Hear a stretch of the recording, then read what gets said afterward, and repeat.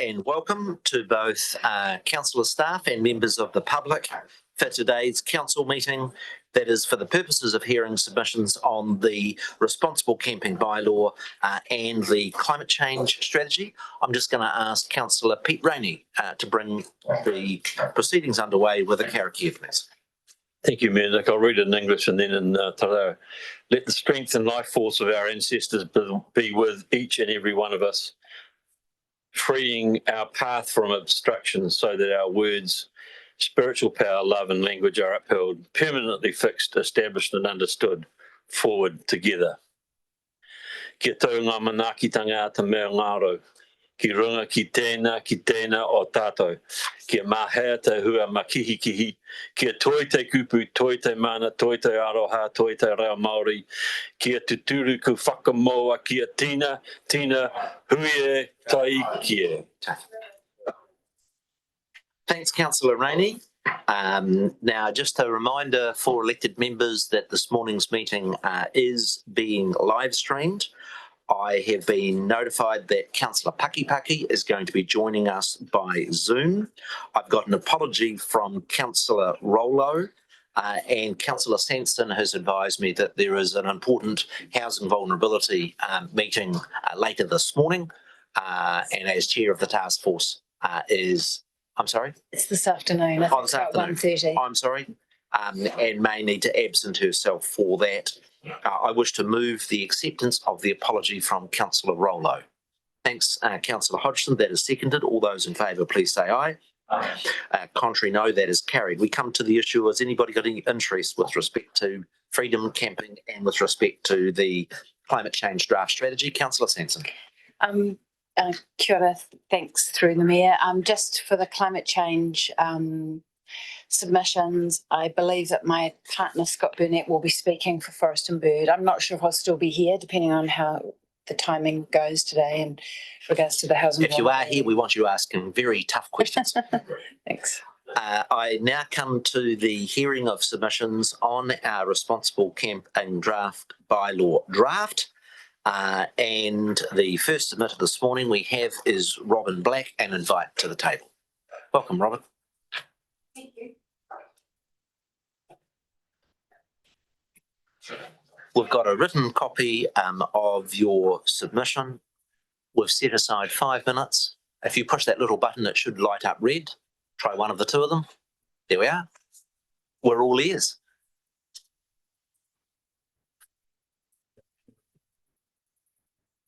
Kia ora. Do you want to make a start?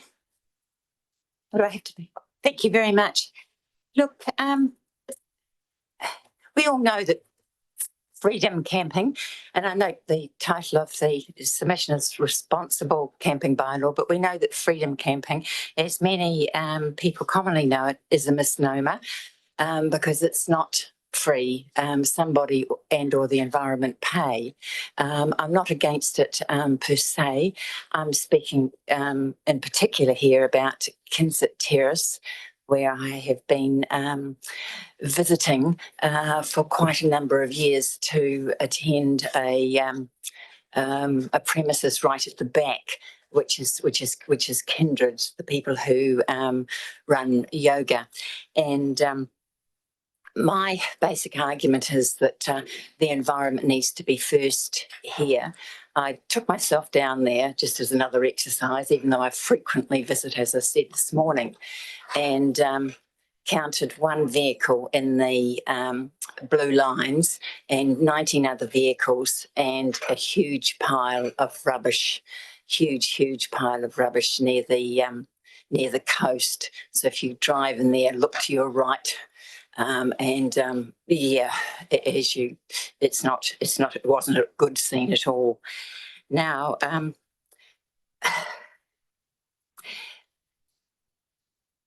I understand that the council proposes to stop the camping here, and I support that.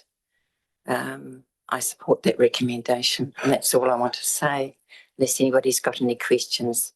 I just want to emphasise I've been a frequent visitor over many years through that car park. Yeah. So I've seen quite a bit what goes on and the numbers of vehicles there. And it appears to me that many in the past have not been self-contained. It's just quite obvious if you're looking at what's happening. Thanks, Robin. Just so I understand, you're a regular visitor to Kinsett Terrace. What's sparked your submission is because of the rubbish and disorderly behaviour there, thus wanting to support the bylaw change to prohibit freedom camping in that area. Got you correct? Correct. And of course, people are doing things that they shouldn't be doing there besides leaving rubbish. And I don't think I need to spell it out to councillors sitting around here. And I've witnessed that behaviour as well. And of course, it's not pleasant, not good for the environment, not a good thing to see. Thank you. Question from Councillor Sanson. Thanks through the Mayor. Kia ora, and thanks for your submission. I read into all of the submissions. I noted that there is some advocacy from at the Motor Vehicle Association around maybe just restricting Kinsett Terrace for Motor Vehicle Association members, those with the larger motorhomes who are fully self-contained and are, they potentially pay a nightly rate and that kind of thing. And I just wondered whether you are really adamant that there shouldn't be any, I guess, allowance for camping there, or whether if it was, I guess, managed with kind of those authorised paying members who are paying to stay there, whether there'd be, you think that that's acceptable or not. I'm curious. Yeah. And I don't mean the ones that have a self-contained stamp. I mean the ones that are actually members of the... Yes, I realise that. Well, of course, it seems it hasn't been enforced. What's been in place, it hasn't been properly enforced to date. So and unless it is, I'd still have a question mark. As I said, I'm not against the camping per se. You've still got that question of enforcement. I don't know whether the council employees or who they contract would be going down there at 3 a.m. Or 5 a.m. To enforce things. It's a difficult situation. Yeah. Thank you. Any other questions from colleagues? Just a further one from me. You've mentioned the rubbish. You've mentioned the defecation and the fact that it's not really free, and you've mentioned the issue of the enforcement of the self-containment. In your experience at Kinsett Terrace going to your yoga classes, have you felt unsafe? No, I haven't, because I'm either riding fast on a bike, got the light on, or I'm in a car. Yep. No, I haven't felt unsafe. So I've fairly summed up what the issues of the concerns that there are there. Yes, you have. Lovely. Really, again, appreciate. Good to hear. you. We've had a number of written submissions along a similar line, Robin, but it's good to have somebody in person taking the time to come and meet and present to us. Our second submission this morning is from Jerry Quaid, and invite Jerry before council. Again, we'll set aside 5 minutes as a follow-up on the written submission that you've made. The floor is yours. Welcome, Tim. Thank you, Mayor Nick, councillors, and anyone else who is here. Tēnā koutou, tēnā koutou, tēnā koutou katoa. My submission for the Responsible Camping Bylaw 2025 is that Schedule 1, prohibited areas of freedom camping, that Haven foreshore be removed. Schedule 4, Map 5, restricted areas, that Haven foreshore be designated self-contained. Schedule 4, Map 5, restricted areas, that Haven foreshore be designated self-contained. All references to freedom camping be replaced by responsible camping, and freedom camp by camp responsibility or responsibly. The advantages: A, retaining Haven foreshore as designated self-contained will allow Kinsett car park to be redesigned and upgraded. Having an L-shaped layout in the photo you've got in front of you, from that green shed along the western edge to the northwest corner opposite, and then along the northern edge by the water, would be safe, efficient and effective. This would allow 6-metre vehicles along the western side, longer vehicles along the northern side, and no vehicles in the centre, allowing safe access for through traffic and clearly defined areas for daytime parking and designated responsible camping overnight. We'll talk about self-funding for vital facilities like public toilets. B, security cams, signage, defining Kinsit for large self-contained vehicles will attract high-end wealthy visitors with large expensive motorhomes who create a safe, friendly and law-abiding environment. Define the following designated responsible camping areas with upgraded signage and security cams for self-contained vehicles, Montgomery, Whakatū and Buxton car parks. Non-self-contained vehicles can only park in Buxton car park. This would be clear, educational and easy to monitor and to enforce. The self-funding system. Do you want to make this self-funding for better public facilities? We can use Responsible Camping app or online banking for these areas. Kinsit car park, Montgomery car park, Whakatū car park and Buxton car park at $5 per night per space. Please note that this would not impact on Nelson City Council motor camps, as these designated areas are few and the numbers are minimal. They only provide public toilets, whereas the camps provide power, cooking, washing up, laundry, toilets, showers, dump stations, Wi-Fi, fit-for-purpose tent, camper, motorhome and caravan sites, and many other facilities. Self-contained responsible campers tend not to use camps as their off-the-grid vehicles allow flexibility. Also, they often prefer to spend their money in cafes, bars, restaurants, and going out to local attractions, doing things, buying things, spending money.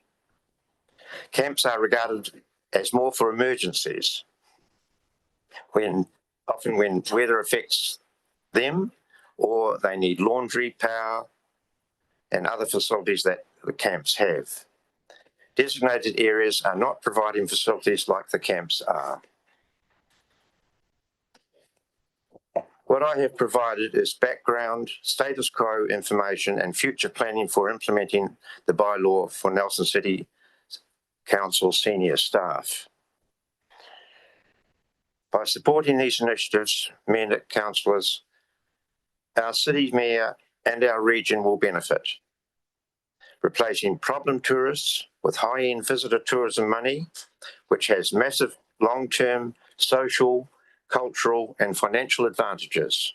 And I highlight, outside money is free money. So please consider the potential and vote yes for a safer Nelson. Any questions? Thanks, Quade. Any questions from colleagues? I'll start with Aaron, then Rachel, then myself. Thanks, Mayor Nick. Thanks, Jerry, for your presentation. So this bylaw deals with a full range of different people and vehicles, from, say, some backpackers with a small van to the high-end sort of large self-contained vehicles you talk about. Just focusing on those large self-contained vehicles, expensive motorhomes, do you think those people, you might know the demographic more than I do, but would they want to be in Kinsit Terrace or would they normally be in a facility? It's the only location in Nelson that can accommodate large vehicles. Not the motor camps at all? No, I'm talking about the designated parking areas. There's no other designated parking areas. I tow a trailer. So simply to park and get into town, is that what you're talking about? Simply to park somewhere and get into town, is that what you're talking about? Yes, they just walk into town or get on their e-bikes or whatever they do. Right. So is that separate to where they might stay the night though? It is where they stay the night. If they're visiting Nelson, then they go somewhere else. So if they stayed in one of the motor camps, then they've got a difficulty of getting into town. Well, they do, yes, exactly. Thank you. Councillor Sanson. Good. Yeah, my question was going to be, for these well-off high-end tourists, our council provides both the land at Tahunanui, which is a gorgeous, largest campground in the Southern Hemisphere, at a very discounted rent. You know, it's a very valuable property. We provide at the Brook camping facilities, which we've now leased to the Sanctuary. And today we're signing the lease for the Maitai campground. Why would we have areas that are free, as you propose, when aren't those perfect sites for those high-end tourists? Well, I'm proposing that they not be free. Right. You want us to set up a charging campground on these Well, I'd sites? like the council to, yes. Yeah. Yeah. Okay. I think it would be very beneficial and it would generate an economy that would be self-funding for putting things like toilets into Kinser Terrace and monitoring and policing by council staff effectively without a cost, because this income would be coming in at $5 a night, and I've done a few numbers, but they're quite good. Okay. All right. Thank you again for both your written submission and for presenting to council this morning, Quade. Much appreciated. Ngā mihi, me Nick. We now come to Faye Wolf. Faye, would you like to come through and present?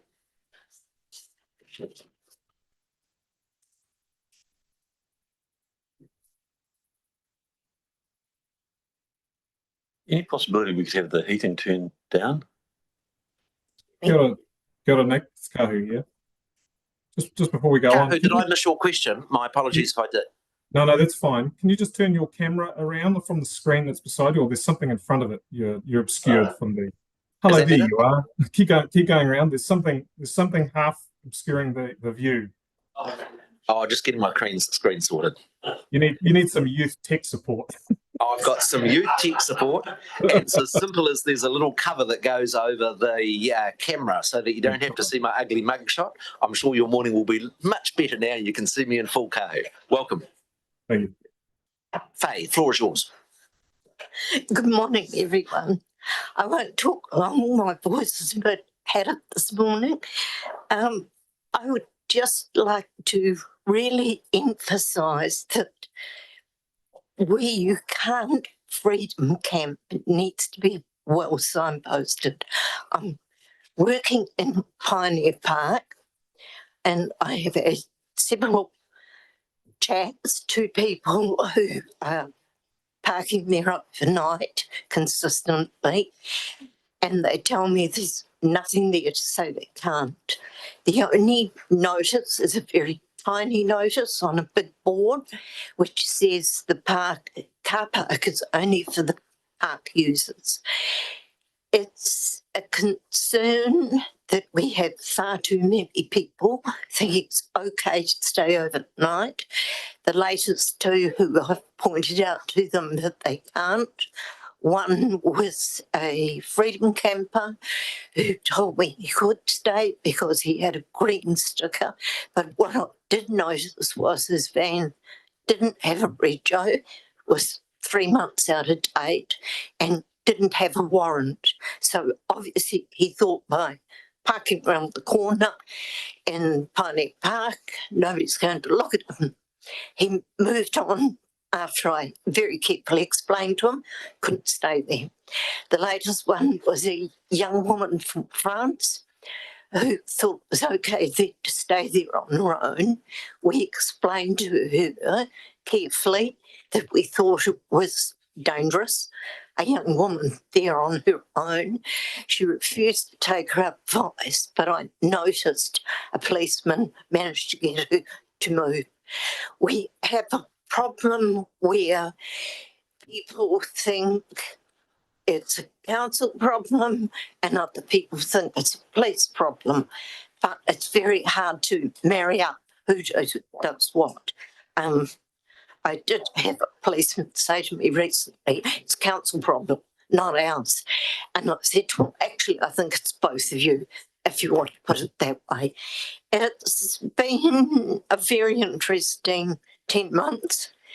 I can count on one hand the amount of drug dealers I've come across who use the park, and just recently saw one that I know and know well, who's been dealing the top end drugs in Nelson for over 30 years in the park, and was more than a little bit horrified.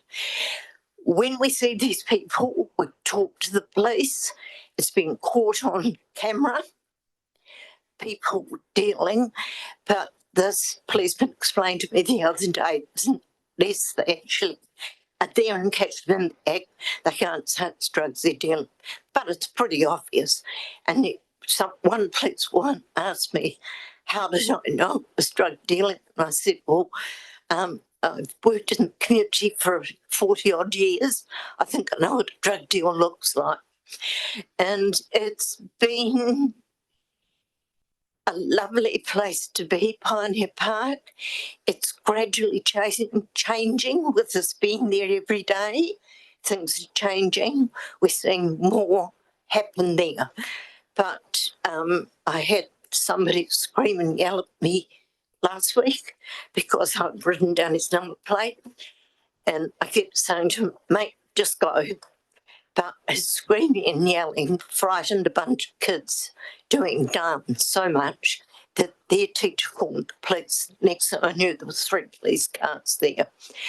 It's interesting because there's still a problem with people pulling up in our car park, climbing over the gate to the men's mailroom, and various times I've rung the police because it's been weekends when they're doing that, or they bust the gate open. It's very difficult to get someone to turn up. And I do know that I think it's within 2 or 3 weeks ago, somebody broke the gate and got into the mailroom and trashed the back area. It's just getting the police to regularly check the area.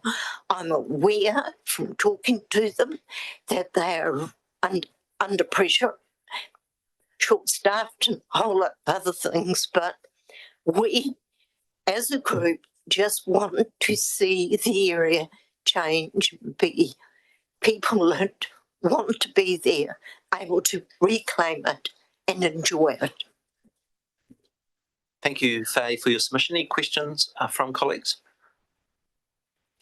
I was surprised by the piece, and I'll come to Matty next, that in your submission, you said that people had been bailed by the courts to the Pioneer Car Park. Is that correct? Where did I say that? On my second page of your report, it says, a recent person dealing drugs, all caught on camera observed, took 3 weeks to get removed from the car park. He was even bailed to the car park. Exactly, he was. Remember I told you. Yes, I know, but the part for me was, I do wonder whether we should be following up with the courts as to the appropriateness of offenders being bailed to completely crazy. I talked to a lawyer friend who deals with criminal cases. He was a bit surprised, but I did talk to the policeman the second time they came and picked him up, and he said it won't happen again, but within 2 days he was back there. He's now parked, that particular person is now parked behind the toilets at Anzac Park, and he hasn't moved from there since he was pushed down the road to there. He's still there.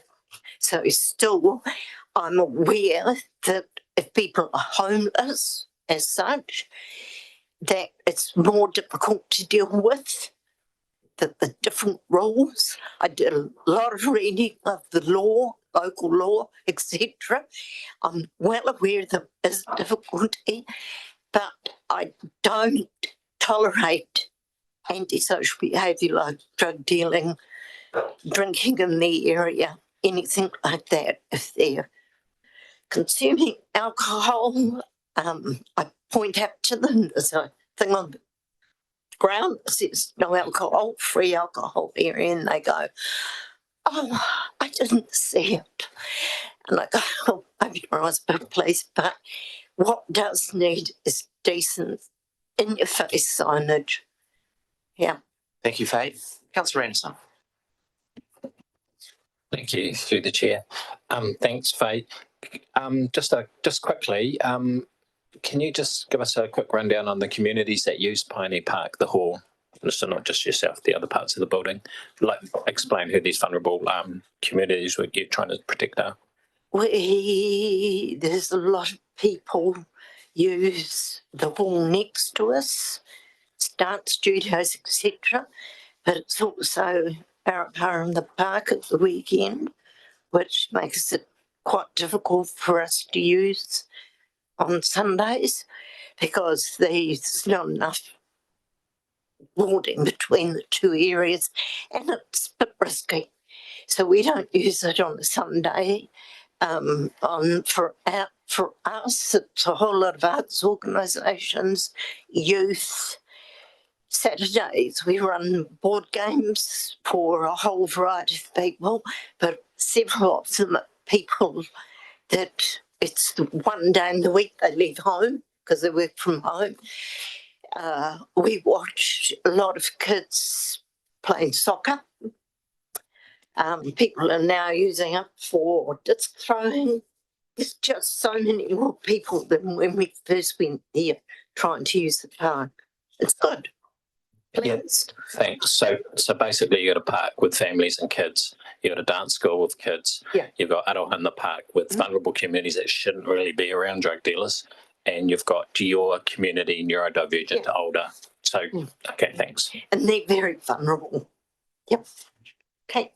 Okay, thanks very much, Faye. And we all wish you very well with Pioneer Park. And it's good to hear that it is improving, albeit we've got more work to do. We also take on board your message about the signage if this bylaw progresses. Thank you. I'd like to welcome James Imlich from the Motor Caravan Association. Sorry. Good morning. Welcome, yes. James. Thank you. Can you see and hear us all okay here down in Nelson? I can, thank you. Good. We look forward to, love your back screenshot. Disappointed it's not Nelson, but look forward to your submission.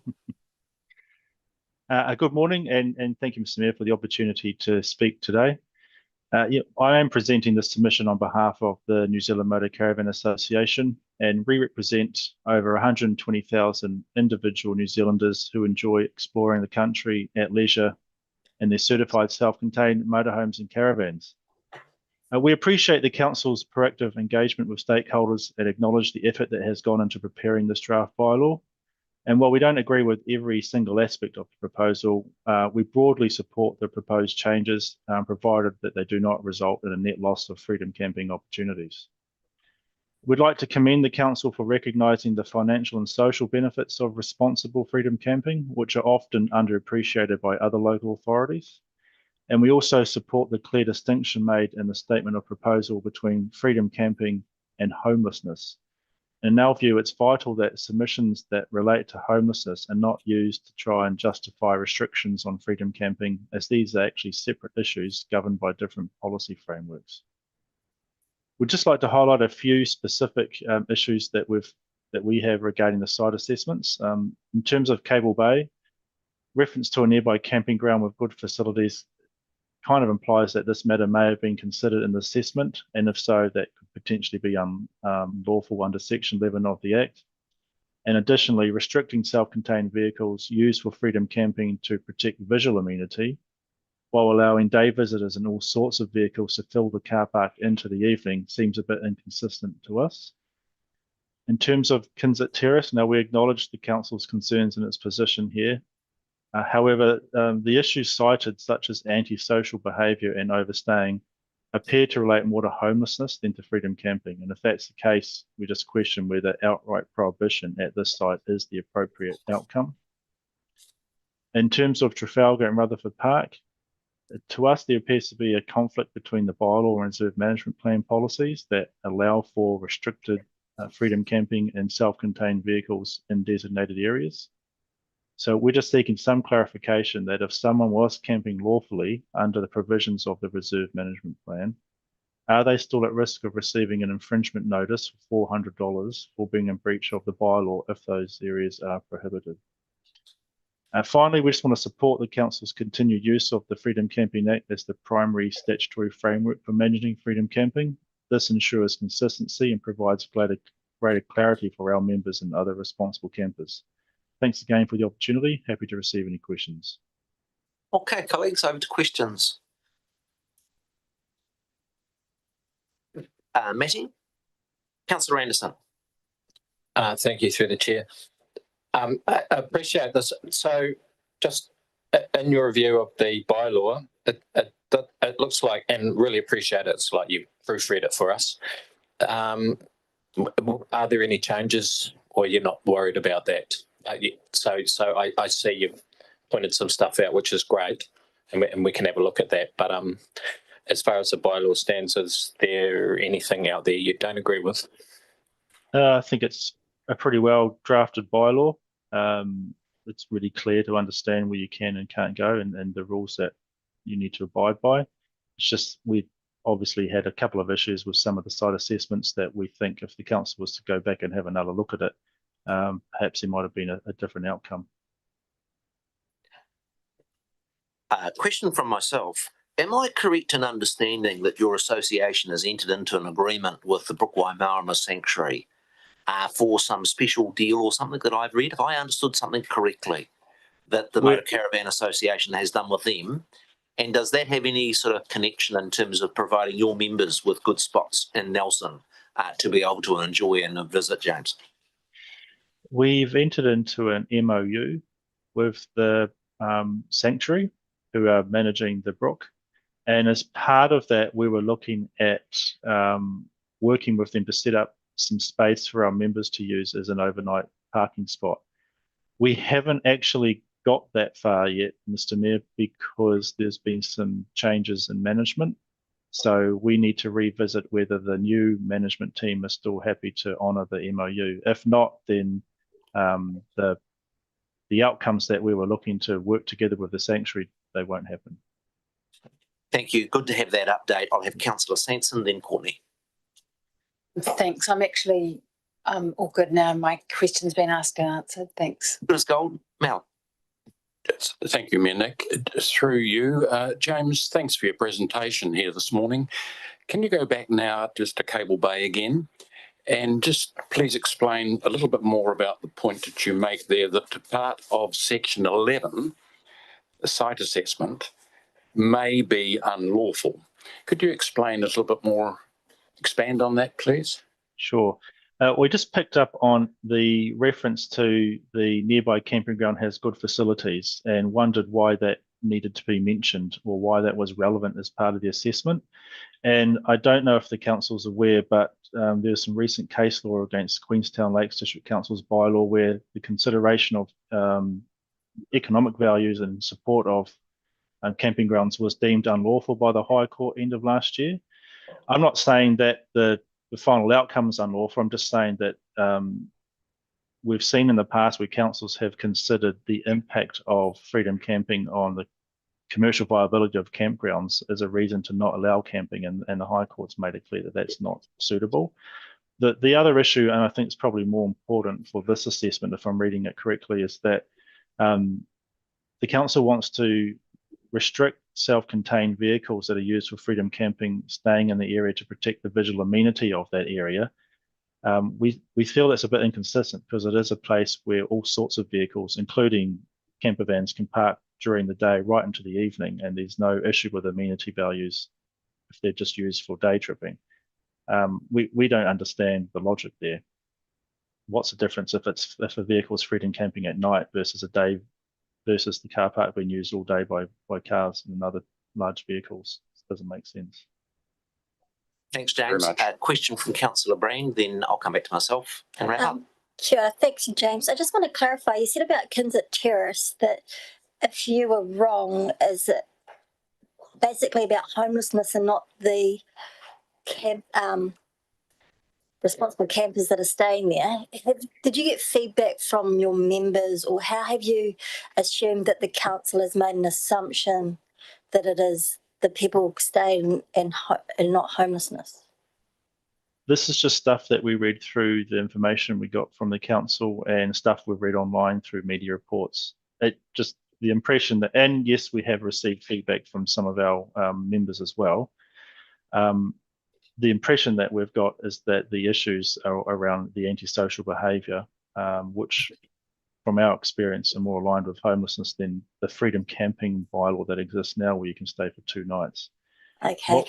Yeah. So have you or the person to help identify that been to that site and actually?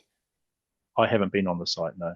Okay, I have, and I sort of would slightly disagree with your assumption on that one. Allowed to disagree. That's all right. James, my question was just to drill in a bit around the Cable Bay economic considerations and what the High Court said about the interpretation of the law in Queenstown. Now, my interpretation of it would be if the council was to ban freedom camping in Cable Bay on the basis that it would have an adverse economic impact on the Cable Bay campground, that would be unlawful. But equally, if the council said, we want to provide opportunities for camping and those opportunities already exist because there is a Cable Bay campground, then that is quite lawful. Have I got a common interpretation of what you think the High Court said in that Queenstown case? Yes, that we would agree with that. The only thing for us is, and we don't know all the background behind the council's assessment, we're just reading what the assessment says in that report. Yeah. Because what you're saying is taking an economic impact on the Cable Bay campground is not appropriate, but in our consideration, there are other opportunities for freedom campers to go, that's irrelevant. As long as it's not the economic lens, the alternative one is a lawful consideration. I just think that, for me, you don't need to consider the campground at all, but obviously you can still say to people, there are other facilities in the area to go to if you still want to go camping. That's fine. But if we're talking about an assessment done under Section 11, which is what we're referring to, I just don't think it's helpful to refer to camping grounds and what are available there. It just confuses it a little bit because we've seen how other bylaws have been framed in the past. Yeah, now, James, can I just push a little bit? Because this, in my view, is a relevant consideration to the bigger picture. Our council provides a piece of real estate at Tahunanui Beach that is worth tens of millions of dollars at a very low rental to try and make Kiwis able to go enjoy camping. And equally so, both at the Brook and in the Maitai. Don't you think from a common perspective, certainly I take the view, that if we didn't have those, that I would want to see us making a lot more opportunities for freedom camping. Not for commercial reasons, just that I want holiday makers of the sorts of your members to be able to come to Nelson, have a great time, and want to know that there are places where they can comfortably go. But we think it's great that the council wants to provide those opportunities. Our position, though, is that there are people, New Zealanders, and quite a few of them who live in your city, who want to be able to freedom camp and stay in commercial sites. So we're certainly not suggesting that the council has to sacrifice its commercial sites in order for freedom camping. What we're saying is that, is it fair and lawful for councils, not suggesting this is what Nelson's trying to do, but generally speaking, for councils to say, you can't go freedom camping in this area because we have campgrounds in this area, so you should stay at those camping grounds. We know from the research that we've done and research that the government's commissioned and other tourism bodies have commissioned that people who freedom camp are hybrid campers generally. So they will go freedom camping one night, stay in a commercial campground the other night. So I think the council should also consider, is there an opportunity to bring more people into Nelson if you provide freedom camping opportunities so that those people who want to go freedom camping can do that and stay in your commercial campgrounds as well.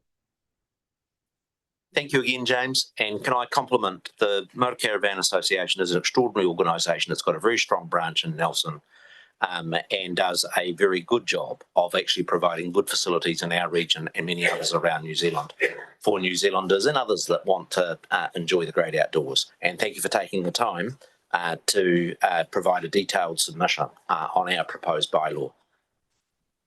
My pleasure. Thank you. Thanks, James. That brings to a close the submissions on the draft responsible freedom camping bylaw. I have a resolution to put, and that is that we receive the submissions on the draft Whakatū.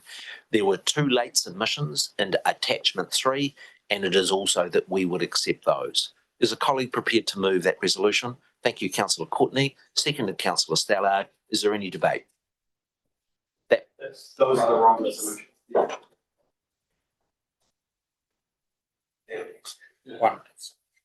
That we received the submissions and we accept the one late submission that came out. My apologies on that. Is there any debate on those 2 resolutions that have been moved by Councillor Courtney and seconded by Councillor Stallard? Not debate, but just facilitating the opportunity for councillors to provide to staff any further information they'd like to have for deliberations. Good point, Mr. Deputy Mayor. He's keeping me on the straight and narrow. So it is appropriate now just to provide, are there, as a consequence of the submissions, additional information that we'd like our officers, Susan and Paul, to provide in the report for us then to be able to go on to the next stage and deliberate on the bylaw. Councillor Sanson, floor is yours. Thanks, Minik, through the chair. There's probably 3 areas that I would like information on if possible. I'm interested in the submission that was from the YHA backpackers in regards to the troubles they have with Montgomery car park and their preference that the freedom camping in the city happen just at Buxton and not Montgomery. And so I'd just like some commentary from staff on their consideration around that. I'm interested in commentary and consideration from staff of motor vehicle association campers being able to use Kinsit. What, was there any consideration and under what framing? And then I'm interested in the consideration of a chat, like some kind of an app. So like a responsible camping app that might be already utilised in New Zealand that charges people a nominal amount, a few dollars, $5 or something a night, to responsible camp in any of the areas we're designating. Because, I thought that was quite a good suggestion to have a low cost that could then be diverted towards, provision of facilities or monitoring of the responsible camping areas. So those are the 3 all interesting points, and Thanks. I know that our officers would have taken notes. The one thing I'm quite interested to have covered off in the report is the point that was raised by Faye about the what's come through in the submissions is not just what the rules are, but what the enforcement is and the information. And so I'm quite interested to know what is proposed around signage. And I think that signage will be particularly important in the transition where we're quite clearly changing the status of a number of areas. What's reasonable for us to expect around the signage and getting to the new bylaw when implemented. Councillor Bench. Thank you. I like the idea of making Buxton car park was suggested the only place for non-self-contained, because if what we were given was that I think 5 spaces was as many as could be allowed in Montgomery because of the 2 toilets, because it's a per toilet thing that regulates the number. But if someone turns up at 10 o'clock and they're non-self-contained, are they supposed to go down the line and check all the others to see, it becomes non-enforceable? And I think it needs to be enforceable, and it could be enforceable. So I like the idea of 1 car park being for non-self-contained, and apparently the Buxton, because of the toilets, can take more. I've said this before, but Montgomery, I wanted the whole row to be parking, and who knows how many are going to come in the future anyway. I don't know how many years it is before you go back to this, but probably 5. And it just makes it simple for signage and for checking. The mention of the large homes, I toured Australia in a house bus. It is a problem of where you park. I don't know whether it's anybody else's problem, but it is a problem for you, where you can pull up. There was mention of an app where you paid $5, possibly.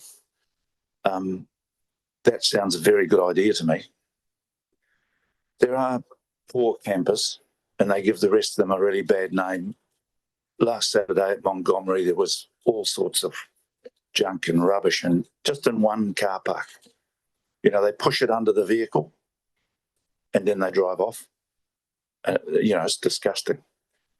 But if everyone paid $5 on an app, it would only take one trip by someone to go down and see the number plates, and they would know whether everybody had paid and who was there. I mean, enforcement becomes a reality and very simple. The bit about not being able to use campgrounds as a reason, despite your gymnastics, Nick, I think the guy was right, and we can't use even a slight, and that is the reason we are limiting something. So it's got to come out of there. Thank you. Any other comments from colleagues? Rohan. Yeah, I'd just be really keen to better understand the sort of total number shift. What we were provided was the numbers around restricted car parks and the no net loss in there. But I know, and it was sort of highlighted with the cable-based submission, that that's one where in the 2017 bylaw it wasn't prohibited. It is now, as well as the submissions around Kinsit Terrace highlighting that I think we identified there's 4 permitted parks there, but in reality the number of people parking there was much higher. And so just better understanding what is the sort of total impact on available spaces relative to what was being used, as opposed to just what did we say under permitted or under restricted permitted was allowed to be used. Any other thoughts or comments and guidance to our officers on preparing their report? I certainly am interested in the proposal that has been made by Councillor Benge and I think supported by Councillor Sansom around the questions of the YHA and for that relatively small group of non-contained, whether it would be a wise idea for us to simply limit that to Buxton. And so we should have the opportunity to kick that round when we get to make our final decisions on the bylaw. I'm sorry, Councillor Pakipaki. Kia ora team. I just wanted to point out just a couple of things. Can we, with the resolution, I can't see the screen, so I heard it was just a resolution that we were passing.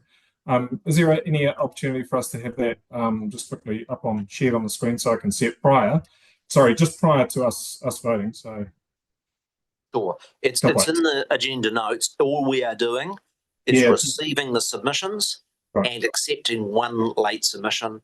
The one late submission was with respect to Isle Park and a person simply wanting to express their opposition to continued freedom camping there. I'm on a different computer at the moment. Yeah, Nick, I'm on a different computer at the moment and I don't have the docs on tap. So that's all. That's just that share. But I just also wanted to point out that I believe in a couple of the workshops and our discussions prior to this, we talked about enforcement, and I think that's always going to be quite an issue. And as I understood, that there was only about $35,000 that was allocated to actual enforcement in this area, which really wasn't going to go a heck of a long way. And I was pretty certain that we had all agreed that the type of enforcement wouldn't necessarily be in punitive; it would be more around the information providing and just letting people know, rather than with waving the stick around. With the assumption, of course, that the information will migrate its way through the camping population. Am I wrong in that assumption? And that my memory? We made decisions in the annual plan process to make a specific allocation, and I thought it was about 40 grand. Paul, are you able to clarify? 36, 38.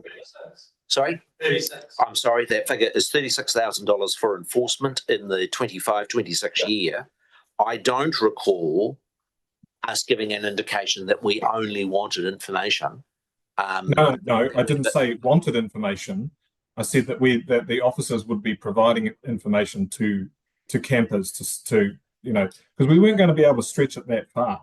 And if we're taking just using that money and that limited resources for punitive action, then we're really we're not being very welcoming into the community. I think some quite honest people will get caught up in that. So I definitely recall conversation at one of our meetings about that we were going to take a light-handed approach in terms of actual punitive enforcement.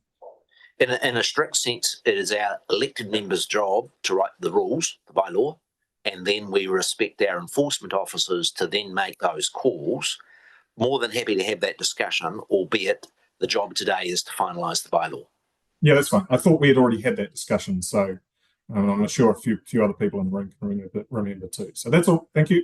I'm done. I'd like to take Rohan, then I'd like to wrap up because we are now behind schedule in respect to submissions on the climate change strategy.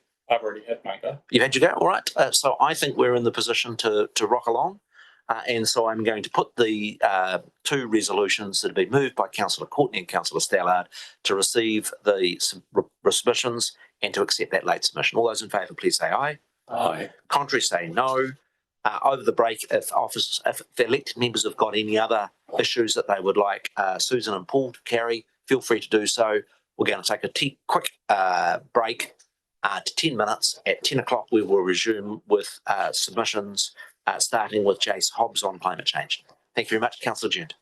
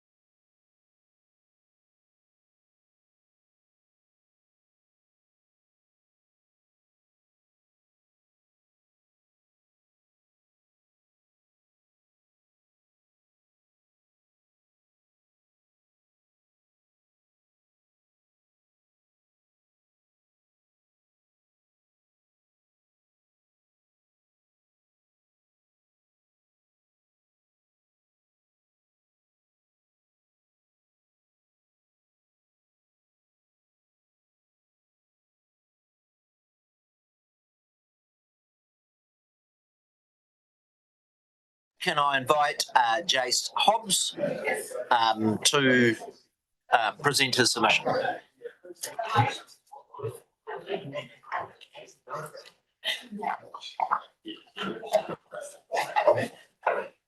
Am I recognized? Let's just wait for a couple of our members to sit down and grab their coffee, Jace. It won't come out of your time. I recognize you, Jace.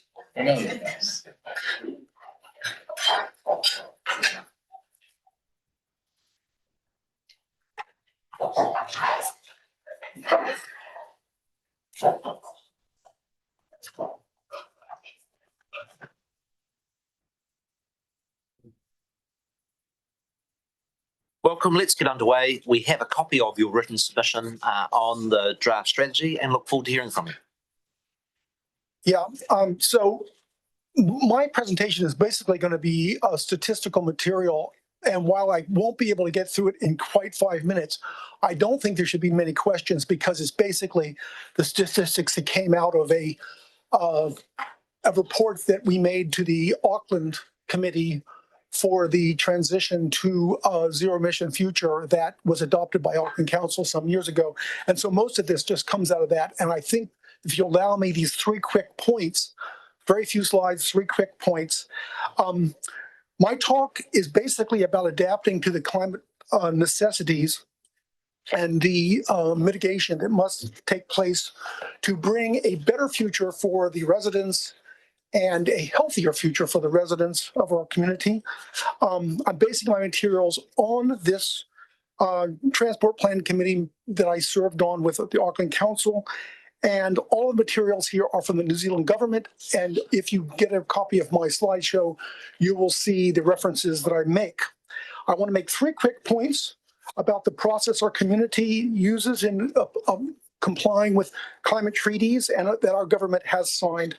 You know all about the carrot and the stick. And our community now has experienced a lot of the problems that they would call the stick issues with weather emergencies and has declared a climate emergency. And I actually wish that you would change the title of this draft to something about climate emergency rather than climate change.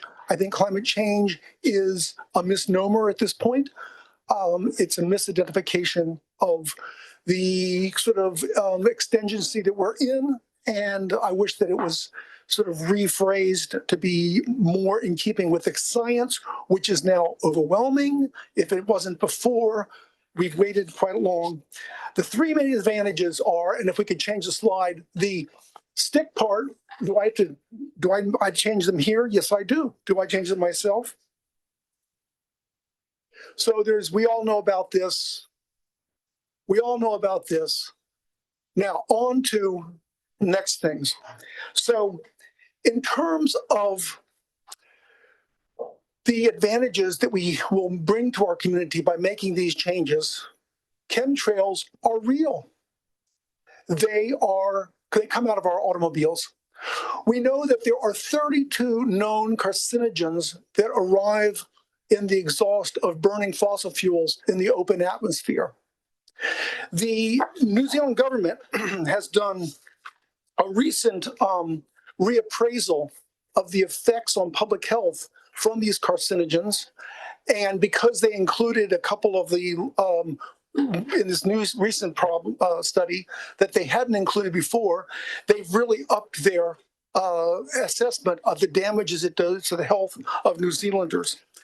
We know now from this statistical study that there are 3,300 deaths per year directly attributed to the effects of vehicle exhaust in the air from New Zealand. We know that there are 13,000 emergency respiratory hospitalizations from that bad air.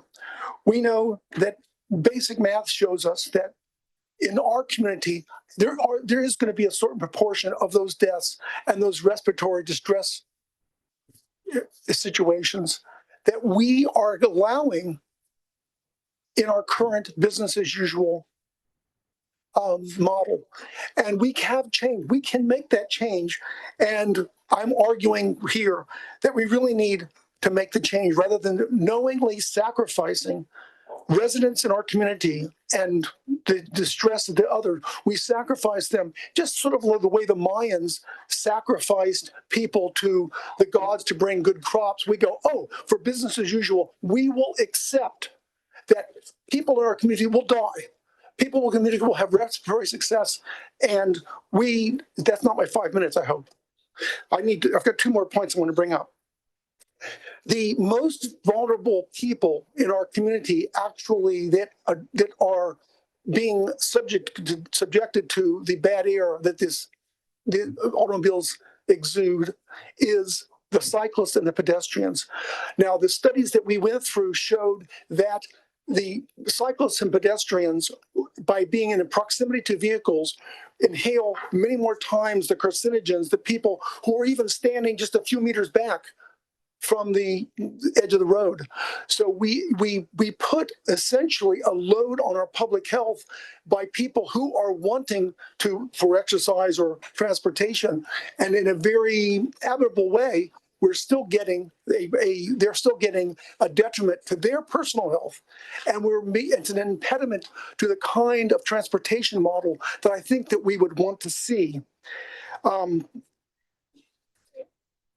So that's my first point. And the second point is there are absolute win-wins within changing over to a cleaner future. And some of them are very low-hanging fruit. And the first things that we will do to make our first year's changeover under this current draft will be very easy. I propose to you. They're going to be very, very easy things, and they will become more and more difficult as the years go by. The problem I see is that if we don't address the future years up front, we are going to actually build ourselves into sort of legacy emissions by not having made the changes early enough. Arguably, we should have made them 20 years ago. There were political forces that kept that from happening at the time. We all knew that it was that we were headed for this present emergency, but here we are. So my argument would be is that we need to make some of these changes up front, get ahead of this game, so that the latter stages of our adaptation to climate emergency will be easier and achievable, because I'm not sure if they're going to be very achievable if we wait that long. They get harder and harder as the years go by. The last thing I wanted to say, and this comes from that study that I did with the Auckland Council as a committee member, is that certain communities around the world have benefited greatly from their adaptation to a sort of a human-powered transportation model.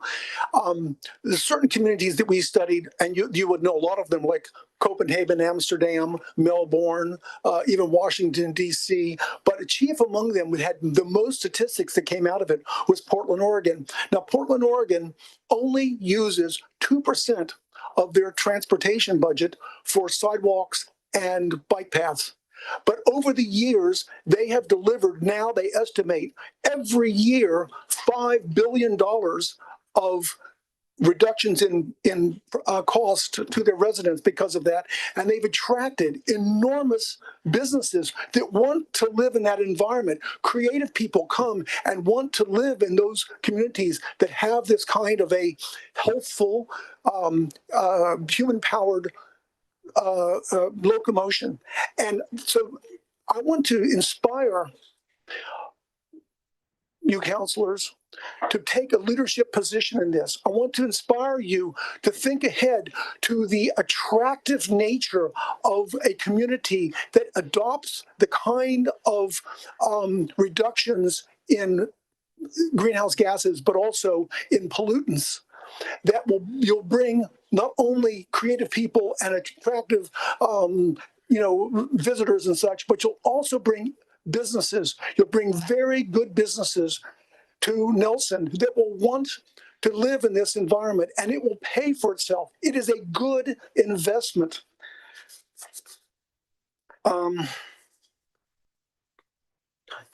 So in that, I sort of had this model that I think you could think about this. If you build it, they will come. This is an opportunity, not an expense. And I know that previous administrations had said that adapting to climate change is just an expense. Turn that on its head.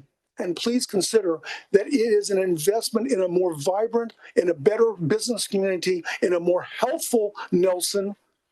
And because of that, I think we owe it to ourselves to embark on this and to attack the low-hanging fruit quickly.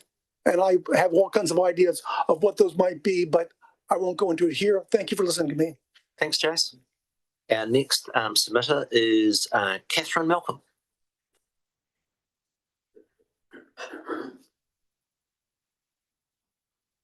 I didn't get into my additional slides, but that's not important. They're not important. There's statistics that came out of those studies. Thanks, Jace. That it?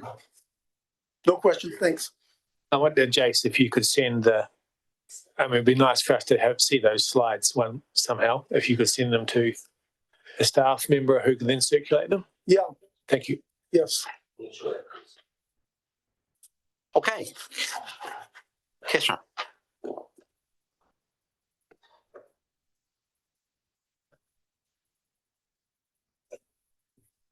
Tēnā koutou katoa. As a council looking at climate change mitigation, you have to consider two types of nature. One is Mother Nature, that is the natural world that responds to changes according to the laws of nature.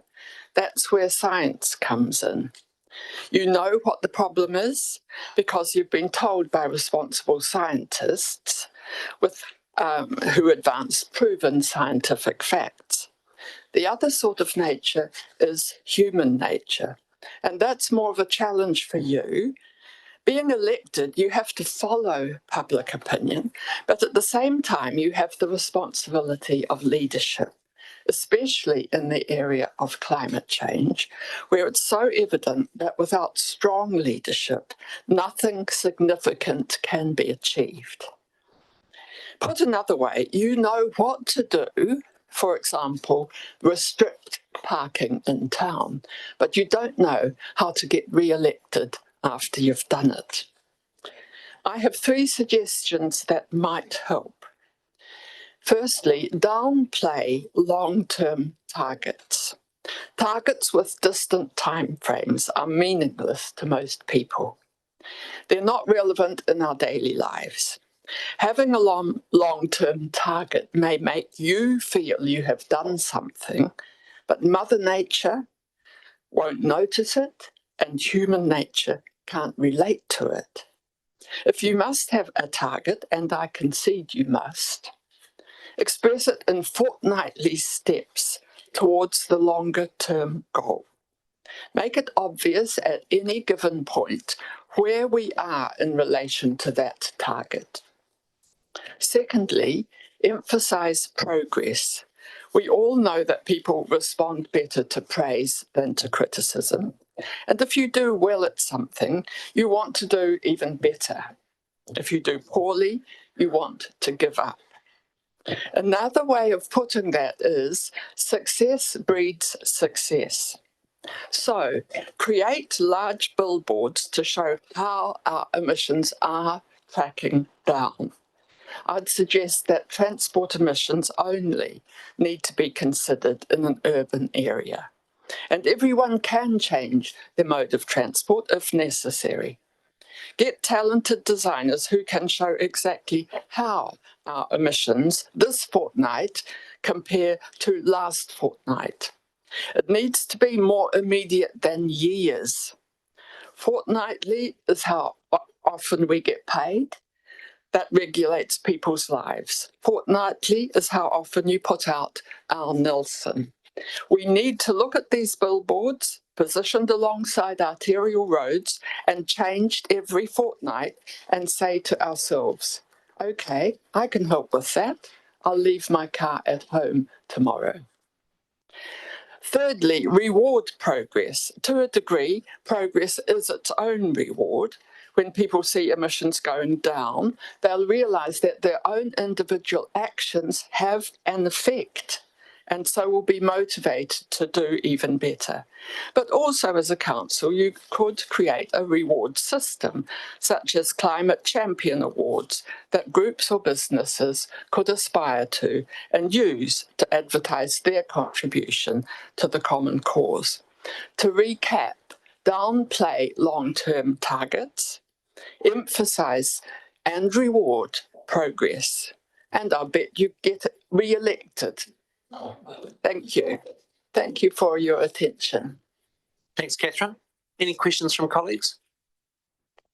That being the case, I invite Fred and Joanna to present on behalf of the Climate Change Forum. I assume this is 10 minutes.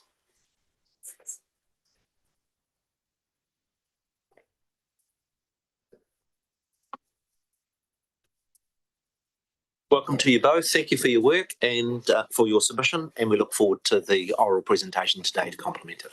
Thank you, Nick. Kia ora koutou, ko Joanna Santa Barbara, tōku ingoa. I'm co-chair of the Nelson Tasman Climate Forum.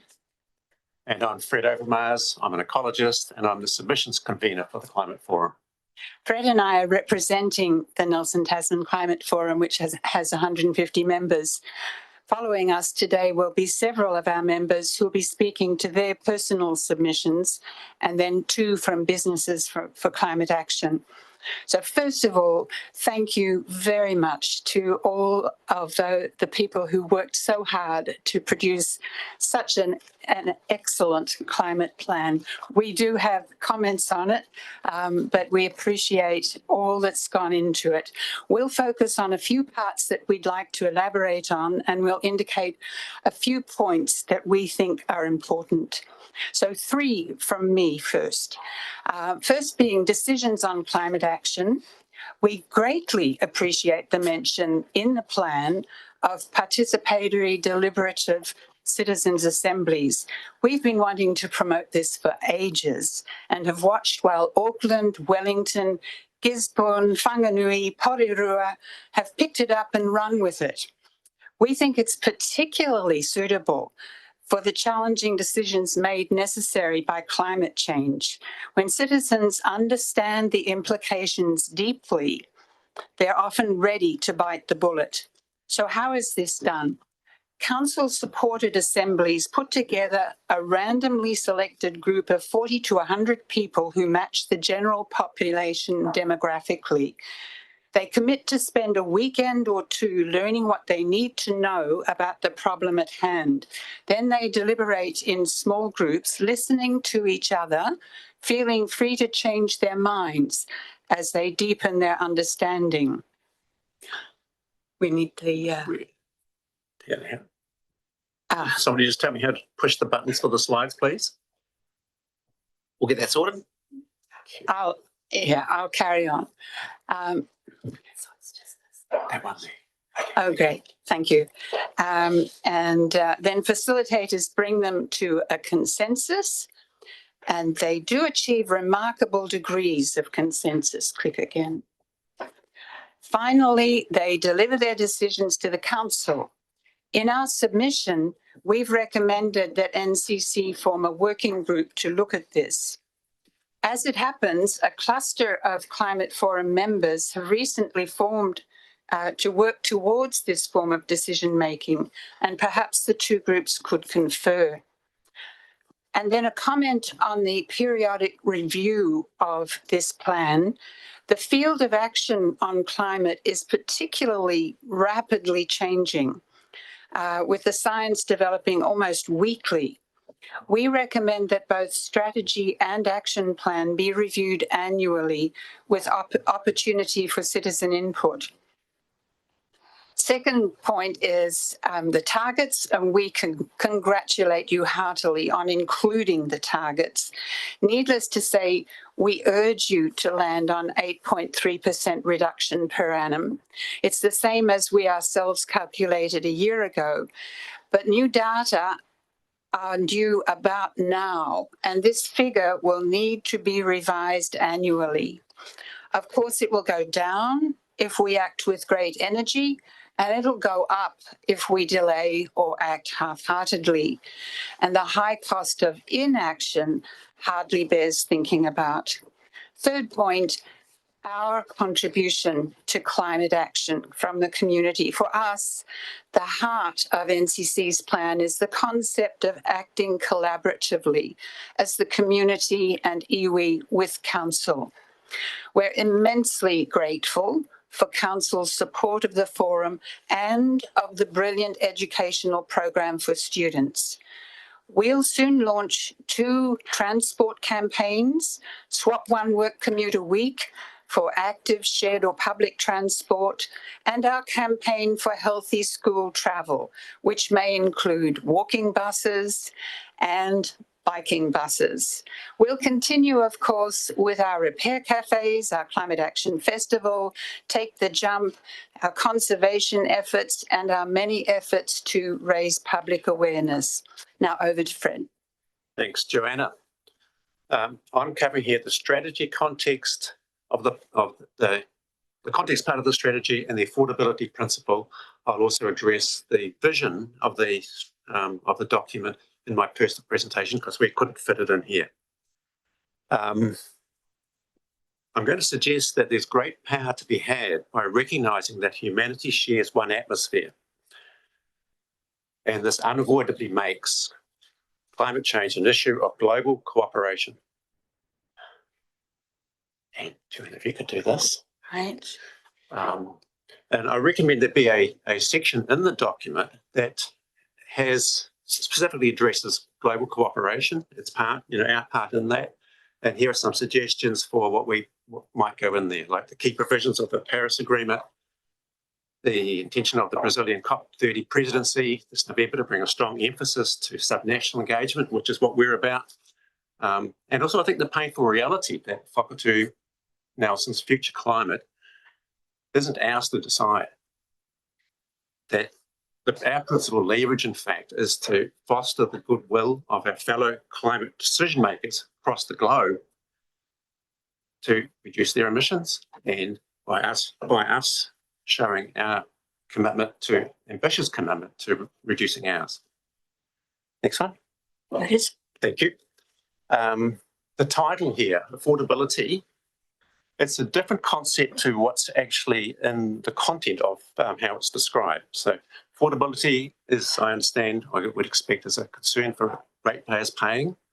But in the finer print, it talks about considering the costs and benefits and identifying the most effective actions to take and the costs of inaction. So I'd like to unpack this with you. Starting with climate inaction. This graph shows that against the current policies, 3-degree baseline, that global economic losses that can be avoided by 2100, which is the blue part of this graph, by realizing a 1.5 degree scenario estimated to be 5 times greater than the climate finance needed by 2050 to achieve it. That's a global figure, but as an order of magnitude, I suspect it's probably in some kind of ballpark for Whakatū-Nelson. And there's a rub here. The costs come before 2050. The bulk of the benefits come later. In other words, this aspect of climate inaction is a measure of the burden of climate change being transferred to young people and to future generations. And then there's a moral question in here. Are we willing to inflict our climate costs? I'm sorry, I get moved. I'll talk about this thing.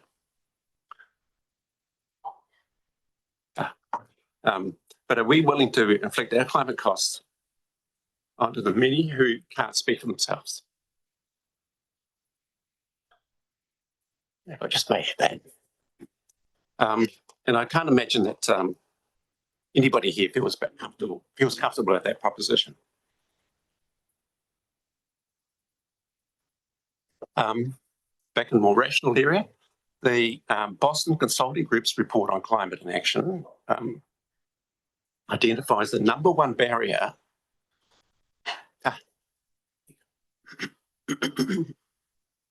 to economically rational climate action is that the economic case, and I don't mean this in any way pejoratively, is not widely or deeply understood by leaders. And I encourage you to read the report. It's really readable. Another aspect in this principle I suggest is fair share among nations. It's fundamental of the Paris Agreement, and it has three elements. It's got equality, responsibility, and capability/need. And the draft strategy currently refers to doing more than our fair share, which I would welcome. But in fact, even the more ambitious option B, which just applies an equality angle to that, there's those three, and to the IPCC's 43% reduction figure by 2030. And it doesn't meet fair share when you take the other two into consideration. And option A certainly isn't fair share. And the honesty principle suggests the strategy needs to be upfront about this choice. Another aspect here is the social costs of emissions. As my colleague talked about, there is a study on the social costs of air pollution, $10.5 billion for Aotearoa, $167 million in Whakatū-Nelson. And that's, that's one of the co-benefits to be had by reducing emissions. And lastly, in this principle, I suggest is the polluter pays. As an example, 1% of the world population generates half of global carbon emissions annually from aviation, and we propose a $10 levy on passengers going through Nelson Airport, which would yield $4.5 billion for climate action annually. And so to just conclude with the next slide, we recommend the affordability principle be expressed as follows. And on reflection, I would retain affordability in it, but then also adding the cost, it's essentially about costs and benefits, but including fair share, social costs of emissions, and the polluter pays principle. And in the detail, the full social costs and benefits, including fair share between generations and nations, are considered in identifying the most effective and fairest actions to take to deliver the strategy. The social costs of emissions and the costs of inaction are acknowledged. Polluter pays. I really want to acknowledge our partnership, and I appreciate your careful listening. Thank you. Questions from colleagues? I'll keep the ball rolling. Did I hear you propose a $10 passenger levy on passengers going through Nelson Airport? We suggest, yes. Yeah. My question is, do you think the council actually has the power to do that? Right now, under the emissions trading scheme, every flight that takes off from Nelson, the fuel that is burnt, they're required to pay an ETS charge on that. Under what law would the Nelson City Council impose such a $10 per passenger levy? It's not my field of expertise, but if I might just make two comments. One is that the ETS is fundamentally unworkable because of the inclusion of forestry in there. And secondly, I understand that the airport is council owned. Our difficulty is the levies that it sets are subject to Commerce Commission regulation. Thank you. And I'm not sure that's a lawful additional charge that we could under the comment, or they could. The airport charges set by them. Other questions? Aaron? Thanks, Medak, and thanks for your presentation and all the great work the forum does. I was glad that your talk about sort of affordability and fairness went into polluter pays, because we are externalising the costs, as you say, to subsequent generations. You mentioned the airport levy. Do you see scope for other ways that we might sort of employ this polluter pays approach to emissions in the region? Look, I think it's an area of fruitful inquiry. We've only just started to go down this line, but one of the options that we're looking at is the forum runs education webinars and we would be looking to approach a person knowledgeable to be able to speak on this. Any other questions? Councillor Courtney. Thank you, Mayor Nick, and thank you, Fred, for that presentation. I don't want to trigger your emotions, but you did show some when you were talking on a subject that we in this council are grappling with all the time. Just where do we draw the line, passing the costs on? Do we delay infrastructure, all that type of thing? Who carries the cost? So where does the cut-off point go for you as far as costs go? Because this is a long-term outlook, isn't it? Battling the climate and emissions and that type of thing. So where do we draw the line to share the cost? Gosh, so that's such a great question, and I'm sure that you all will be grappling with this afterwards. But look, I think one of the things also that my colleague referred to is, like, just to bring it really home, when he talked about the health costs, he put in financial dollars, but there are 35 people annually in Nelson who die as a consequence of motor vehicle air pollution. And there's one, for the last 3 years, there's been one road fatality, so I think, can I just leave that with you to ponder with? Yes. Okay. Thank you. Can I ask the difficult question?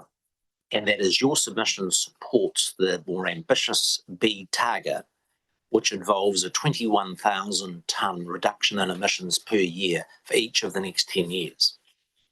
Now, the biggest thing we've done in this term for climate change has been the investment in the e-buses.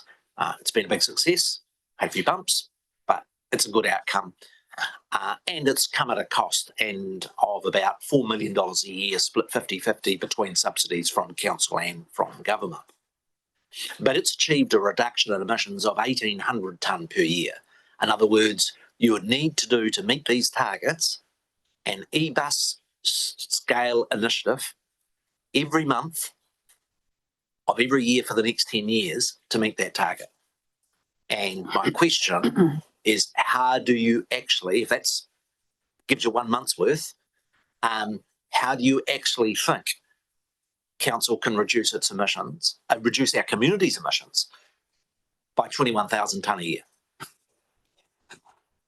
We are fortunate to have a scenario drawn up for us by Daniela Ramirez, which has to do a good deal with behaviour change in the transport field. And that's an arena where the Climate Forum hopes to be truly helpful.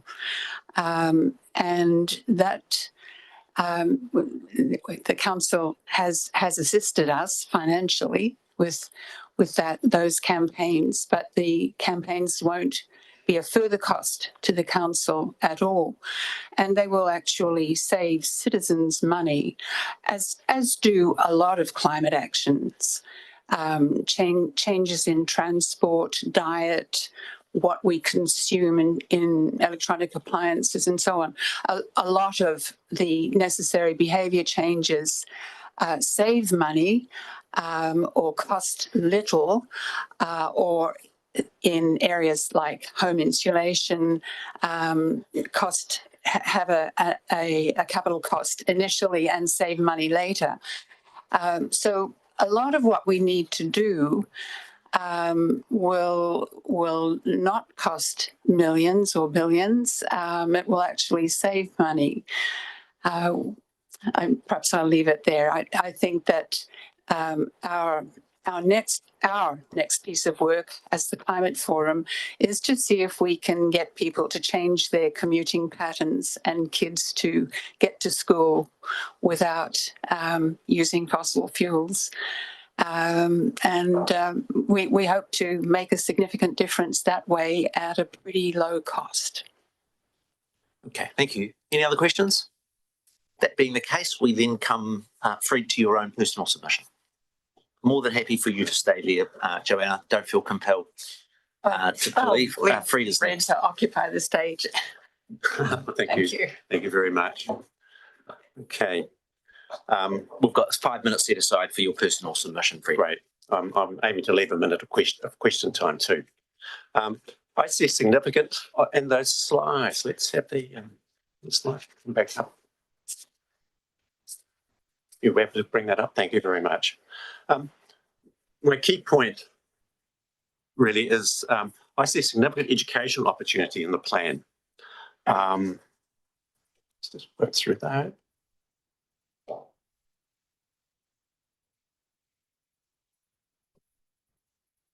And I'll come to this in a minute. But just for background, I see educational opportunity for decision makers, yourselves, and also for plan users in a very wide sphere. If the strategy is a statement of the challenge, it's addressing more than the existing 2 opening paragraphs, and they are not trivial, by the way. But also there's a lot of information then that just scattered through the plan. I'm mindful that the climate challenge is most commonly expressed as threat, and it's now well established that fear messaging is counterproductive, psychologically counterproductive. So what I'm really looking here, what I'm suggesting here is let's bring some dispassionate information to councillors and to everybody who is involved with the plan and the users of it, so that we can deal with this rationally. This is from someone who's just been showing emotion. So what I'm proposing is that there be a piece in the context section which we might call risk assessment, which is a technical, dispassionate term. It could be short and sharp, maybe 10 or 12 quick points, and with links for people to follow up. And it could sit alongside the predicted impacts graphic that's currently in the plan. And it will draw in the risks from elsewhere, as I've mentioned. They are scattered through the plan. One of them being, perhaps very much in your minds, is the $87 million cost to council of the August 22 floods. And then I've got some other suggestions that could go in it. One, speaking to this graph, on the top right-hand side, this is the global temperature change, and this just highlights that 0.4 degree leap at the far right is where the hottest 2 years that we've had, 2023, 2024.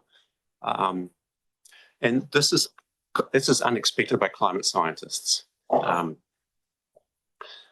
what it points to is that the IPCC central estimate of Earth climate sensitivity, which is the Earth's response to increasing CO2 emissions, is being on the low side, and that we're at higher risk from climate change than we might previously have thought. And just go to the next slide. Now that we're at the 1.5 degree threshold, we're increasingly at risk of triggering major and irreversible changes in the Earth system without further pushing by human activities. Here we've got boreal permafrost. When that starts to melt, there's a huge amount of carbon stored in there. It's double that what's in the atmosphere at the moment. And when it's triggered, we are locked into having to take CO2 out of the atmosphere, even just to maintain the temperature down the track. A couple of other details that could be added here is the 35 deaths annually locally that I referred to. There is a study that points to the international mortality arising from, if you translate that to our emissions, there's around about 100 people dying around the world from our annual emissions. That's over the next out to 2100 figure. I think it could highlight the impact of climate change on young people. You know, we have a survey showing 75%. This is not Aotearoa, but certainly one of the areas that was covered with Australia. 75% of young people think the future is frightening. Conscious of time, but some of the topics that could be addressed is the vulnerability of Whakatū-Nelson to sea rise, recent science pointing out that if we have a global temperature rise of 2 degrees, that the New Zealand coastal and marine temperature will rise by double that. So there's a real sensitivity here to, in our coastal and marine environment, is really important to us. That is perhaps only not widely recognised. Another one for the people who've got dollars is an important criteria, and I accept that it totally is. But economists are warning of systemic inflation from increasing climate change and adaptation costs. You know, we're going to be paying for this. So I would like to just wrap up with the my next comment here is in relation to the vision. And my comment here is that the way that it's expressed at the moment is that it's very much adaptation focused. And what I would propose for your consideration is in 2050, Whakatū-Nelson, thanks to his bold and transformative fair share actions towards the global endeavour to rapidly reduce global greenhouse emissions, experiences, and then the wording as before, enhanced environmental, etc. So, okay, thank you. Any questions from colleagues? And I welcome questions. Thanks, Fred. Welcome, Paul. Martin.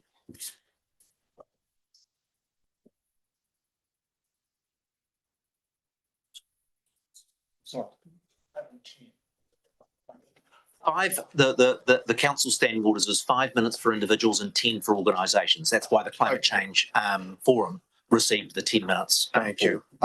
Sort of speaking from Nelson Tasman Zero Carbon, but 5 is good. So this is a presentation following on from my fairly detailed written submission, primarily around the impacts of Tasman Bay and the sea, but also biodiversity. And I just wanted to initially sort of alert you to a very recent publication from Durham University about sea level rise, basically saying that by 2100, we will be experiencing 1 centimetre sea level rise per year. Okay, and by 2050, we will have at least 20 centimetres sea level rise. So this is new data in the last couple of months, if not less. And just want to initially quote from David Attenborough's new film Ocean, who says, if we save the sea, we save our world. So 71% of our world is ocean. Tasman Bay, being a very shallow part of the sea, has a huge impact on our climate and everything that we do in Nelson and Tasman. So what we see is that the earth, sea and sky are completely interconnected. Their interactions cannot be separated from each other. So this is a little bit detailed, but it was just to emphasize the interconnections that impact on us from Tasman Bay. So we start with sea level rise. As I say, increasingly the data coming in is that we are seeing more and more extreme events, and they will continue to. Just interrupt for a sec. My mistake. You are listed as an organisation, and you do have 10 minutes. Okay. And my interruption will not be taken out of time. No, I'll talk slower then. Thank you. Many thanks. Okay. So as you can see, number 1, there's sea level rise. We are seeing steady encroachment of sea into estuaries, beachfronts, and increasing salinity of water tables, etc. All these things are interconnected and all work with each other to exacerbate the whole issue. Okay. Storm surges. We are, as we well know, seeing increasingly number of storm surges, partly because of extreme weather events, etc. So we are going to have, and I'm sure the NCC has already started those conversations about how to make that judgment between managed retreat in many areas of low-lying areas and raising dikes or whatever it is to keep the water out, basically. On top of that, with Tasman Sea, so the average sea depth in Tasman Sea is 35 metres. It's a very shallow sea, it warms very fast, etc. So the things we experience globally around sea level, temperature rise, we experience even more here. And that affects us considerably. The sea level temperatures mitigate both our highs and lows in terms of weather and climate. So as a result of the storm surges and extreme weather events, etc., we're getting a higher rate of sedimentation. Globally, apparently, New Zealand has the 4th highest rate of sedimentation erosion in the world.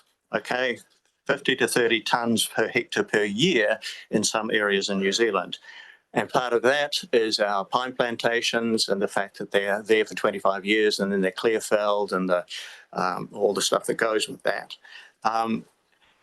Rather than long-term plantations that we used to have more than 200 years ago. So increased erosion means increasing flood risk, sedimentation from flooding, pine plantations, toxic leaching from coastal industrial sites, covering marine flora and eliminating fish breeding grounds. So we know that the research is there about how fish breeding grounds are steadily being covered over with sediment, some of that toxic sediment, particularly in the riparian areas around Nelson, Tasman.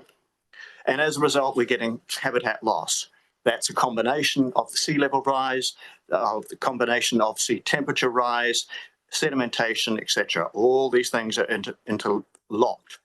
And as a result, with habitat loss, we get less fish and fish patterns are changing. We know that blue cod is moving further south to colder waters. We know that some of the other more tropical fish are moving into the Tasman Bay area. But on the whole, we are seeing a lot less fish, a lot less kelp and seagrass marine forests that provide for all the marine ecology in the region.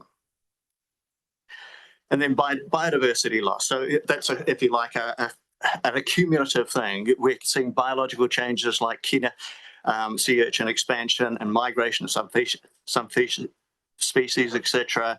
I do have some considerable concerns about the expansion of recreational fishing. Now, the problem with recreational fishing is that it is mainly coastal, where the breeding grounds are. We are losing fish because of an ever-increasing number of tourists and our higher population and unregulated recreational fishing, which will have a huge impact, not just on fish, but the entire ecology of Tasman Bay and Golden Bay.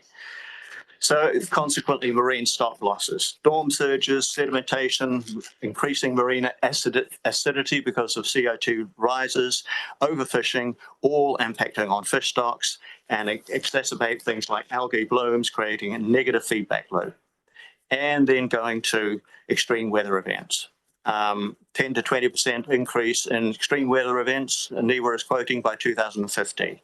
So we will see more of the Nelson floods, everything else that goes with that. And our warmer sea helps to contribute to that significantly. So just to emphasize how important work is done to look at the issues for Tasman Bay, not to see it as something separate from land-based activities, see that they're interconnected and that this is not just an exercise around fishing and productivity, etc. This is about our well-being, our livelihoods on land and at sea.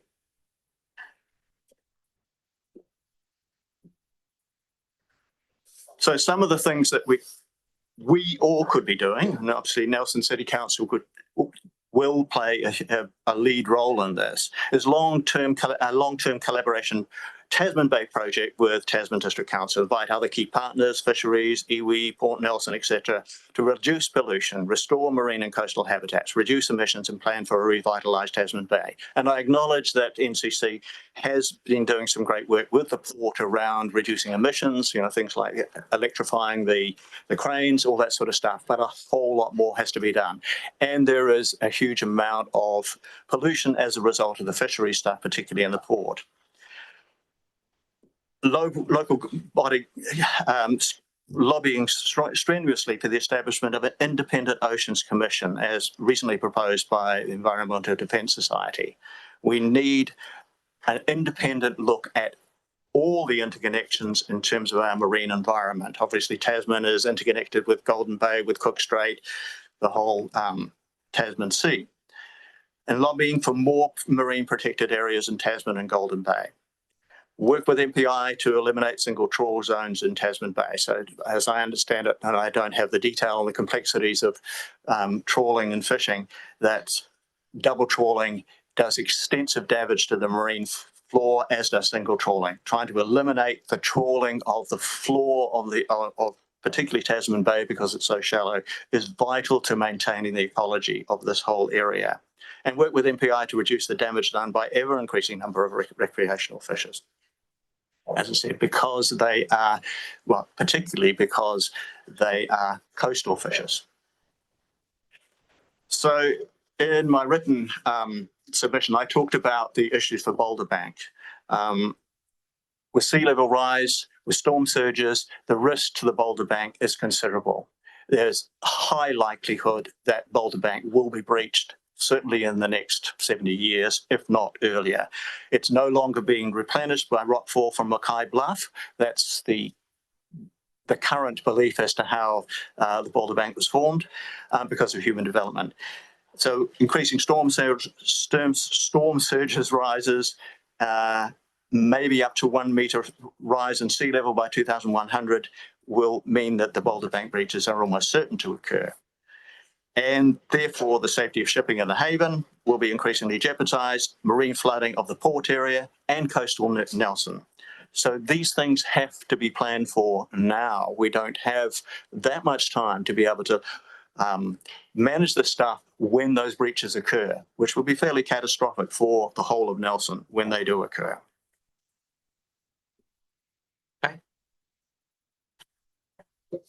My other part of my submission was around just biodiversity in general, and the importance as climate change exacerbates, as economic conditions become more difficult, both globally and locally.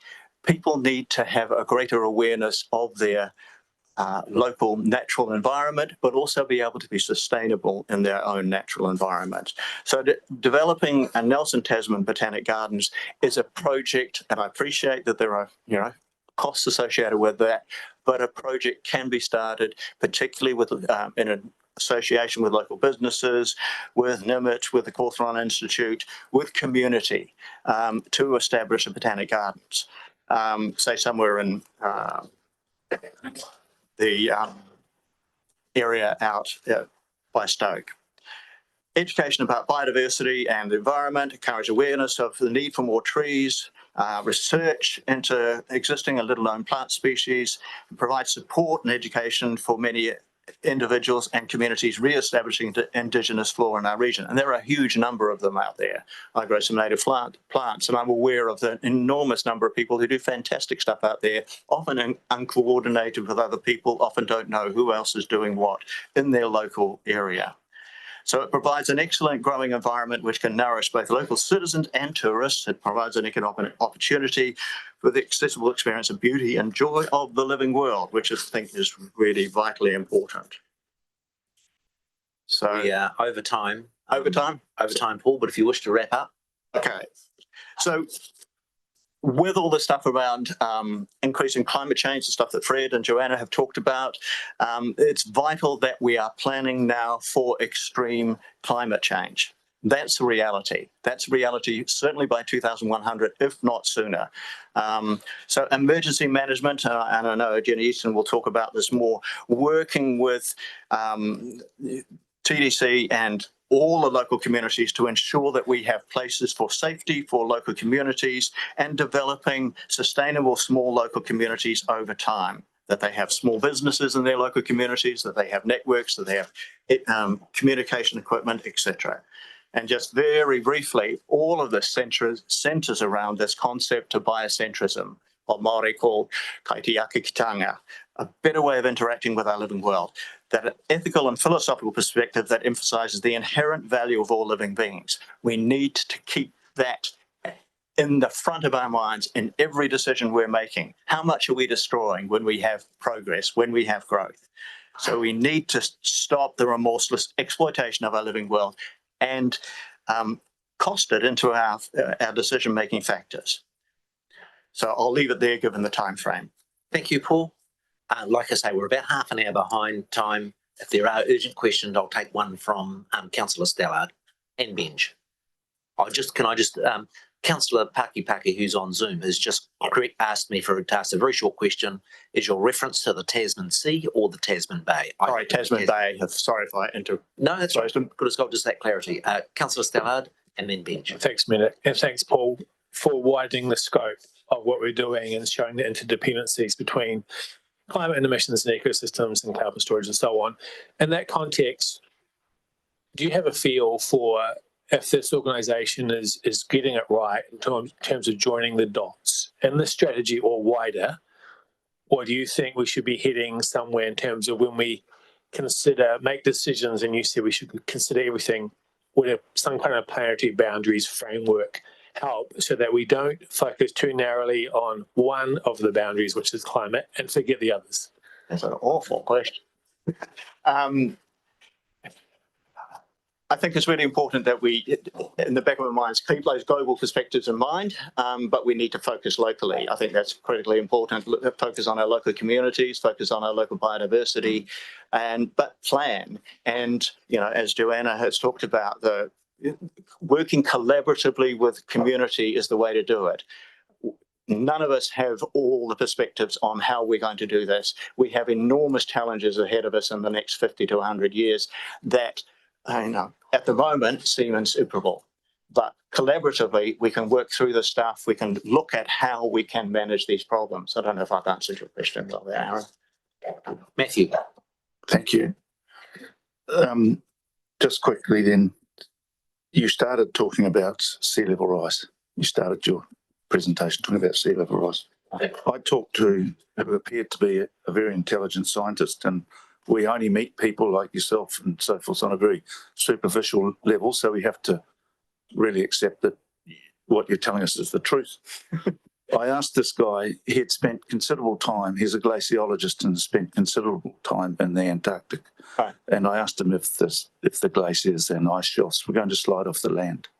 Or was it just the fact that we had invented a drill that could go down and have a look and gone, oh my God, it's melting underneath, and it always had been. And it is a hot place because there are active volcanoes. His answer was that they will slide off. And we're always given sea level rise as so many millimetres or centimetres a year. He said the first one that's going to go, and he named it, I can't remember the name, will be 5 metres sea level rise. And I said, well, I live to see it. And he looked at me and said, possibly. And the second one will be 7 metres, and he said, you probably won't see that one. Is this fantasy? Or why are we always presented, if it isn't fantasy, with the fact that sea level rise is going to be so many centimetres a decade or whatever, when there is what appeared to me, it makes perfectly logical sense that it may not be that way at all.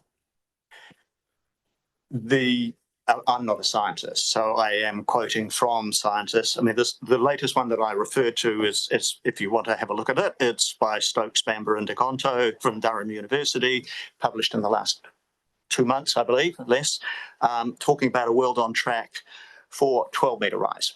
Okay, but we are talking about an exponential process. So we're fairly slow at the moment, but as I say, by 2100, they're predicting 1 centimetre rise per year, which would be unmanageable by most cities. But do you think that projection takes into account a possible 5 metre rise for the world over a period of time, and they've just changed it to a centimetre a year?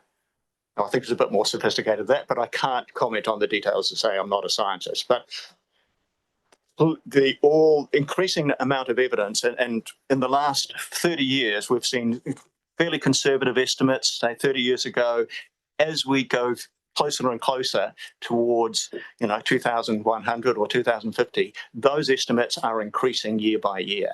So the risks are dramatically increasing as our CO2 level rises, biodiversity loss, erosion, all those things work together to increase that risk.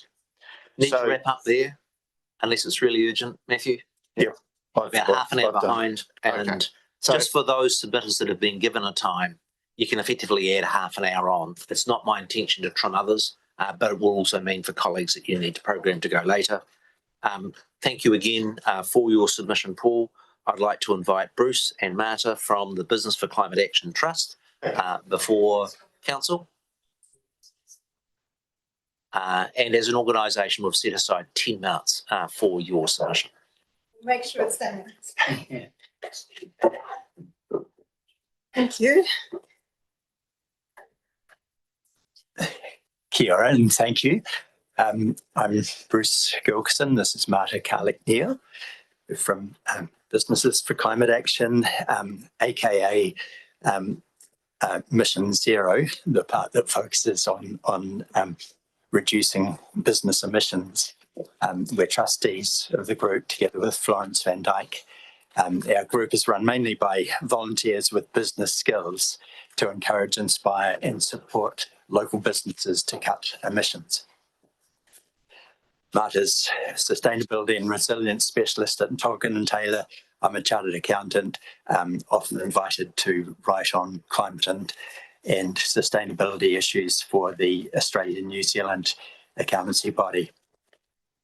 The United Nations Secretary General said, "Our climate is in meltdown. The poorest are paying the price. This is breathtaking injustice and a terrible betrayal of younger generations." Now, none of us here are going to turn that around alone. All we can do is do our bit and trust that others will too. By the way, the Secretary General said we should be cutting at 9% per year through to 2030. So we're here to support the Council's draft strategy and to emphasise the crucial role that businesses will play in this and to suggest even more ambition in some places. There were 4 parts to our feedback document. One was about the significance of businesses and therefore their potential. Second and third parts were suggestions, mainly self-explanatory, and the final part was what can businesses do. Marta will speak to that. So Bruce already introduced our organisation, Mission Zero. We work with businesses in Nelson, but also expanding beyond Nelson to Tasman. And we do that mostly through bringing the businesses together and helping them learn from each other, being a bit of a kind of coach on the side, motivating them to actually spend some time because you might not believe it, but businesses are pretty busy, and that's why you're not seeing many of them coming here and talking and supporting this initiative. Am I a bit too far? Sorry. So what we do already as Mission Zero, we've run for the last 3 years a number of programs. The latest one is focusing on the low carbon commute, where we're working with 10 major businesses in Nelson, Port Nelson, and New Zealand. New Zealand is not our business. Nelson Airport, PIX, Sealord, Connie Bowater, Cawthron, and a number of others. But anyway, they are all with us working on carbon reductions. Coming to our feedback on the strategy, first of all, well done, team. I just wanted to say you're really lucky. You have an amazing climate change team, and they are a pleasure to work, and they work really well. They're great to engage with. And I think that is the most important characteristic you want from that team. You have already recognized in your strategy that you can't achieve those targets on your own, and that's 100% true, but you can be the nucleus. And I think that's the role of the council and that's the role of the team. And they've been doing a really great job. So give them all your support, please. We also wanted to congratulate you on your targets. They are ambitions. They are in line with what else is happening in New Zealand and internationally. And you are tackling mitigation, adaptation, and nature together. And those three are really important to tackle together because there's a lot of synergies on achieving the right targets together. And we also strongly agree with the statement that if we delay action, the costs are going to be much higher. I wanted to talk a little bit more about those costs because they have been provided for some examples in the strategy. And at Tonking Taylor, I work with businesses, supporting them in developing decarbonization plans. And what I usually calculate for them is net present value. So we don't just look at the costs, we actually look at the savings. And there's often the difference between the CapEx and OpEx. And for majority of the initiatives that I calculate for the businesses, in the long term, it's often a savings. So when we're talking about the cost of the strategy to the taxpayer, actually in the long term, you might find that it will be a saving. Things like the boiler that you have got in your strategy, the electricity is much cheaper than diesel. You'll actually, over long term, will be saving the money. The same with the solar farm. It's an outlay at the beginning. Overall, the council will be paying less. So that's something we would like to see a little bit more work done on the actual savings that those initiatives provide. On behalf of the businesses, I wanted to say that we support the target that is aligned with 1.5 degrees, and it is achievable. I have worked with a number of businesses, and there is a lot of low-hanging fruit that gets us to the 2030 and 2050 target. There is plenty of initiative, and I'll give you later a couple of examples of what I have seen. And it's not just me saying it. You can see 30% of our GDP are the organizations that are belonging to Climate Leaders Coalition, and they all, in order to be part of that organization, need to commit to 1.5 degree aligned targets, and they do. And they're businesses. They know what they're doing. They don't just do that without consideration. And many of the organizations that support us, that support Mission Zero here in Nelson, Port Nelson, Nelson Airport, have also targets that are aligned with 1.5. The role of business.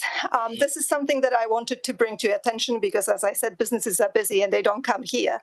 So we do that on their behalf. This pie is the same pie that we all looked at and you have seen about the emissions in Nelson, but cut in a slightly different way. This is how Stats New Zealand measure the emissions, and you will see that the households, their community, is actually 22%. So if we focus all of the attention on community, you're not going to achieve your target. You really do need to work with businesses because 78% of the emissions and the way we're measuring them, they're all coming out from the assets that are owned and controlled by businesses. And that's where we say you need to put a little bit more effort.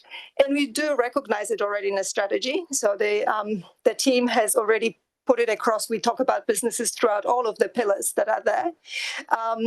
And you've asked what the businesses can do. So from the experience that I have professionally and experience that we have working with the businesses at Mission Zero, first step, measure your emissions. Most of them already doing it.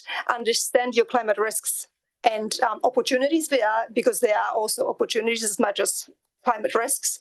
And they are not only physical risks of what will happen when we have extreme events, they're also risks associated with the transition to low carbon economy or lack of it. There's going to be changes to the market, changes to the product, changes to how our supply chains work. So all of those need to be considered and prepared for, and then set the reduction targets. And a lot of businesses, especially the progressive ones, the ones that are a bit more public, already doing that.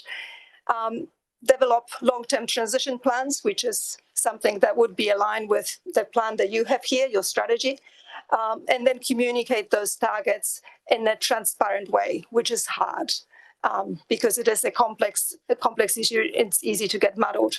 But the most important really is collaborate, because none of those businesses, and you might have heard about talking about people's Scope 1, Scope 2, Scope 3 emissions. Scope 3 are emissions that you don't actually control, but often they are the largest one for the businesses, and the only one to reduce them is to collaborate. And I think that is not what businesses are used to doing as much. We often operate in a competitive environment. We often accused of monopolistic activities if we start to collaborate. And I work a lot with the port sector. And port sector, because they're not really competitors so much, because they're based in different places, collaborate a lot. And you can see how much more can be achieved when they do get together. And I think the council has got a role to bring people together. But what we did notice is that there isn't really awfully lot of action in your action plan that relates to working with the businesses, and there isn't any budget. And the emissions reduction potential that you have allocated to the one action that you have got in there is considered minor. I would say it is actually a major opportunity. This is where you must make reductions. This is what you need to enable. And I wanted to tell you, some people might say, well, businesses will do it on their own. Council doesn't need to do anything. It will happen anyway. And I'll tell you, it will not. And this is an example from one of my clients. I have just worked with them and developed 10 initiatives that they can decarbonize to achieve those 1.5 aligned targets. And we've calculated the marginal abatement costs for all of those initiatives. And they range from putting in electric boilers, improving efficiency of the HVAC, changing equipment to a different process where they don't need to use such much energy. And all of those initiatives, you see that over there, the red line is the cost of carbon. And only one of those initiatives is higher. All of the other ones are actually net benefits over the life of the initiative. So you might ask, why has that organization have not already done it? These initiatives have been waited to be implemented for the last 5-10 years. Who knows? They haven't happened because until now, this organization haven't had to be, this organization is a climate reporting entity, and it was forced by the legislation to actually do this study. Now they found out that they have got those opportunities, perhaps they will do that. And Council has got an opportunity to ask those questions, to motivate. And I've got a list of the things that I thought you guys can help, supporting with those first steps, engaging with the businesses, bringing them together. And it's not that the businesses don't want to do it. They're just really busy. They operate in a really competitive environment, and helping. I work a lot with the sustainability managers in those organizations, and they're people who work overtime and try to get it across. But the rest of the business does too. So providing that help, providing the forums for engaging, for collaborating, and in the long term, co-funding enabling infrastructure. One of the biggest bottlenecks we have as businesses to decarbonize is transmission capacity. And no single business, not the transmission company, nobody can afford to implement it by themselves. So there is a need for some sort of collaboration and co-funding, and everybody is open to it. People recognize that it is important, but it is something that has to be done in a collaboration. Okay. And that's just really us reminding us we're here, we want to help.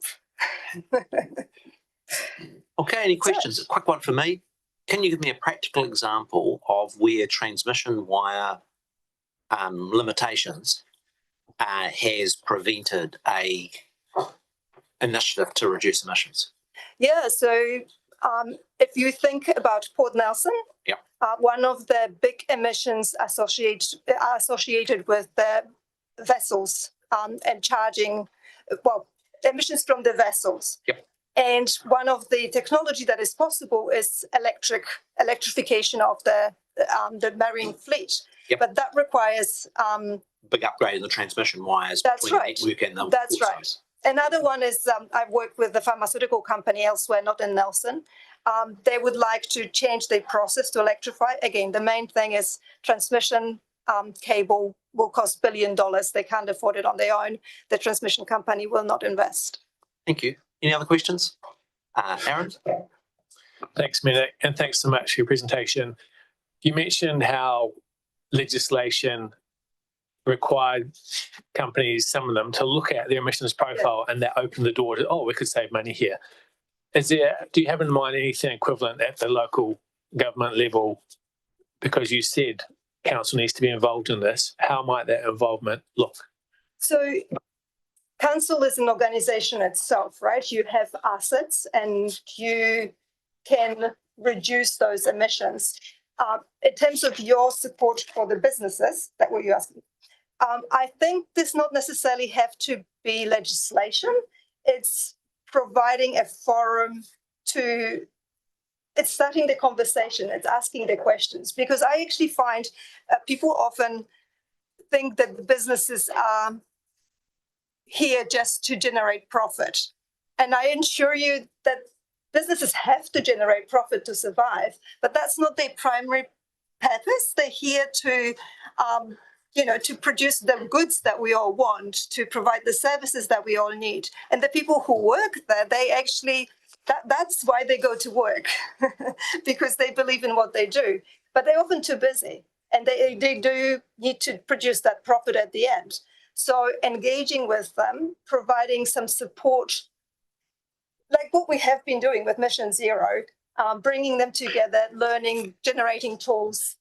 If you can fund that sort of activities, that will be great. And it's often, it's not about the big grants for upgrading electricity. You will never have that amount of money for each individual businesses, but it's those initial grants to help them to the point where they can actually then go to the bank and get the loan to do that. Okay, thank you very much to your group. I'm sorry, we're well and truly over time. I'm going to take a 5-minute break. Council will resume at 11:20. When we return, we'll hear from Jenny Easton. Councillor.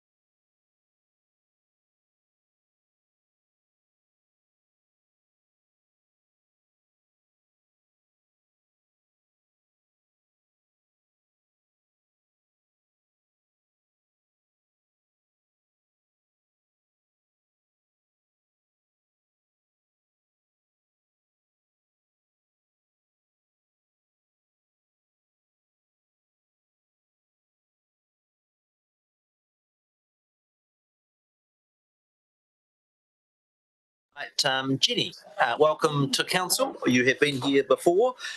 Just do note that we have had the written submission in advance. We've got 5 minutes for each of our individual submissions that are coming up. And if you don't use up all of the 5 minutes, it does give some opportunities for questions, but that's entirely over to you, Jenny. Welcome, and we look forward to your submission. Thank you. If I read it, it'll only take 4 minutes. Good. Right. Yes, I'm Jenny Easton. I am a member of the Climate Forum, but this is my personal submission and it's focused on adaptation. Now, the climate change strategy has got 3 goals, and one of them is to foster communities resilient to climate impacts, which will require partnerships and community empowerment. And in this presentation, I want to advocate establishing community hubs to increase social cohesion and community resilience.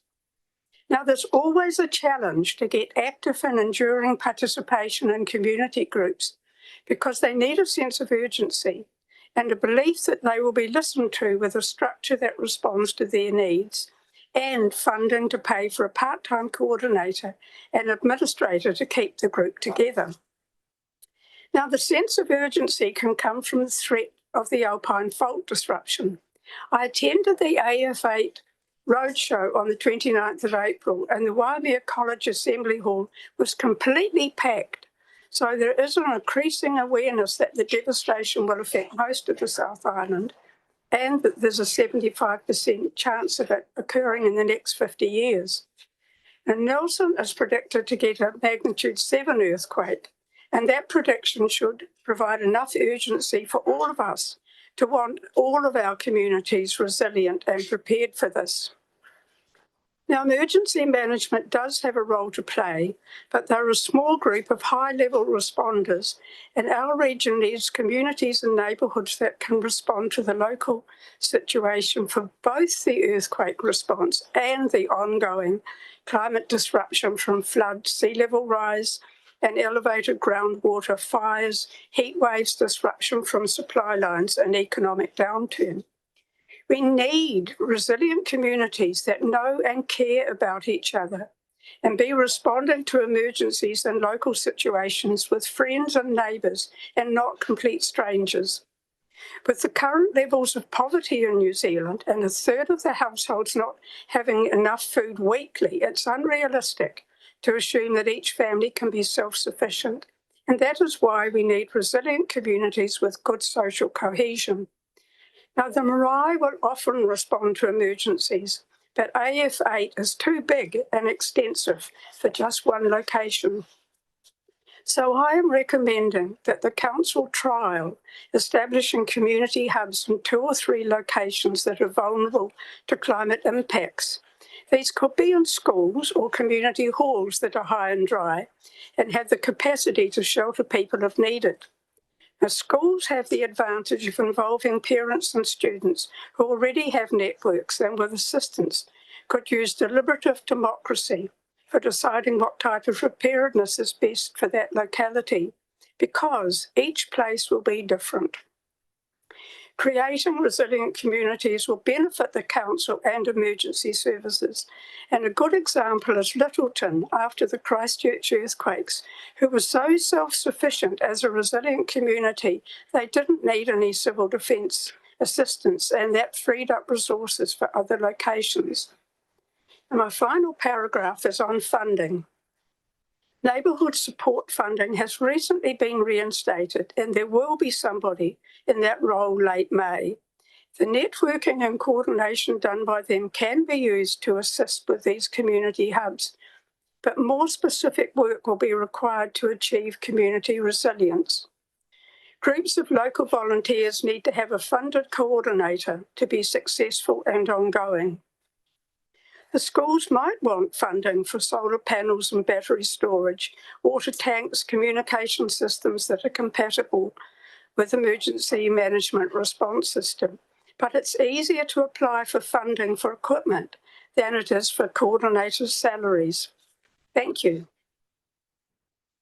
Spot on time. Any questions from colleagues? Councillor Bench. I applaud what you're saying. SF8's pretty scary when you see it on the screen. we'll have no food after 3 days. I've advocated for things like you're talking about. So, sorry, Matthew, my hearing is not very good. I've advocated for the sort of things you're talking about, and I think it's very important that we do it. And it's those community things that will bring the communities together, which is what they need to be in order to get through something like this. I noticed that Buller Council have done it. They've just upgraded the toilets, showers, etc. at Millerton, which is the old mine on top of the hill, so that everyone from Waimangaroa to Mokinui has somewhere to go, 3,000 people. They've already done it, so it's not impossible. So I applaud what you're doing, and I'll support it in whatever way I can to try and do that sort of thing. Thank you. The West Coast have done a lot of disaster planning because they will be the main AF8. They will receive the Alpine fault worse. But what I'm hoping to do is to capitalise on the urgency from the Alpine fault and use it to build up community resilience for all the climate impacts that we're going to get. I agree with that too. The impact of, I think, the flood we had a while back was just a teaser. Yeah. And the effects will be exactly the same. Okay, thank you very much, Jenny, for your submission. Floor's over to Karen Driver. Welcome, Karen. Again, just to emphasise that we've got your written submission, got 5 minutes allocated, and it's free for you to use it. But if you do finish early, it does provide some opportunity for questions. In your hands. Kia ora koutou. Kia ora koutou. Ko Karen Driver, toku ingoa.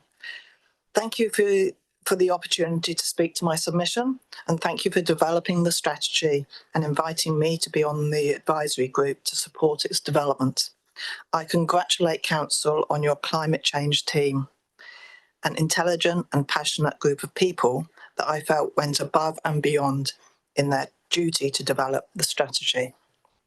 It was a pleasure to work with such a team alongside the other members of the advisory group. The resulting strategy is something to celebrate. It's not perfect, but it's still something to celebrate. I support the strategy as a huge step forward to support the region's response to mitigating and adapting to climate change. Development of the strategy shows leadership by the Council, and it needs to be acknowledged that this is a starting point to real action.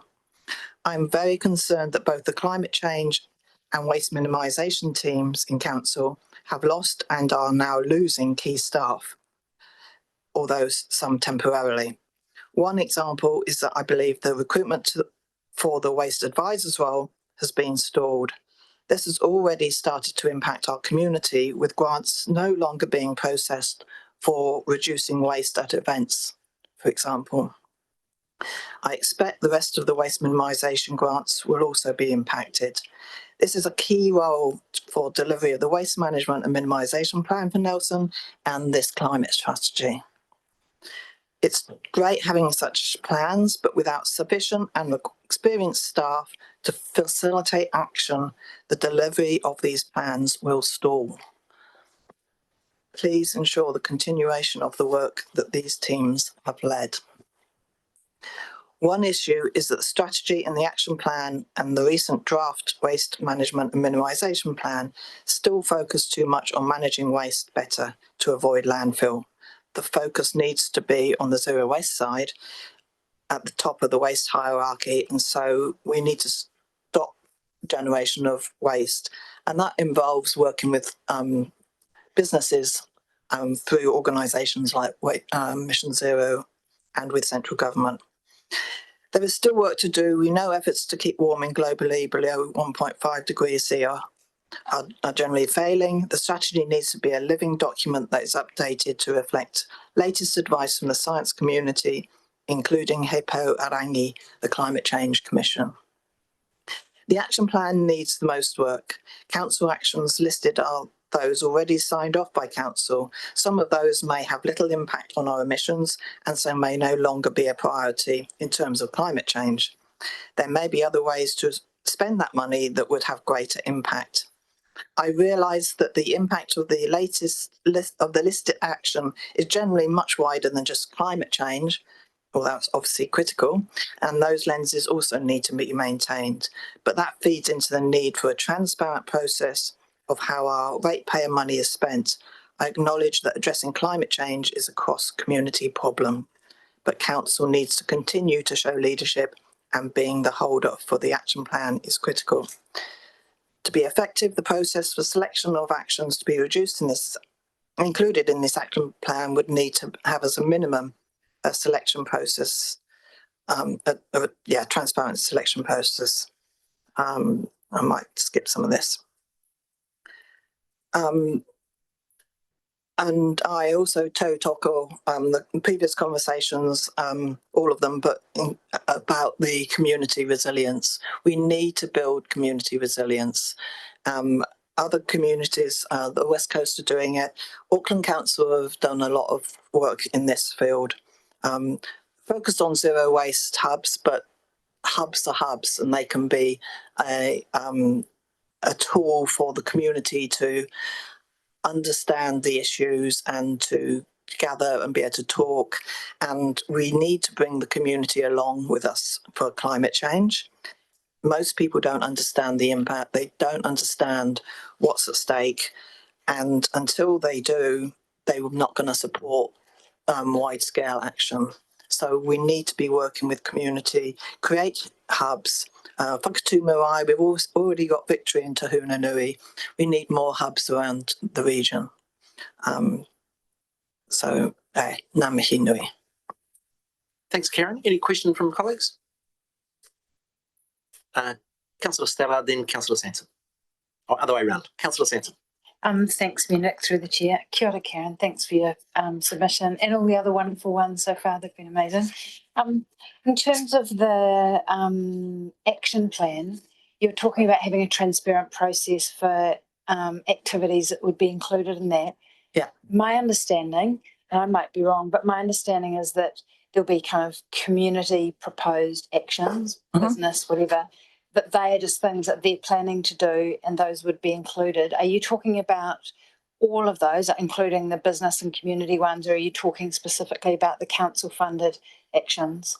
Having a transparent process, because surely we'd want to include everything that. Oh yeah, I think every wherever the action comes from, community need to be encouraged to develop ideas, but there needs a clear pathway to get actions listed into that plan and promoted within the community, not just council actions. Yeah, okay. And how do people submit?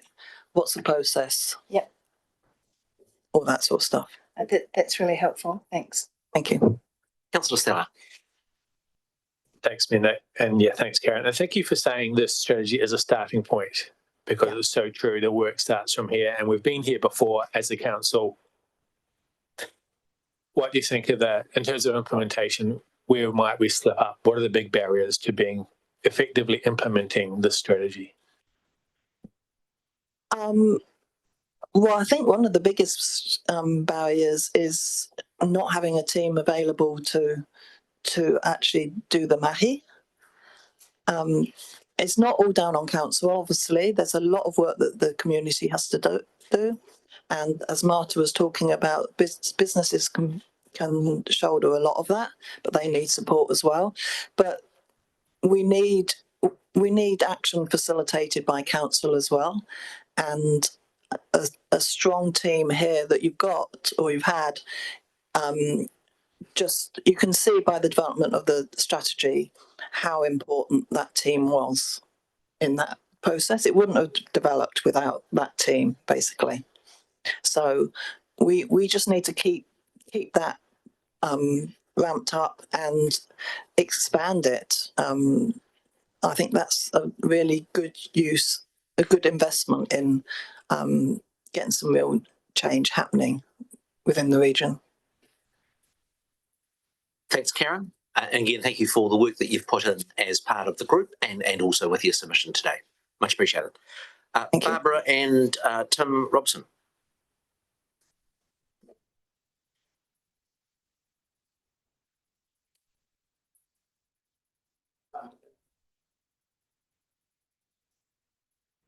Welcome. Thank you for your time. Sorry, we're a bit running behind schedule. We have got your written submission in front of us, and you know the drill.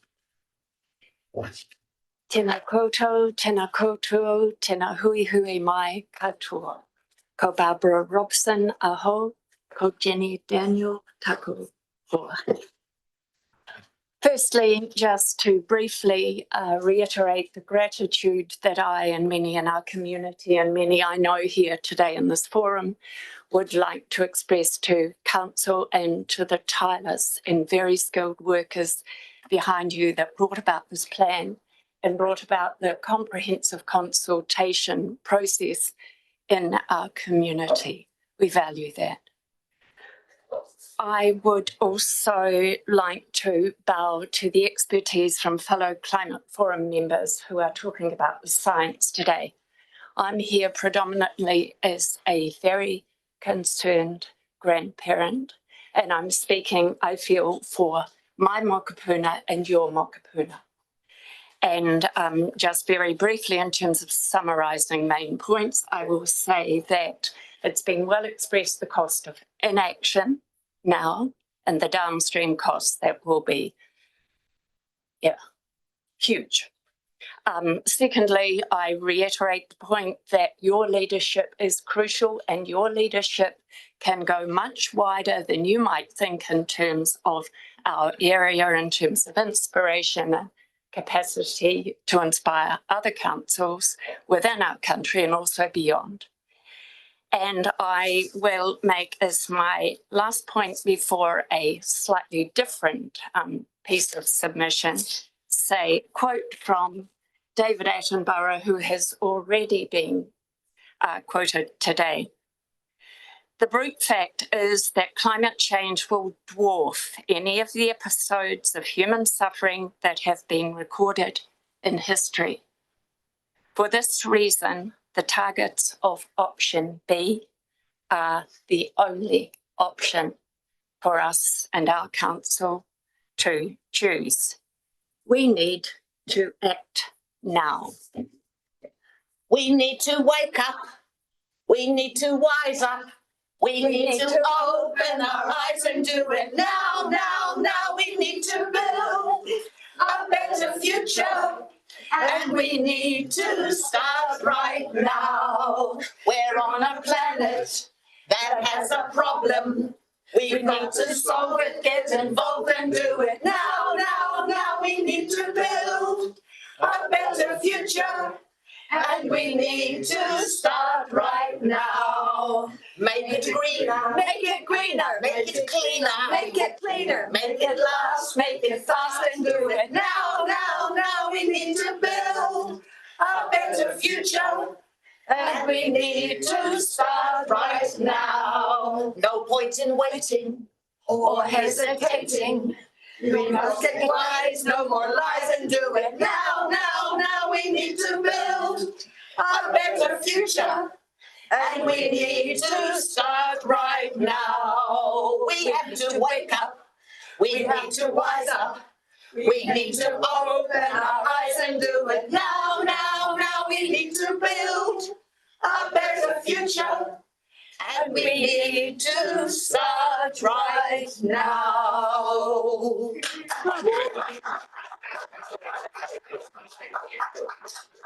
I noted earlier in the week that Councillor Pete Rainey was elected chair of the New Zealand Carol Society. He might be knocking on your door, but what a beautiful way in which to pass your message to us today. Thank you. Kia ora. We now have Richard. Oh, I'm sorry. We have used the time. Did you want to? Rohan wants a question, so if I could just come back, Barbara. I'll start now. It's just in your written submission, you highlighted both climate anxiety, the feelings of hopelessness. We've had some great, if not stark, presentations so far this morning, really outlining the scale of the challenge, and you've just sung about the need to do it now. In terms of do it now, where do you see the areas that are most critical for council to be taking urgent action? Yeah, where do I start? I think the educational role is crucial. The leading by example is crucial. And as my learned colleagues have alluded alluded to, the emissions education is primary in terms of transport. The bus lanes issue, the endorsing somehow the limited speed limits around schools so that parents are happy for children to bike to school, to walk to school. Yeah. So just to be clear, both that educational and structural investment in sort of critical infrastructure to enable those changes as well. Totally. Thank you. It's kind of a go figure in my mind when we look at the implications of doing nothing. Thank you. Kia ora. Floor is Richard's. We've got you down for 5 minutes. I think I was out for 10 actually. You are indeed. In fact, I've just checked my. Checked my screen. We'll keep it as quick as we possibly can. Kia ora, everyone. Thank you very much for this opportunity. Fantastic. And honestly, in all absolute honesty, well done for bringing it as far as you have. I think this is breaking stuff. Really, no other council in all the years we've been doing this. I started doing this 15 years ago, and we're actually starting to put some real serious boots on the ground. So fantastic. But of course, we're not going far enough or fast enough. And the thing that is in the way is the money system itself. None of this is achievable within capitalism. All the time we have a currency. That's the defect in the whole apple barrel that will rot everything. We've tried to do great things for 100 years. And how's the last 50 years gone? As we've consumed and we've reached those planetary, those social, those intellectual, those emotional boundaries, it's all coming crashing down, isn't it? And more of the same, greatest respect to the business people, but we cannot do business as usual. At the end of the day, is it possible to have the 8 pillars on the screen, please? If not, I've got them here, but that would be great if whoever's controlling the screen, if we could have the 8 pillars from the strategy. Our officers haven't received. No, they haven't. No, I just wondered if you'd have your slides on there, but that's fine. I think everyone's seen the 8 pillars that form the basis of the strategy, and they all align with where I've come from for the last 15 years, the beyond money proposals. And that's the only proposal that will fit with integrity that will support all those 8 pillars. We can't do any of them under capitalism. As has already been pointed out, we can't just look at the climate thing because there's a few other things going on out there, isn't there? We can't even afford to look after ourselves properly. Even the wealthy amongst us, which is becoming fewer and fewer, we're getting sicker and sicker.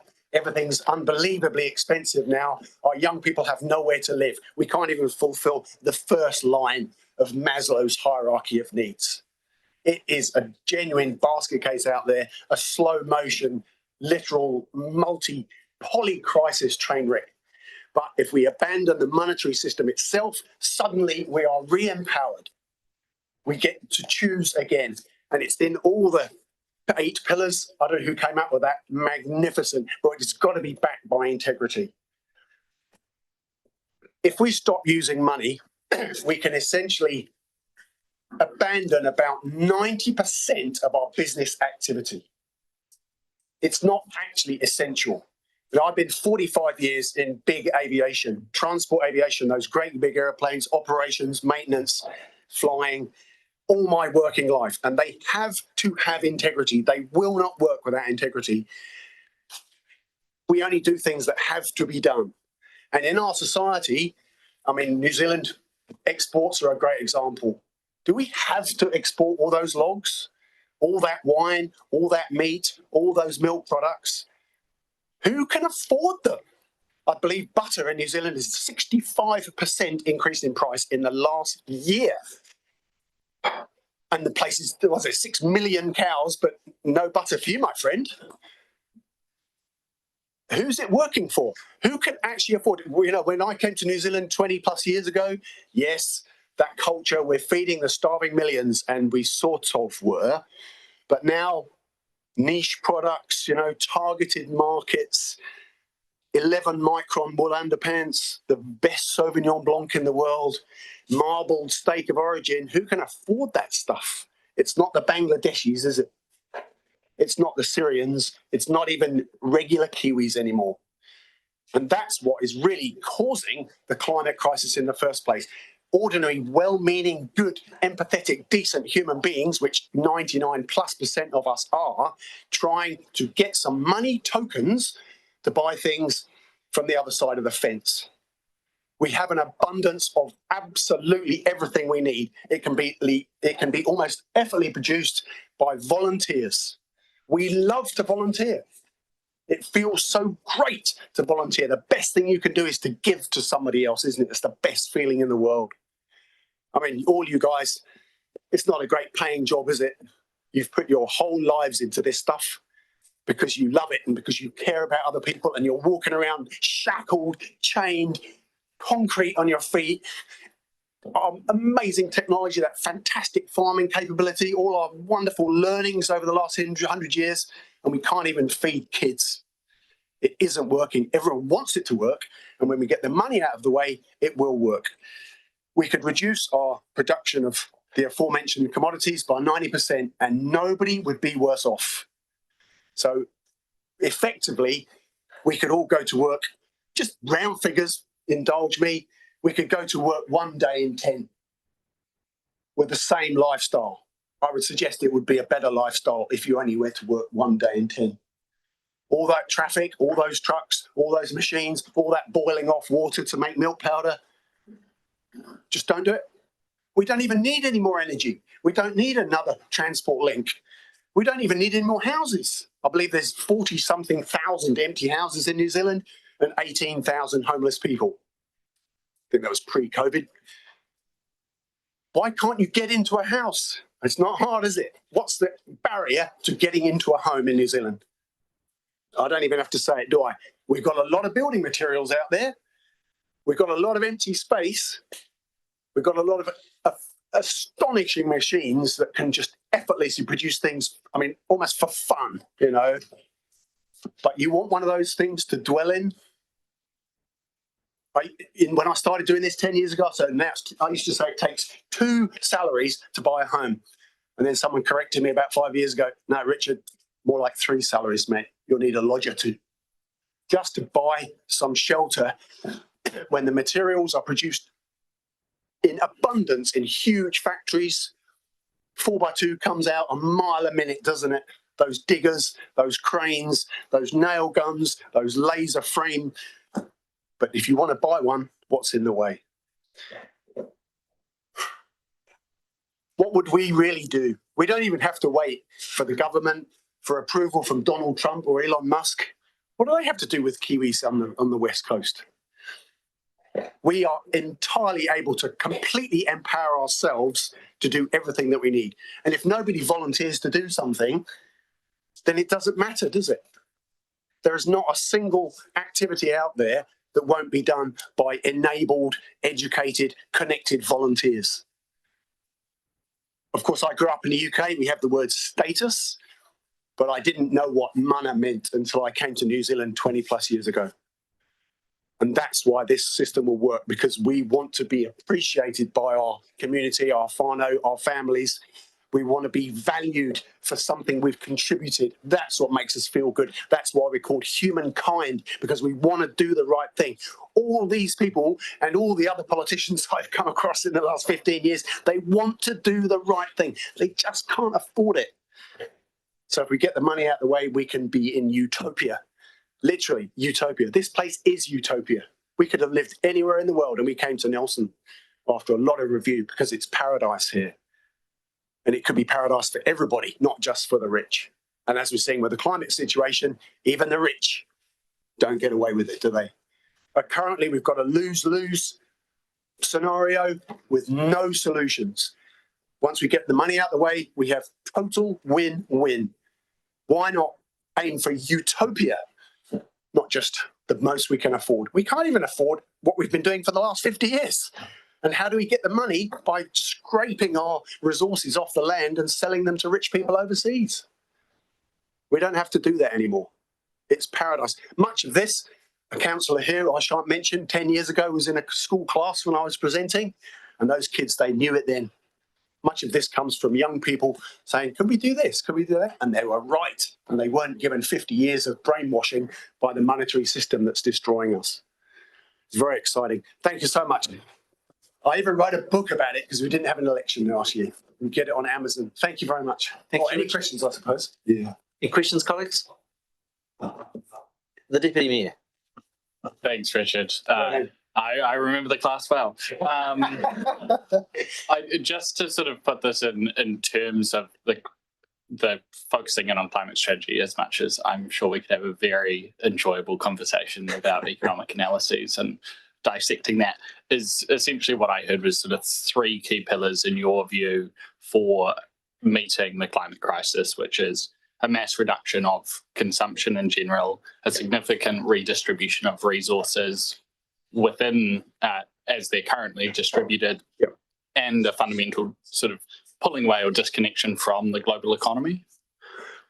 The first 2, absolutely. The third one is entirely voluntary. Do we really need the rest of the world? And what is New Zealand's position, hypothetically, in the rest of the world? We're seen as leaders, aren't we? We are the spear tip of human civilization, you might say, in broad terms. And if New Zealand is even started to be seen to take something like this seriously, the rest of the world's going to think, yeah, that's interesting. We want to help those guys, just like we give aid to other countries. And I mean, is there any other solutions out there? Maybe the Australians will say, no, capitalism's serving us very well. It's all good over here. Or they might actually want to take part in this. Famously, no global intervention against shifts away from capitalism. Cool. Thanks, Deputy Mayor. Thanks, Richard. Thanks so much. Our next submission is Debs Martin. And Rachel, are you standing in for her? Yeah, so unfortunately Debs couldn't make it because of a close family bereavement, so she's prepared a statement I'll read out for her. Tēnā koutou katoa. My apologies, I cannot be with you today because of a close family bereavement. Please take my submission as read. As chair of the Climate Change Advisory Group established by Council, I would like to acknowledge the considerable hours spent by many in the group to find workable, tangible and important pathways and targets for the climate change strategy and associated action plan to succeed. Experts in their respective fields, their time involved deep dives into factual information and numerous workshops to help understand both the complexities and the high-level approaches and targets we need to meet. I also acknowledge the many staff and support of councillors who work with us along the way. It is important that we do not shy away from the challenges before us, and we work collaboratively with the community, many who are more than willing to be part of the solution. Working across communities with businesses, iwi, landowners, families, workers, as well as climate and conservation groups will help us reach the target. As Program Manager of Kotahitanga Mō Te Taio Alliance, I know that such collaborations can and do succeed and stretch goals are achievable. E mihi ana ki a koutou. Thank you for your considerations today. Ngā mihi, Debs. We can hardly ask you questions on behalf of Debs. Richard Morris.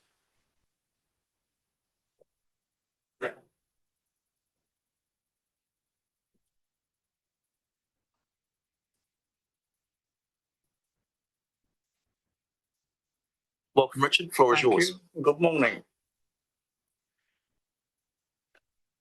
When I came to New Zealand about 25 years ago, it was painfully obvious that the electricity supply was a mess, and it still is. Last Friday, Transpower issued a statement to the effect that winter power supply is in doubt. Having recently purchased a house in Nelson, we've done our best to minimise our impact, having more than doubled ceiling insulation, double glazed windows and doors, done away with gas, installed solar for electricity and replumbed for solar hot water, and even had the existing heat pump overhauled. All normal transport is by bike or pedal power only, or bus or foot. Our vegetable plot is watered by roof court water. The foregoing has all been entirely by our efforts and at our expense. I'm only too aware that the cost is main hurdle to solar installation, and serious contributions to cost is due to so many ticket clippers involved in the process. to say nothing of the supply discussion. I have to thank Mr. Google for the following. There are 4 major generators, 6 gentailers, 29 lines comes, and 62 retailers, all clipping the ticket. The council is not free of this by a long way. Practically everything I've done has had to have consent, for which there have been charges. A simple device being installed in the house, $350. Even my rubbish bin, I applied for a smaller rubbish bin, charge $90 to go from the large one to the small one. Ticket clipping again. There's no financial incentive whatsoever. When I find that my electricity, if I sell any overmake, I get something like at best 11 cents a kilowatt hour. It's sold for 18 cents a kilowatt hour, and they're getting it for nothing. I feel very strongly about the supply of electricity. It is, after all, a prime requirement, particularly if there's any disaster. It's the prime thing, it's the communication. It's the prime thing, everything from your computer to seeing where you're going. And it's a mess. I feel that there's not enough pressure being put on the authorities concerned to bring this to the fore. At the moment, it's still meandering along as it has for the last 25 years. Thank you. Thanks, Richard. Any questions from colleagues? Councillor Stellar. Thanks, Minute. Congratulations, Richard, on adapting your lifestyle, to one that's really responsible, considering the age we're in. Well, thank you for that, but that's the only incentive I've received so far. Oh, no, but my question, the changes that you've made, and you said you've had to pay for everything yourself, so be it. Yes. Will that investment pay itself back because of the solar and so on? Have you done that sort of sum? For a small house, yes, it's very marginal for us, as things are at the moment. But the investment will pay itself back and reduce costs over time. Is that still the case? If I live long enough. I nearly got caught with the Solar Zero outfit. It took no time at all reading their paperwork to find that 25 years for a company to last is just ridiculous in this day and age. And B, if they're taking some of our made and adding to their array, they're taking with both hands. And it was apparent to me that when we were being spoken to about it, they were already broke. So someone must have seen a big enough gap to raise some money for it. Thank you. Thank you. Thanks, Richard. Our next submitter is Kevin Forey, and as Heaps More Energy New Zealand, you have 10 minutes, Kevin.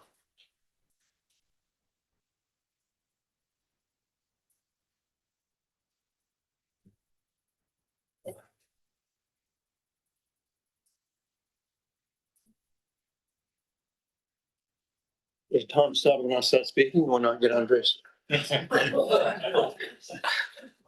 We'll have it from the time you start. Floor is yours. Thank you. I'm changing hats because we are in the climate arena, and this will keep me focused.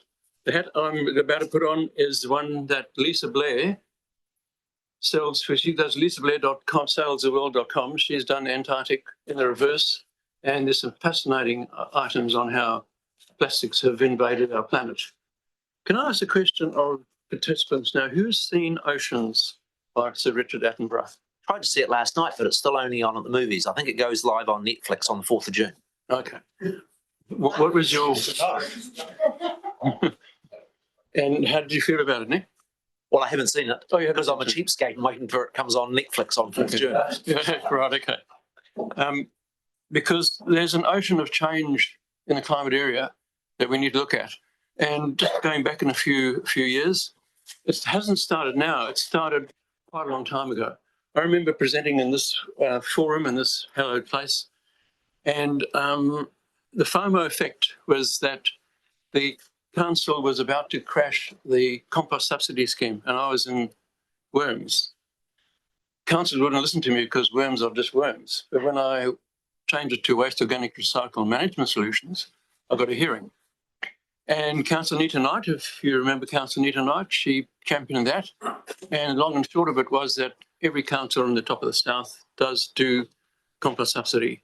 That went from Nelson to Tasman to Marlborough to Buller and the like.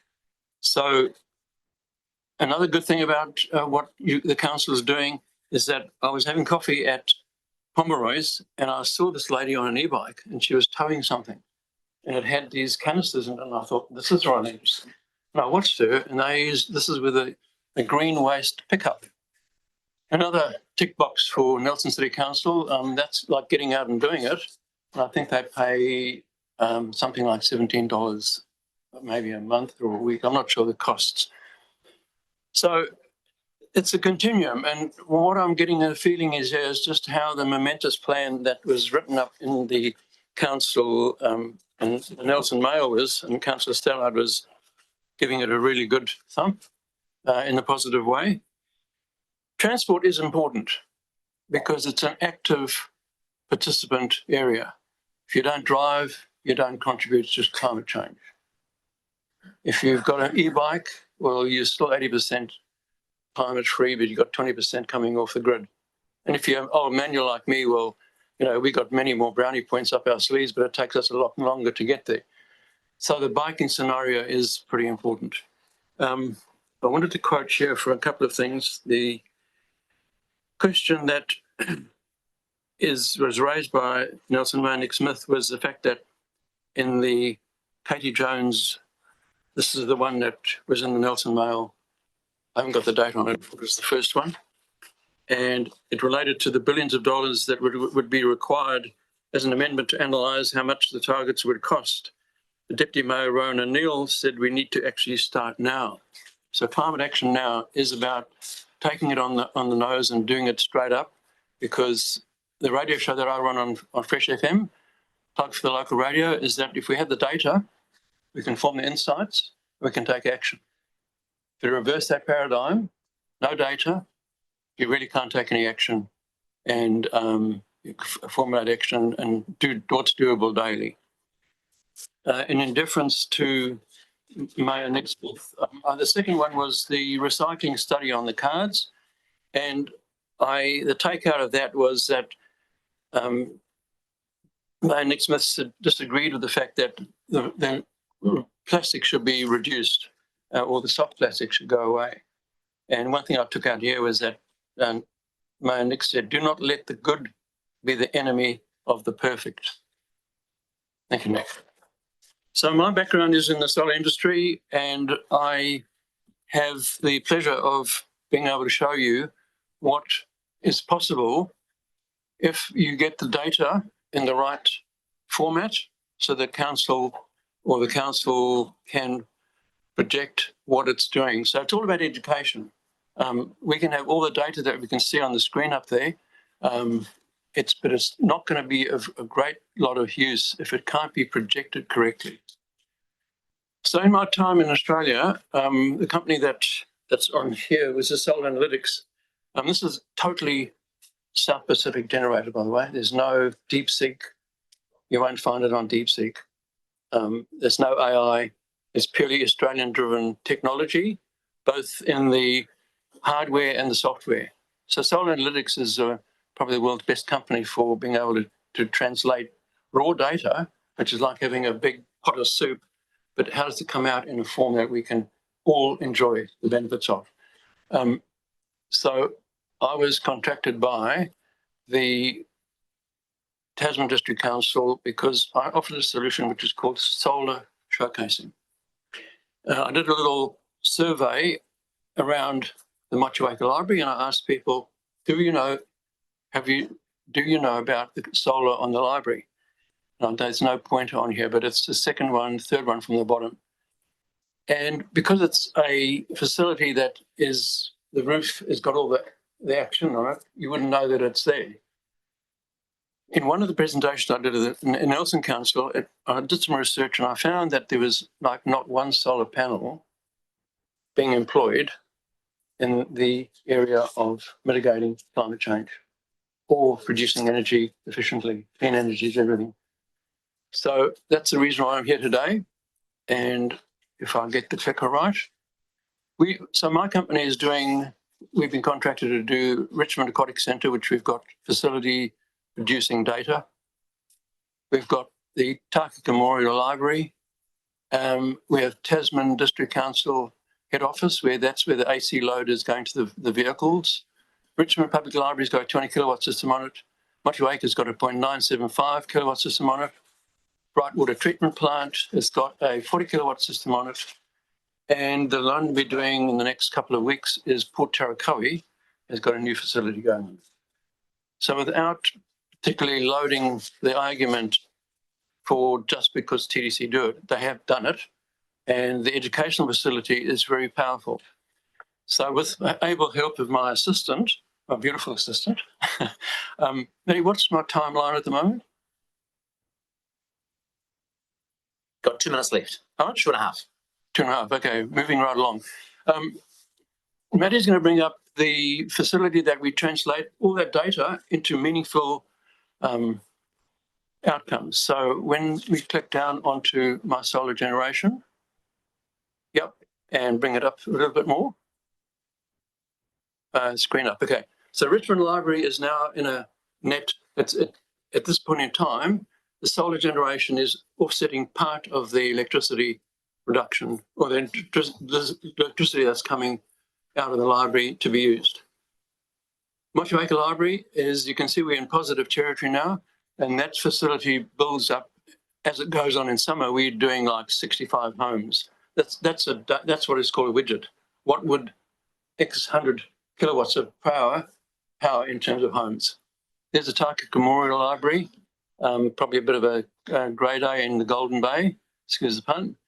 And is that live? Yeah, that's live. Thank you, Councillor Peter. That is in 5-minute segments. Now, the subtlety here is that without that, it's not worth a cracker. There's the Tasman District Council for the library. So you don't see that from the ground. But that is a facility that's got full battery backup, and it is a hub in case things go pear-shaped. It'll keep people alive because the power's got full backup there. So that's the total package. So my question is, if in the time that I first found what Nelson didn't have, is solar then not going to be a far more effective way in the matrix to produce passive power, but we need to show what it's doing. So this is on the website for TDC. What they haven't done is have windows in their facilities where you can walk past and go into Nelson City Library, for instance, or Motueka, and see what's happening. Seeing is believing.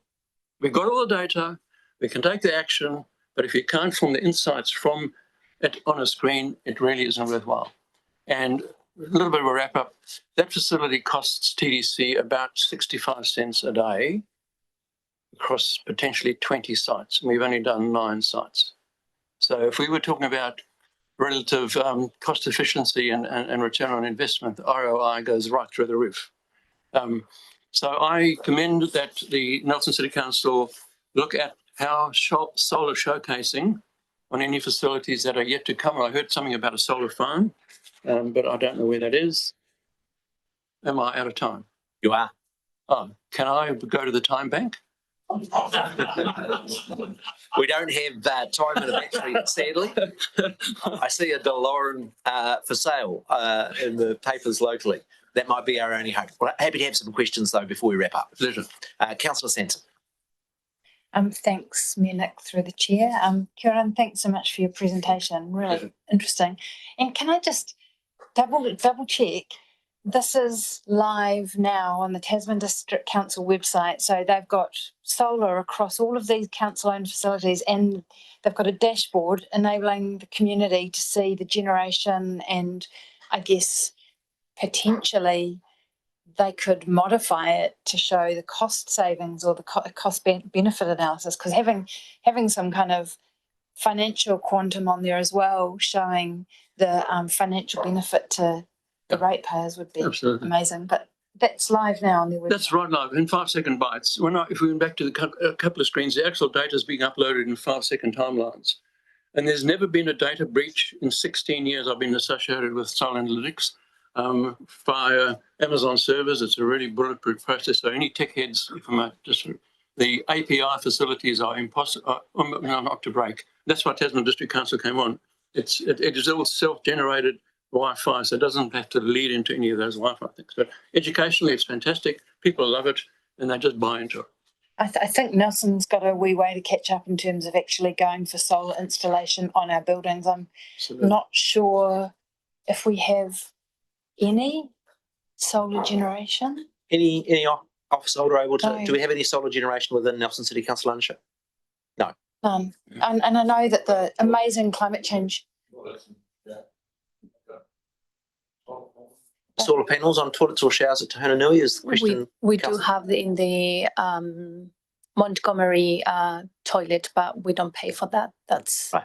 Yeah. Okay. Thanks. Thank you. So my question for you is this. I met yesterday with a senior energy consultant looking at how do you actually implement some of this stuff. And when I asked him about solar, he said its fundamental problem is that you generate 4 times as much power on solar panels in summer to what you do in winter, and that most consumers, including buildings for commercial purposes like council, use twice as much energy in winter. And that with the electricity price being so cheap in the middle of summer, that seriously challenges the economics of solar in Nelson. What's your response to that? And has the investments that Tasman has made in their facilities been net economic positive? In what, sorry? Been economically positive. Okay. That is, if I take the capital cost of the solar panels and the amount they've reduced their power bills, is it paying its way, or is there a net additional cost rather than buying the power off the grid? Okay, a couple of questions in the answer. The solution that your gentleman didn't refer to was the battery backup. But that enormously adds to your capital cost. Well, it is an investment. So there are 2 ways to look at solar. If it's a cost, then you're really not ready for it. Yeah. If it's an investment, it's an ROI. I am a Solar Zero customer. I've had it for 5 years. No disrespect to the gentleman who talked before. I am totally 100% carbon neutral. The ROI is way in my favour because I've fixed my power costs for the next 20 years. The council can do the same thing. So there are a number of issues to a number of solutions in amongst that. And if you look in Australia right now, they are battery banks to do this very problem, to do peak shave, store in the battery. And on my home system, I am 43% powered by my battery every day. Now, I understand the battery can solve my problem of my day, but very few battery investments in Australia and New Zealand are storing the power from summer to winter. As your system, are you storing power in summer when it's plentiful to use in winter, or are you just doing the 24-hour storage? I do it 24/7 on both accounts. So in winter, I would be drawing from the grid at the lowest possible cost or charging my battery at the lowest possible cost. So I'm with Ecotricity, and I've got an 8 cents a kilowatt hour draw from the grid. So my system switches in my favour to get the best possible gain. And yes, I pay sometime in winter, but I've peak shaved by a massive amount. And one of the solutions you could look to in terms of the transport plan is having EV charging facilities like Nelson Airport. Council doesn't have to outlay money. It's called a power purchase agreement. So there are operators out there who will put together this, and it's maybe a 15-year plan. So when you drive in, you plug in and you get your EV charged. One of my radio shows this last week is that the actual carbon reduction from outer sources is being eroded by EVs because they're using fossil fuel to charge an EV. Now that is a contradiction in terms. So solution could be using like the car park across the road at Nelson at our site, put panels on there, and you don't have to have a capital outlay. That's not necessary. Thank you again for your submission. Can I really thank you for bringing to our attention what Tasman is doing with solar? Because I've certainly got some questions for us to follow up as to what we can do and how that stacks up. So sincerely appreciate that. It's new material, and I think council has found it fascinating. Thank you. Thank you very much. I appreciate it. Thank you. Our next submitter is Matthew Jackson from Elementary Systems, and again, we have 10 minutes for Matthew. Oh, he has cancelled. We're going to catch up. The floor is Harry Pearson. Harry, we note that you've got a submission down both as an individual and also for Storage Nelson Limited. Let's just do them combined together, and we'll give you at least 10 minutes. Thank you, Mayor Nick Smith. Kia ora and tēnā koutou katoa. Yeah, I'm happy to do this as a personal and business submission together, this presentation. Basically, my goal in life is to make the world a better place, starting with Nelson. And I'd like to present 5 easy ways that we can combat climate change at minimal cost. And there should be plenty of time for questions at the end of it. The 5 ways that, and one of these, the last one I'll talk about, will dovetail nicely with your last presenter because it's on solar power, which I'm very, very passionate about. And I'm disgusted that we don't have more solar power in Nelson, sunniest place in New Zealand, supposedly, most of the time. Cycling is another topic, the buses, community orchards, and wood burners, especially ultra low emission wood burners for affordable heating for families. First of all, let's start with cycling. I'm a passionate cyclist, and I've even convinced my wife to cycle to hospital from Tūnanui each day over the hill. But there are some issues for cyclists. We often get passed by cars passing us on blind corners, and we know whenever that happens, if a car comes in the other direction, they're going to go for us, not the other car. So we often feel like our lives are at risk. We use the Toswell Road Reserve Shared Cycleway pathway, and we have to sit in the middle of State Highway 6. There's no barriers to protect us from the logging trucks and the various other trucks that use that highway.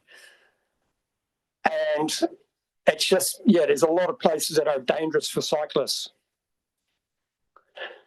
Basically, it's 2 types of cycleways we need in Nelson. We need those that are safe for children and the elderly people that aren't in such a big hurry, and those for commuters. And they are often quite different cycleways. And unfortunately, a lot of motorists think that all cyclists should be on the cycleways. So we need an education program to put out there that for every cyclist that is on the road, that's 1 less car on the road. That's 1 less car park taken up in town. So please, educate the local people, ask them to be more courteous to cyclists. Because if someone starts cycling and they have a near miss, they're going to give up. They're going to stop cycling. And that's just not what we want. And also we need to encourage our developers to create cycleways, but not only that, but once they're created, to actually open them up to the public. There was a cycleway created about 2 years ago at the southern end of Princess Drive, and it's only just been opened. That leads from the southern end of Princess Drive, gives access to Waimea Road, gives access to those people living there to Stoke and Tūnanui. And it's took 2 years for that cycleway to be open to the public. I think that's outrageous. Let's move on to buses. Finally, with cycling, it is a really efficient way to get around. I work near the airport, and I can get to my work just as quickly as I can in a car. It's great. I love it. And it's also healthy for me, and it gives me the energy to do the things I need to do. Let's talk about buses. Buses, we need bus stops at popular car parking places. I can't believe we don't have a bus stop at the junction.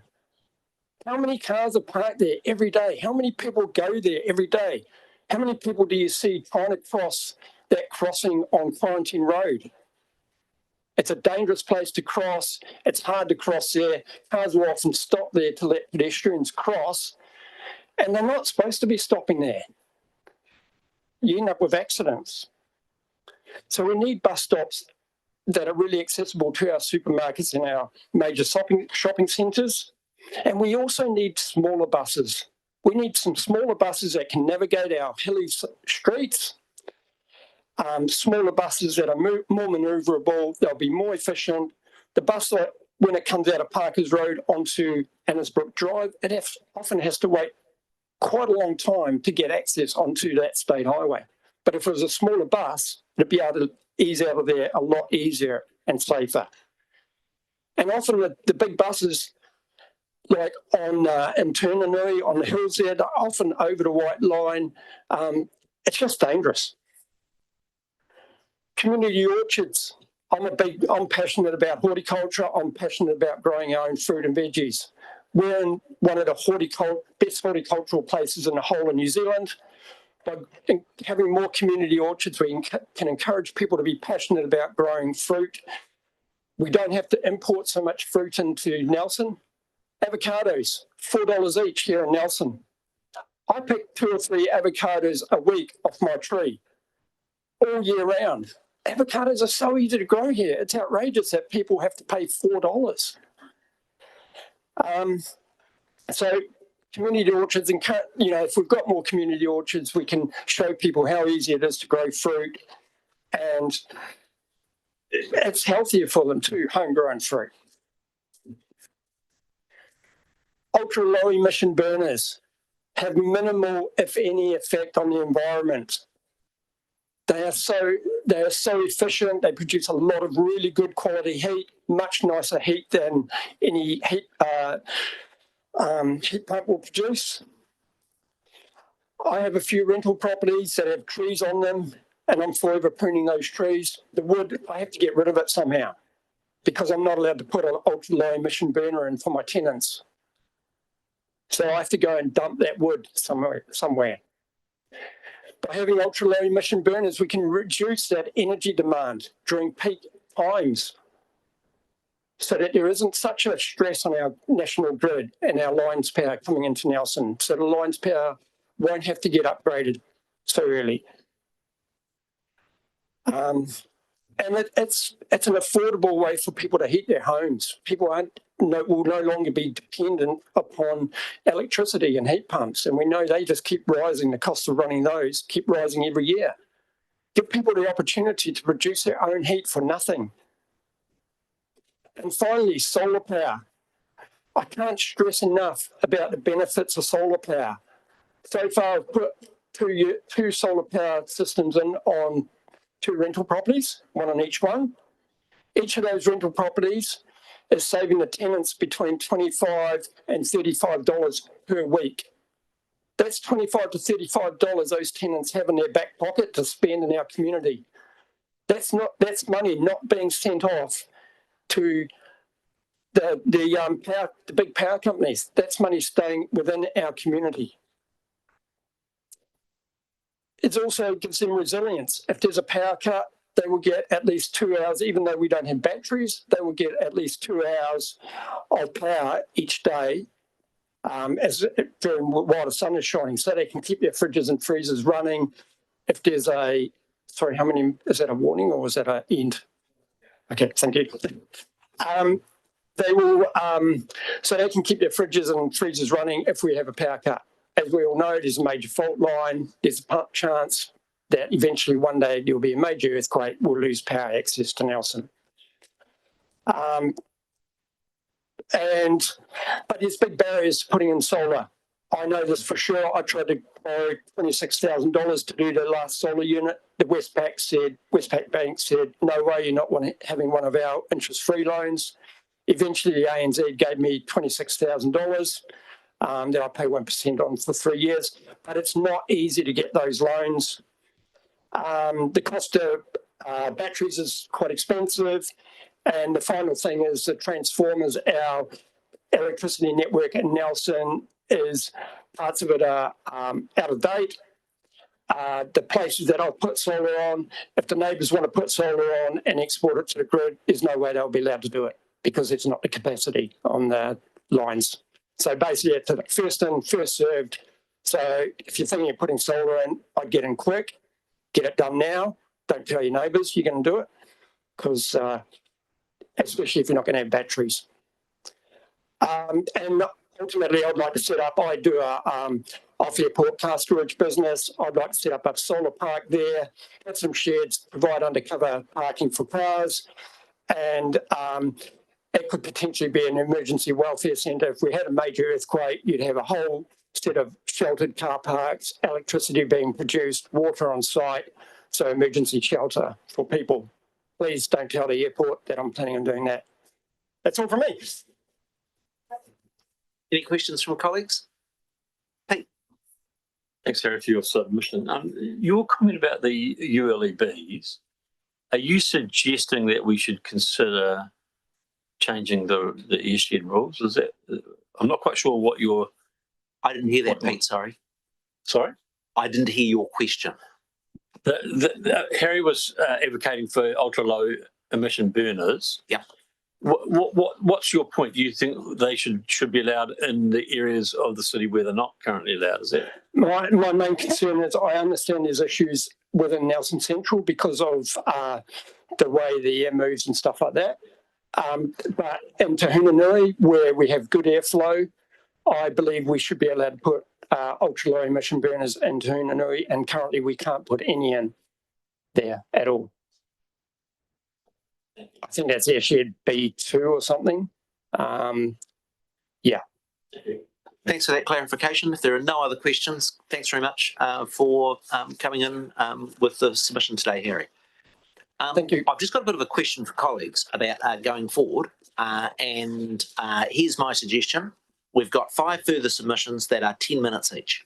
We normally have a break at an hour or about to come. What I'd prefer to do would be to take a 15-minute break and for it to take it for lunch, and then to come back and complete all of the last submissions. Does that cause a difficulty either for submitters or the like? My concern is to then break, we're not going to be finishing until about 1:45 by my calculations for those that are left. Councillor Sanson. Thanks, Mayor Nick, for the suggestion. I just note that we do have a couple of professional people in the room who will have taken time out from their professional businesses to be here. So I do wonder whether, I know probably Matthew Hay and maybe Peter Olrenshaw, maybe Lindsay even. No, but Matthew Hay for sure and Peter. You're good. Maybe we could just take Matthew Hay then, because I know it's... Is it a difficulty? What I was going to do is just, we normally delay, we have a short break, but because we're running about half an hour late, my intention would be to reconvene at 12:45, just take quarter of an hour for lunch, and then power and finish the list. I'm happy to take you first at 12:45, or is that going to inconvenience and be too difficult for you? That'll be fine. We'll continue with that. So lunch is served for councillors in the Whakatū room. The other room is held up, and more than happy for you to bring your lunch back in, but want to start sharp at 12:45. Councillor Sanson? And just noting, I'll be an apology after lunch because of the having to go to the Vulnerable Housing Forum meeting. It's understood and noted it early. No problem at all. Councillors adjourned till 12:45.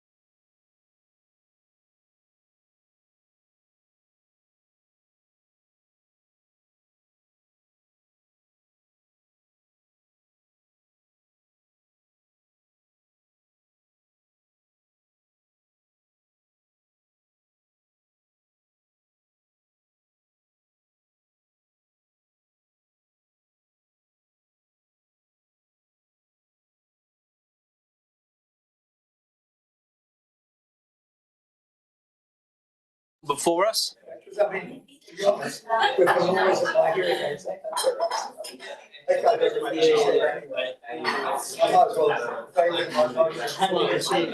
What's the quorum? 1, 2, 3, 4, 6, 1, 7. Yeah, everyone's in there. We've got quorum.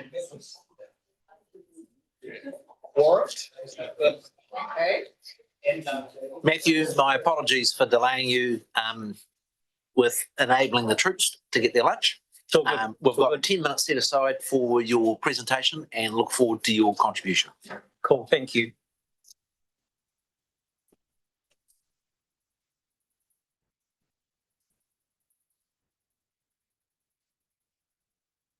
Good to go. Yep, kia ora te whānau, ko Matthew Hay tōku ingoa. I'm co-founder and director of Fine Line Architecture here in Nelson. I'm really coming just to say that we see option B as the way forward for council in light of central government and international parties probably not playing as key a role in pushing for ambitious targets. We see local government as having a big part to play in keeping those targets. And to make a point on that, the Guardian had some information in there today on sea level rise, and it looks like we're sort of looking at 1 centimetre a year, moving on towards 2100, and that that means that for me as an architect, all of the buildings that I'll probably build will be affected by quite dramatic sea level rise.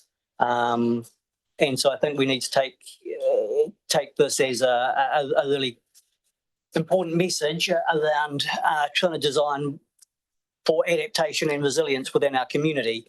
So at Fine Line, we sort of aim for low carbon, high performance architecture. So I'll speak to some of that, but I think the first thing to talk about is sort of some of the low hanging fruit in our building industry. So at the moment, slab on ground concrete foundations are the key way that most houses are built in New Zealand subdivisions. The embodied carbon of cast concrete is very high, and this is an issue with our carbon emissions. So use of concrete is one of the things that we should be doing a minimum of. And so if we're putting these houses out there on these slab on ground construction, that's a huge embodied carbon. So there's a number of alternatives to this, and I'll just highlight a few of those. So in recent times, there's been a development around screw piles, which is a steel low carbon foundation system. So some of the key things that you get from not building on a slab on ground is much better ability for resilience and adaptation. So a concrete foundation, if there's an inundation event, you're much closer to the ground, there's much more damage to the house.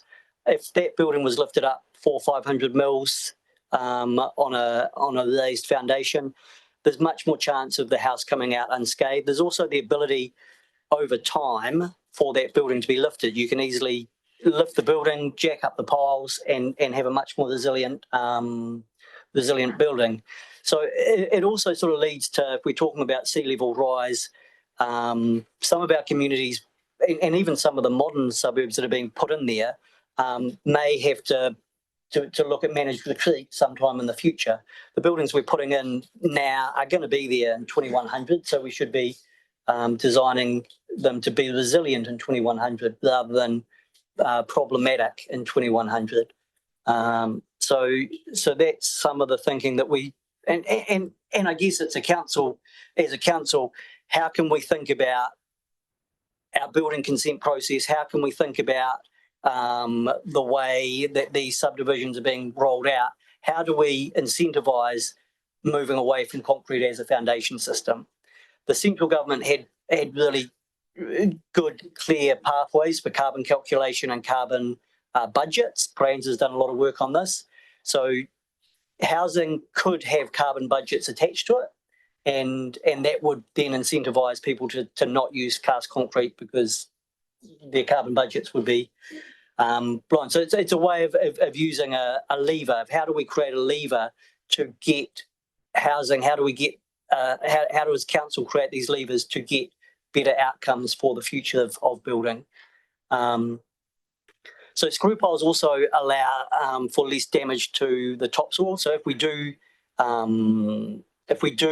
build above the ground, we don't cast slabs, you've got a much better chance of returning land to a useful food production pathway after that construction's done. So I think that's sort of some of the low-hanging fruit in terms of the construction industry. Why are we still building buildings that aren't resilient? Why are we still building buildings that have this quite obvious sort of embodied carbon in them? And then how does the industry, how does council, how do we participate to make some changes there?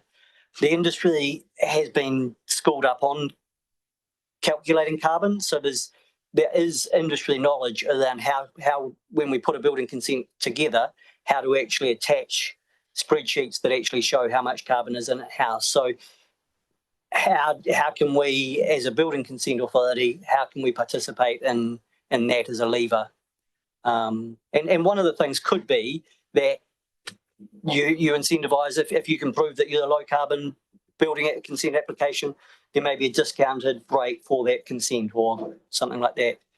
So this is some of the work that we're doing in the local region around low embodied carbon architecture. So we're working with bio-based materials rather than synthetic materials. So straw as an insulation material, so using straw panels that are prefabricated off-site, and then they come to site and they are kit-setted together. So this again, if we're talking about architecture and low carbon architecture, this is one of the pathways that we can use to get to some of these numbers, like 1.5 degrees change as set out in the Paris Climate Agreement. So this is some of the photos of that. So one of the other things in the construction industry that's quite pertinent is the amount of landfill waste. So building and demolition accounts for about 30 to 40% of the total waste that goes to landfill. So how can we, as a council, how can we advocate for low or diversion from landfill for these for buildings? So the Green Building Council has a Homestar certificate system, and in that system they have metrics that can be used or calculated and then presented to show that a building has diverted a certain amount of waste from landfill. There's metrics like kgs per square metre of building of waste, and so some of these numbers are easily quantifiable, and it would be our ambition that some of these numbers start to be included in building consent applications. So how can we move the building consent process to include things like carbon calculations, things like waste minimisation, and this way we can start to change these big numbers within the local region around carbon and around waste to have positive outcomes. And there are builders now who, instead of having one skip bin on site, they have 3 recycling and sorting stations, and this is the sort of thing that we need to advocate for on site. So York Valley's doing a great job. I was up there the other day, and the gas collection and minimisation work that they're doing is great. When it comes to waste minimisation, we need to think about that hierarchy of waste, and that producing and reusing is kind of the key elements that we should be focused on. And again, how do we advocate for those things rather than just thinking that recycling is the only way that we can make positive change in sort of waste minimisation. Yeah, so that's me. So thank you. Okay, any questions from colleagues? I have read some work on carbon-free concrete. Have you seen anything on that, and do you give it any credibility? Yeah, no, there is work being done. One of the things that we often talk about is that steel and concrete are 2 of the biggest carbon producers in the building industry and aluminium. And so if you can reduce those elements as much as possible, you do a good job of reducing your carbon footprint. But both steel and concrete are doing some work in reducing their carbon footprint. They use slag and fly ash and things to replace cement. And this goes some way in reducing those carbon outputs. I guess what I'm saying is we're better off minimising the use and using these tools rather than continuing a business as usual system and think that we're going to change things by just using these lower emissions, because the emissions from concrete, even if you use fly ash, is still significant compared to a timber foundation, which is locking up carbon. So yeah, it's not a silver bullet, I guess, is the answer, but it is work that needs to happen. You know, concrete and steel are going to be with us. Councillor Brand and then Councillor Rainey. Thank you. Just a question. The straw bale changed them into prefab things. Yep. Because that's a progression, is it, from the straw bale houses that sort of came around in the late 80s, early 90s. So this is a progression from that. Yeah, 100%. Yeah. And I'm sort of aware that there's been a number of prefab businesses in New Zealand who have gone out of business because there doesn't seem to be the uptake. So is that an educational, like, how do you make that shift if we're wanting to look at other ways of moving away from the concrete and stuff? How would you move that shift when there's another business who's just gone out of business? Yeah, no, I hear what you're saying. Prefabrication has had a really hard time in New Zealand, and it's a size of market kind of thing. Some of the stuff that we're doing, it's not so much prefabricating a whole house, it's creating a building block within the building industry. So instead of getting the frame and truss turn up from site, you get a truckload of sit panels.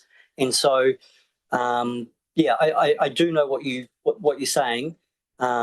I think that there is a drive in the industry to see off-site manufacturing as a positive, whereas previously everyone's just, you know, if you've got a ute and a dog and a skill saw, you're probably going to do everything on site.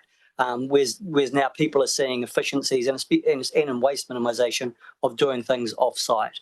So I think there is a shift in the industry that's supporting that. Because that's what the prefabs do, isn't it? It reduces down the building construction waste. So when you talk about the skips being of that's now about more of the recycling, the reusable, or the... Yeah, 100%. The more you do off-site, and the more accurate you can be with the materials that are delivered to site, so it's been really specific what you're getting to site, you can really reduce that waste on site. And when you're producing things in an off-site capacity, you don't have that one project kind of bundle. You've got like projects rolling through the factory all the time, and so the waste is really reduced significantly.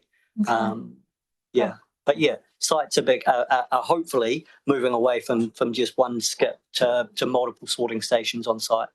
Reducing, separating the waste at the source of the waste generation is really key to how it's managed downstream.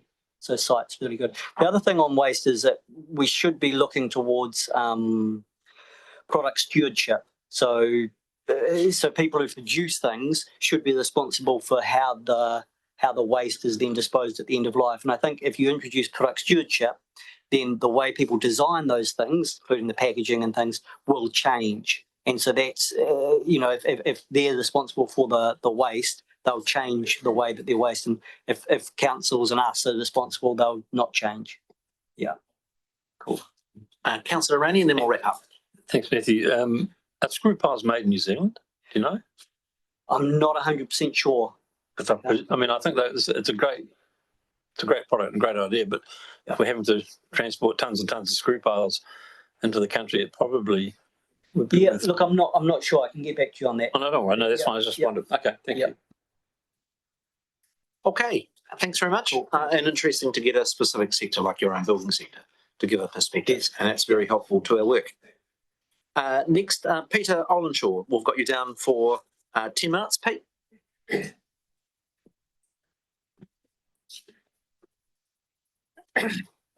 Thank you. I was dying to answer Matthew's question, but maybe at the end of this, I might be able to add some more. Today, I want to focus on 3 points. Proximity as a transport solution, and how council planning is a massive source of current emissions. an overarching vision for city streets with traffic calmed on slower streets and cycle protected faster streets, and sticks as well as carrots to encourage low carbon commutes. And if I've got time, wearing my architect's hat, embodied carbon in buildings brought to the fore for new houses, for new buildings, including houses. So can you guys at the front see these slides? Have you got on your TVs or something? Yes, I have. Okay. Yes, transport emissions massively dominate our regional emissions, but perhaps it's not so obvious that it's mostly us. It's 2/3 of it's light fleet, only 1/3 trucks. And commuting emissions are heavily influenced by the distance of the commute. And here this is 3 cities, Auckland, Wellington, Christchurch, and the different colours are the carbon emissions for their commute.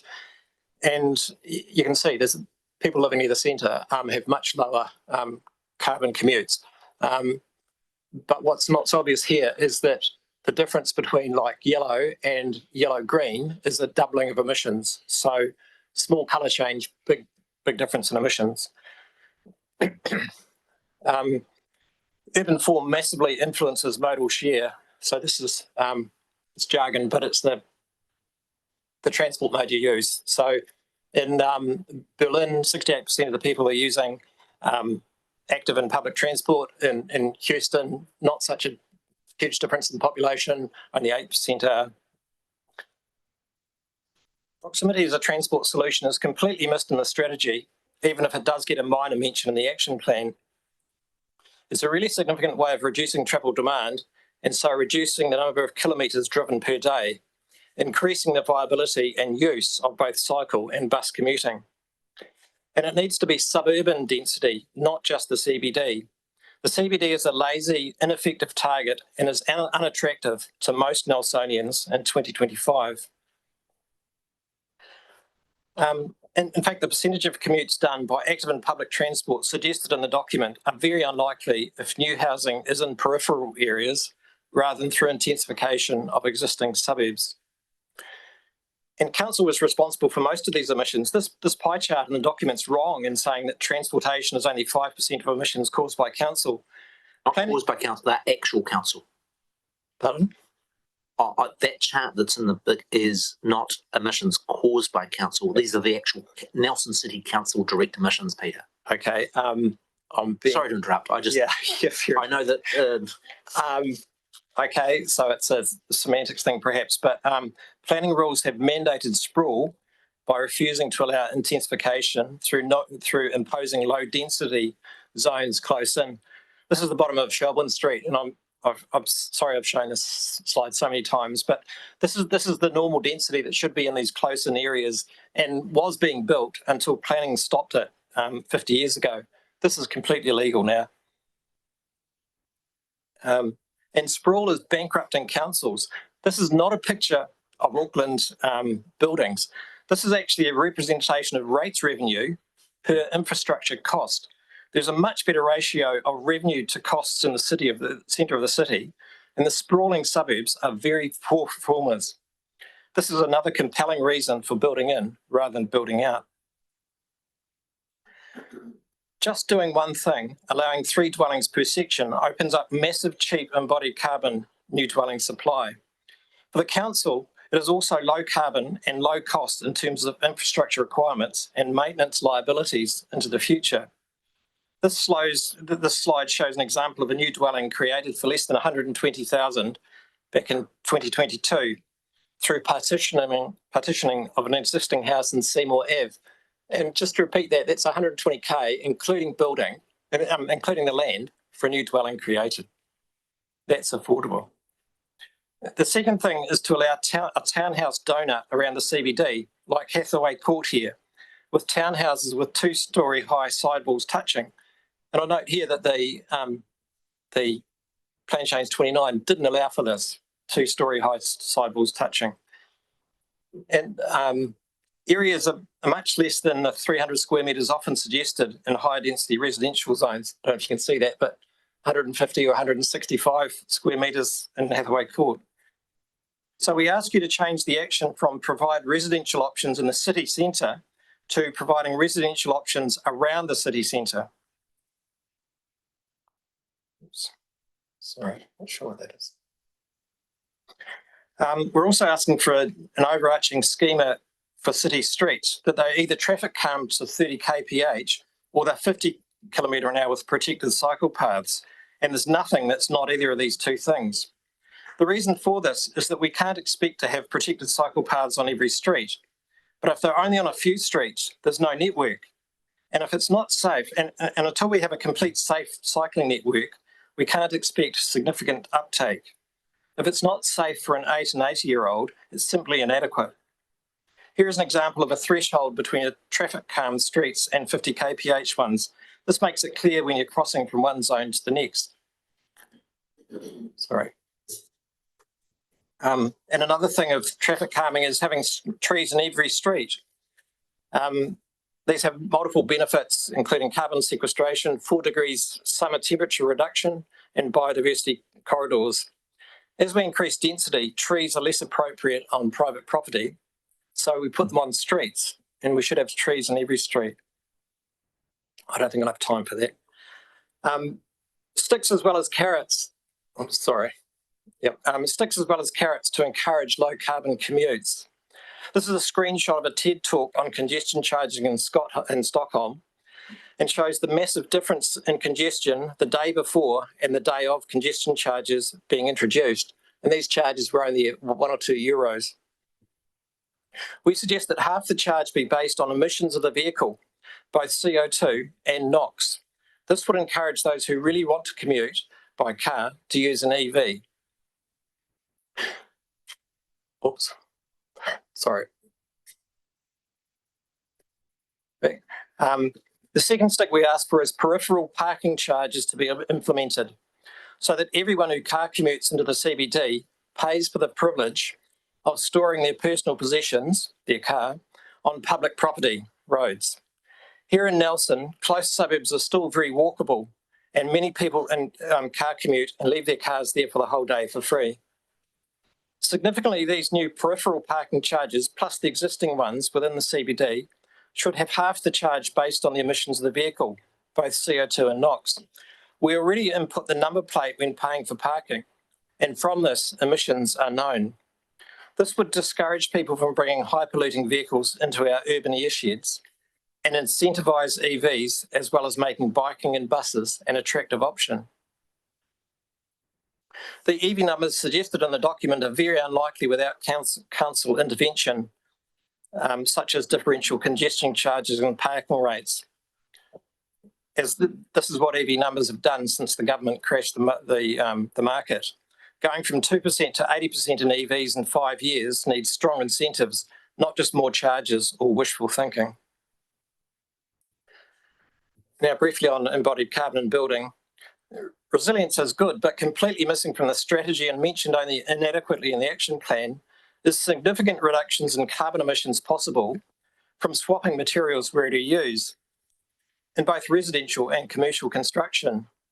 While operational emissions from heating our existing buildings are significant, heating emissions in new houses are insignificant and will become more so as the grid becomes greener. Pillar 8 really needs to be changed from resilient built environment to low carbon resilient buildings. Even if we said Nelson climate is like Wellington's, carbon emissions from heating are only 1/6 of embodied emissions in new housing. This is a study by Brands Building Research Association New Zealand. 3 towns, Nelson's the same latitude as Wellington, probably a bit warmer.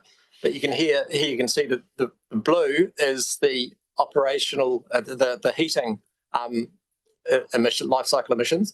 The yellow is embodied carbon emissions, so that's the emissions in the actual fabric of the building. So you can see that the heating is only 1/6 of operational emissions, embodied emissions. The timeliness of emissions reductions is almost entirely absent from discussions about climate change mitigation. This is old thinking, when we thought we had time to reduce our emissions. Now tipping points are upon us. Immediate emissions reductions have to be prioritised. This is why we need to flip from a focus of operational energy, operational efficiency, to embodied carbon in buildings. I'll say it again, and it can't be said enough in the building space. Whereas operational emissions from buildings accrue only gradually and diminish towards zero as a grid becomes greener, embodied carbon emissions are almost all up in the atmosphere before the building's even occupied. Of course, we still build energy efficient buildings, but we can do that in a low carbon way or a high carbon way. So we must do it in a former. So rather than just measuring embodied carbon, as the document suggests, I ask you to base your building consent fees on embodied carbon in houses as well as commercial buildings. Just lastly, and the success indicator changed to embodied emissions per person accommodated declines at 50% a year from the previous year in both residential and commercial construction. Thank you. Okay, any questions? Pete, then Councillor Rainey, then Councillor Stella. Thanks, Peter. The slide you had on the bottom of Shelbourne Street, your comment was that this was not possible now. Are you talking about the proximity to the boundaries? Or what generally? Well, multiple reasons. Proximity to boundary, site coverage. Oh, shadow lines. Yeah, it's actually a low housing density area there at the moment. Low. You know, it's not just like our normal residential areas are low density anyway, but that's an especially low area. Okay. Yeah. And Peter, in rough terms, a quick supplementary on Pete's question, would under Plan Change 29, you be able to continue to construct in that way of what looked like a sort of a 1970s construction? No, because you have to, with that Plan Change 29, you had to be pulled back from the boundary. You know, those you could... It's those boundary lines that make it not possible to build in those areas at the moment. Excellent, thank you. Councillor Stella. Thanks, Minik. Thanks, Peter. Interesting comments about linking either congestion charging or parking to the emissions of a vehicle. Has that been done anywhere? Not that I know of. But in both cases, you're getting the number plate, and once you've got the number plate, you know exactly what the engine is in that vehicle. You know, if you go to buy an oil filter at Repco, they ask you for the number plate, and they know what your vehicle is, and they know what the engine is. Thank you. No further questions? Thanks, Peter. Could I make a comment about the low carbon concrete? Yeah, sure. Yeah. There's no such thing as low carbon concrete. There's lower carbon concrete. So it's still a massive proportion of your embodied carbon in a building, even the lower concrete. I'm not sure. Look, I'm genuinely, I read an article in The Economist that said that scientists had been able to develop a zero carbon concrete, but I don't believe everything I read. No. And that's why I'm interested as to whether that technology's got hope. And with all that new technology stuff, the key thing is not just that they can theoretically do it, but that they can do it at a reasonable price. Absolutely. Yeah, lovely. All right, thank you very much. Our next submitter, Lindsay. And we've also got you down for 10 minutes, Lindsay.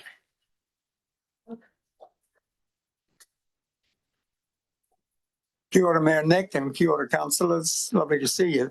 You've inherited 3 architects in a row here with all environmental hats on. I just want to make 2 very quick points, if I may. Picking up on Matthew's excellent comments about using levers to reduce or disincentivize concrete. You've got a very easy lever. If your height in relation to boundary, you allowed an extra ½ metre for houses with timber floors, because typically a timber floor is about ½ metre higher than a concrete floor. And if you allowed the timber floor to go up an extra ½ metre, you would then be saying, hey, you can build a timber floor here just as well. So that's point 1. A cubic metre of concrete, if you pour it in Nelson, the emissions from it are much the same as driving a petrol car from here to Auckland and back again. They're a big deal. Thank you. Now, what was I going to talk about? We've got your submission. You can take it as read, but you can also expand on it with your normal exuberance. Back into business as usual, which we don't want to say. I want to impress on you that this council has wonderful agency to do something really important at the moment by way of adopting an ambitious emissions target. If you've seen my submission, you'll know that I focus very strongly on the 8.3% target and the importance of it. If global failure to act has been one of the big reasons we're in the dire straits we are. I'm not going to reiterate all the problems, but as well as being able to reduce our role on climate and be responsible for the future, I absolutely believe that the world needs role models from small communities like ours that can show the way. And I'm wanting to put to you that this council is actually poised to be able to do something along those lines. But we have to break the consequences of collective inaction, because that inaction, as in the consequences, are unimaginably awful. The 8.3% per annum reduction is robustly founded. I've heard Joanna Santa Barbara talking about that, and I know figures from that. And it's the very least we should aspire to achieve. What the climate strategy documents don't make at all clear is the IPCC figures they are derived from are framed as giving us better than a 50% chance of keeping the temperatures down below the 1.5 degree limit. That 50% odds are appalling odds for averting a calamitous outcome. Therefore, 8.3%, I'm saying, is the very least we should go for. And in fact, those figures have got worse as time goes on.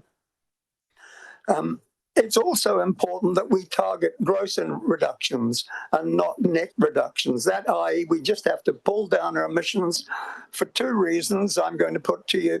The first is for what I've just talked about, that even the 8.3% gives us poor odds, and we want to improve those odds. But the other is that the carbon dioxide that comes out of our vehicles and transport is the very biggest emitter in the region, as Peter Ollerenshaw just said.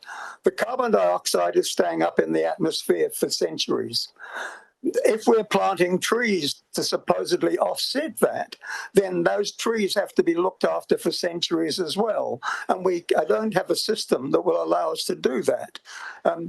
Rod Carr, the outgoing chair of the Climate Change Commission, was very strong on that when he talked to the Agriculture and Climate Conference in December. Some people may have heard of carbon capture and storage. You may have also heard on Monday that New Zealand's best chance at that fell on its face, got very bad press, and it is generally pumped up far beyond what the evidence is showing to date. I'm sorry, I just lost my place there for a moment. In addition to its own operation that the city, I think, is tackling really well in terms of our emissions, there are lots of other levers the city can pull, from urban design and transport. You've just heard people talking about that. I've talked about even that height in relation to boundary, from public education to planning ordinances.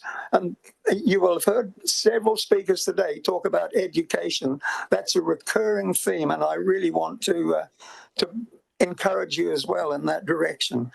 I've heard both you, Mayor Nick, and Senior Manager Nikki MacDonald talk of a potential public backlash against strong targets. Quite possibly they are. They're ambitious targets. But the two things are, A, they're the targets that we have to go for, but B, the backlash is partly through public ignorance. If the public is ignorant of what's going on, I'm not trying to diss the public here, but we need to bring public up to speed, and the council has a role in that. I want to live in a city that actually really takes its responsibilities to the future to the max, and so be able to say we're giving it all and we take responsibility for our impacts on the future. Citizens need help to get up to speed. We need help to be rallied. We need help to be engaged. You've heard talk about citizens' assemblies today. Citizens' assemblies are a wonderful example for that, of reaching a remarkable level of informed decision that A, surpasses often what councils can achieve, with no disrespect to you, but B, helps address this issue of public education and reaching well-informed decisions. So it really is a wonderful case for that sort of situation. You said when the strategy was launched, Mayor Nick, you were disappointed it hadn't been costed. I have some sympathy with that view. I actually am author of cost management software. But having said that, I asked two questions. One question, why wasn't it costed properly, even in a nominal way? Somewhere there seems to, on an absolutely critical policy, there seems to me a missing link somewhere. But the other is that even if we don't have costing, that does not invalidate the 8.3%. If we haven't got the numbers, that's a disadvantage in our deliberation. But the 8.3% is still what we have to achieve. We just have to work a bit harder to get there. I like Ernest Rutherford's comment when he applied for a very big research grant and didn't get it. And his answer was, we haven't the money, we have to think. And I think that applies a bit here. I want to just flip mode a little bit.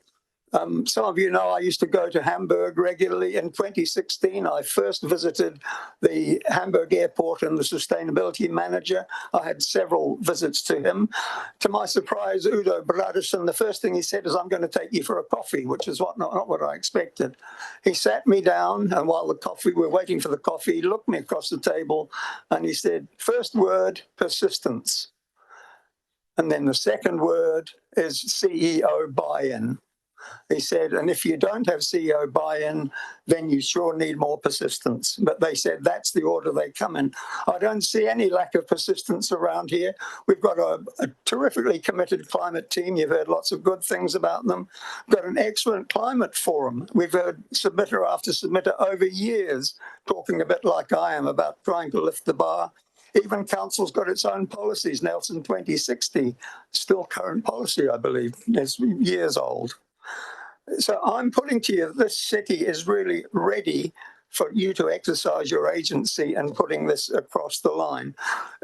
I think you've got the most climate-savvy mayor we've had in New Zealand's history.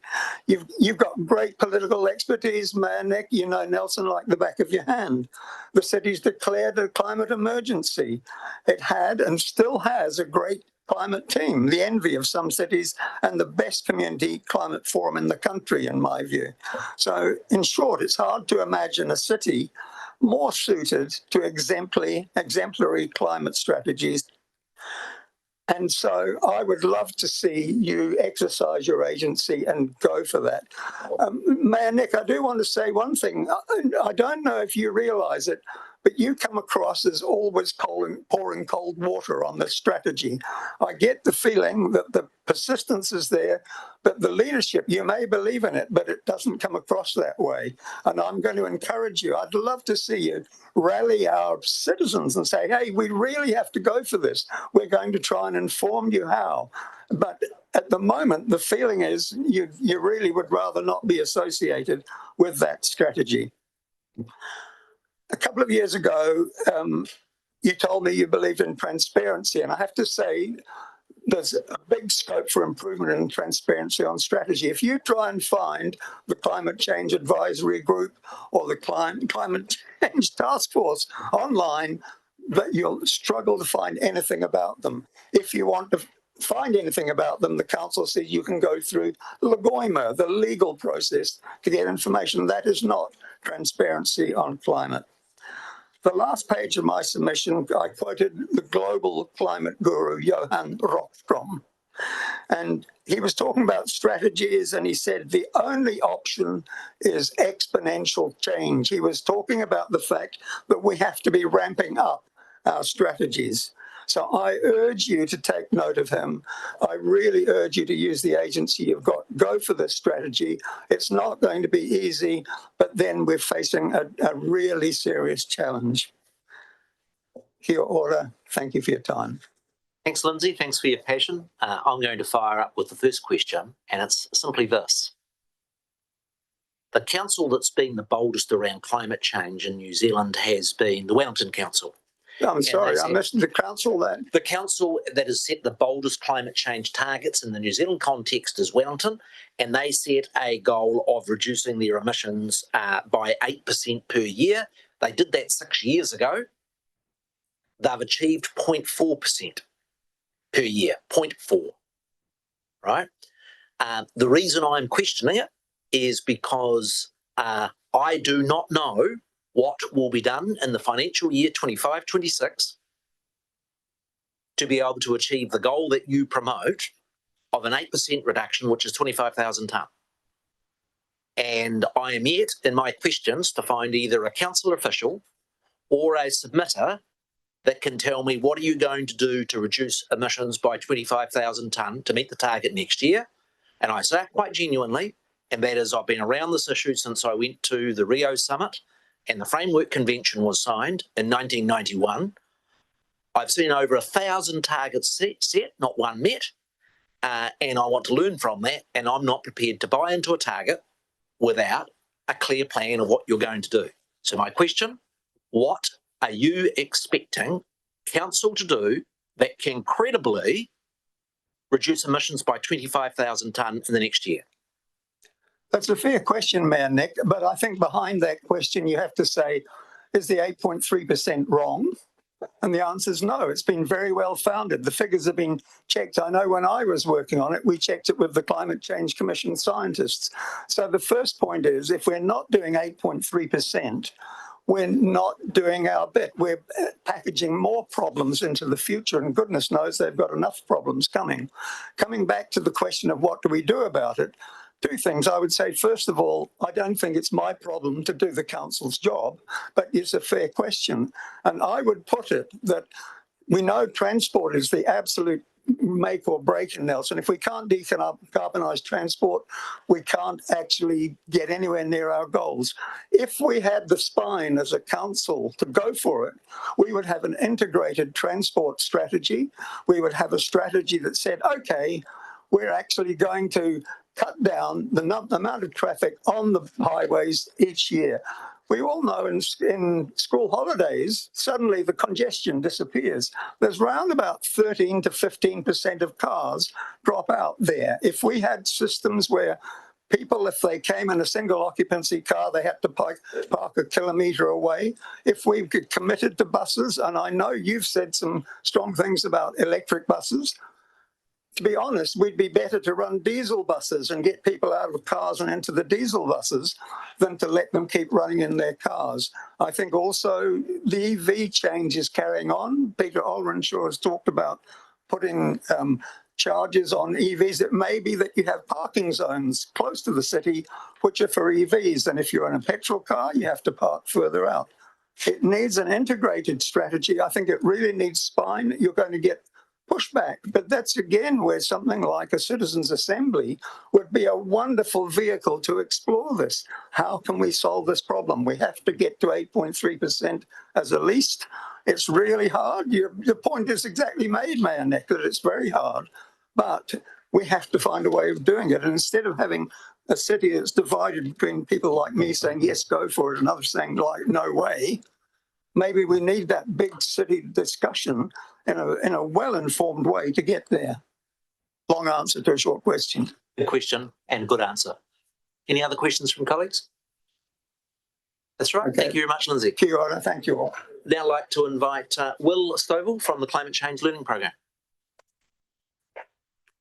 So I'll set a few things out.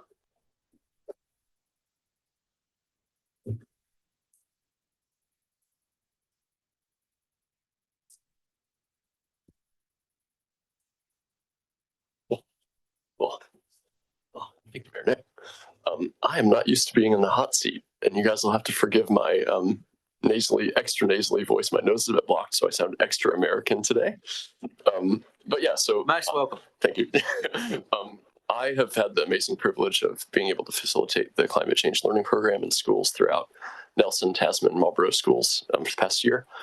And we've got some amazing students here today who are going to present. So I'm going to get out of the chair really quickly. But they've written their own personal reflections, their own ideas, what they'd like to see reflected in the climate change strategy. But I also encourage you guys to read the collective submission that they've made, which also encompasses the thoughts of several other students. If you guys have any questions for the students, feel free to ask them. I'm also happy to answer any questions about the program when they're done speaking. So thank you so much. And I would like to introduce Janulia, Ignatia, Timothy, and Amy. Thank you for your work with the students and for introducing to them. And we look forward to hearing them expand on the written submission that we've received. Here, I can read it.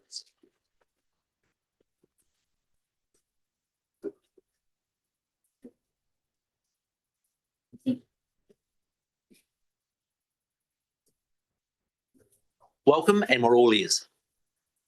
Good afternoon. My name is Chanulia Jala, and I'm currently studying in Year 9 at Nelson College for Girls.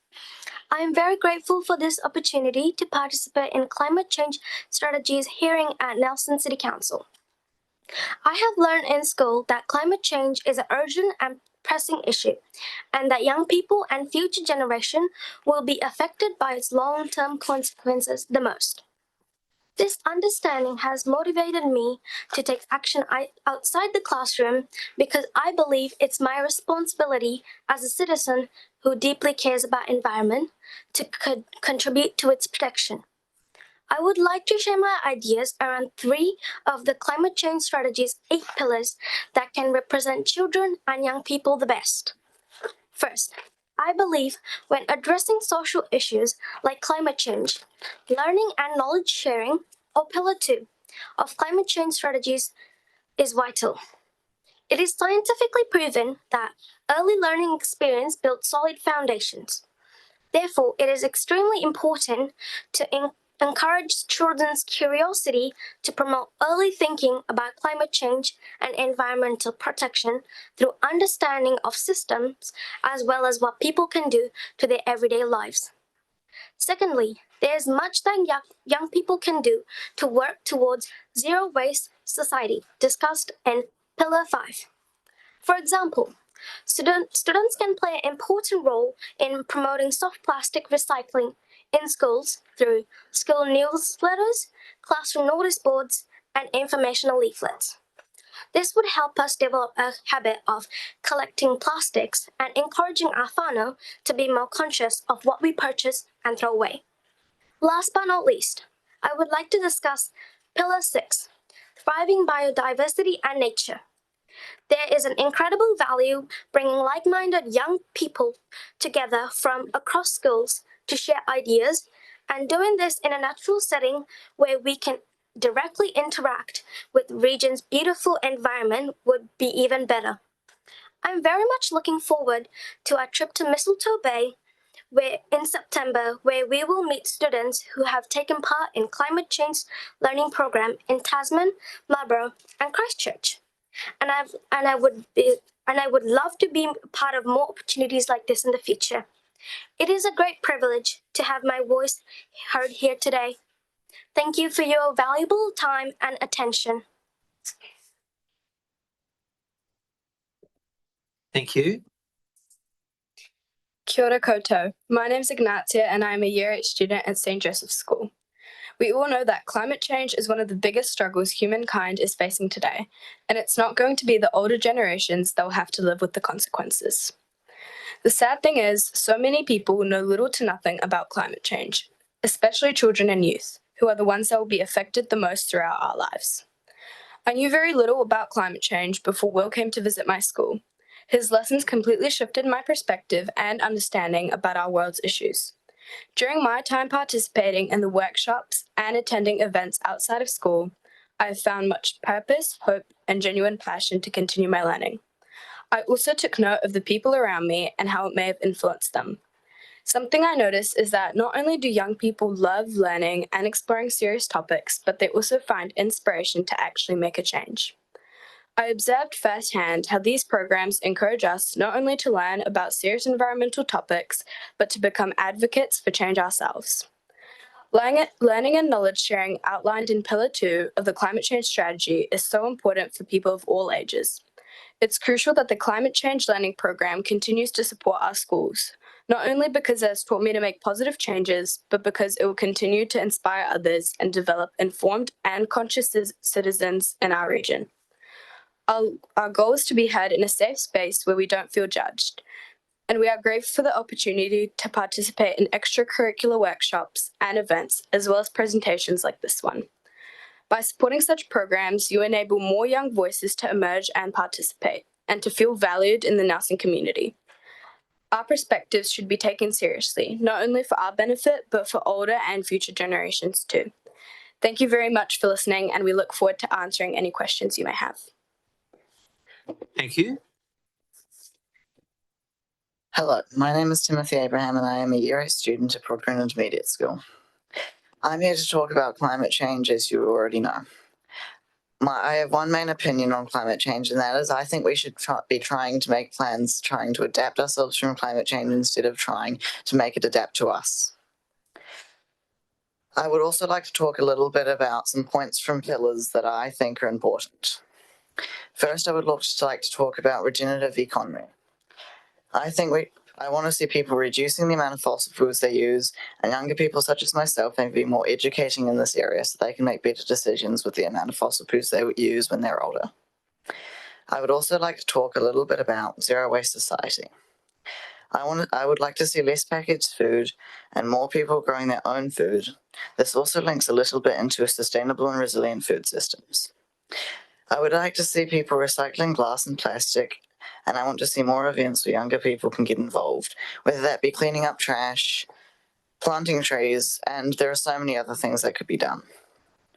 In conclusion, I would like to see us adapting to climate change, people recycling glass and plastic, and people growing their own food. Thank you for this opportunity to share my opinion with you.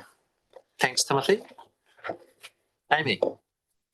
Kia ora. My name's Amy and I'm a Year 9 student at Nayland College. Caring for the environment is important because our relationship with nature is fragile, and if we take, we must also give back.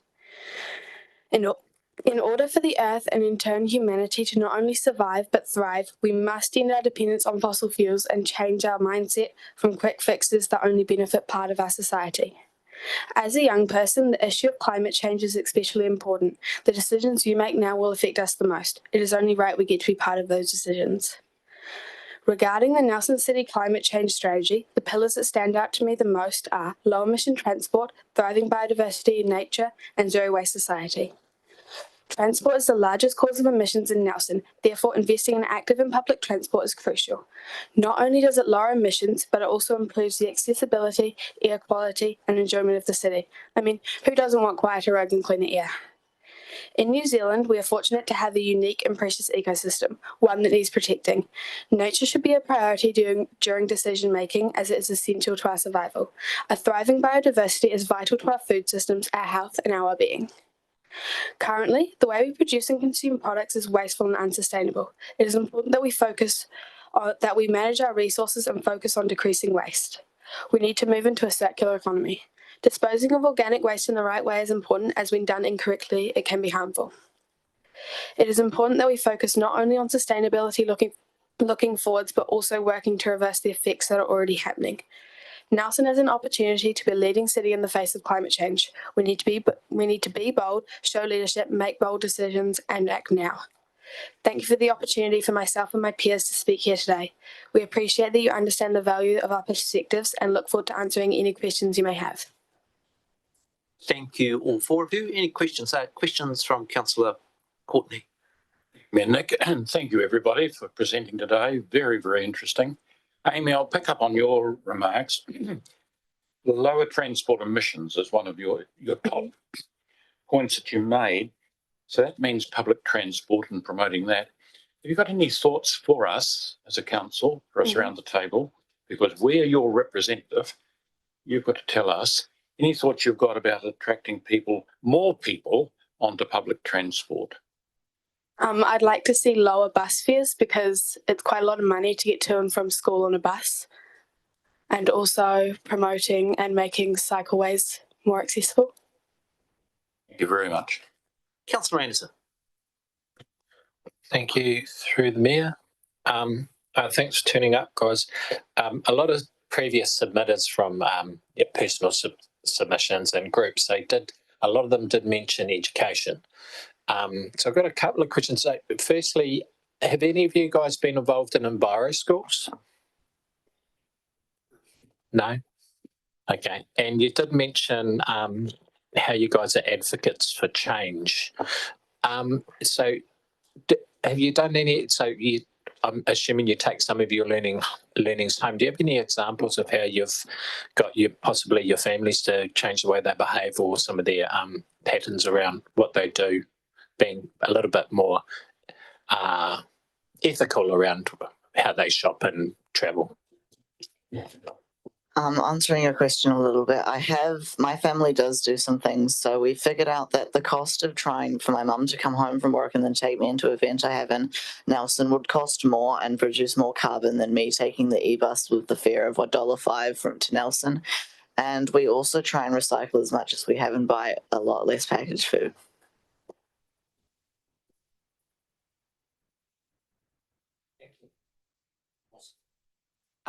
Councillor Stella.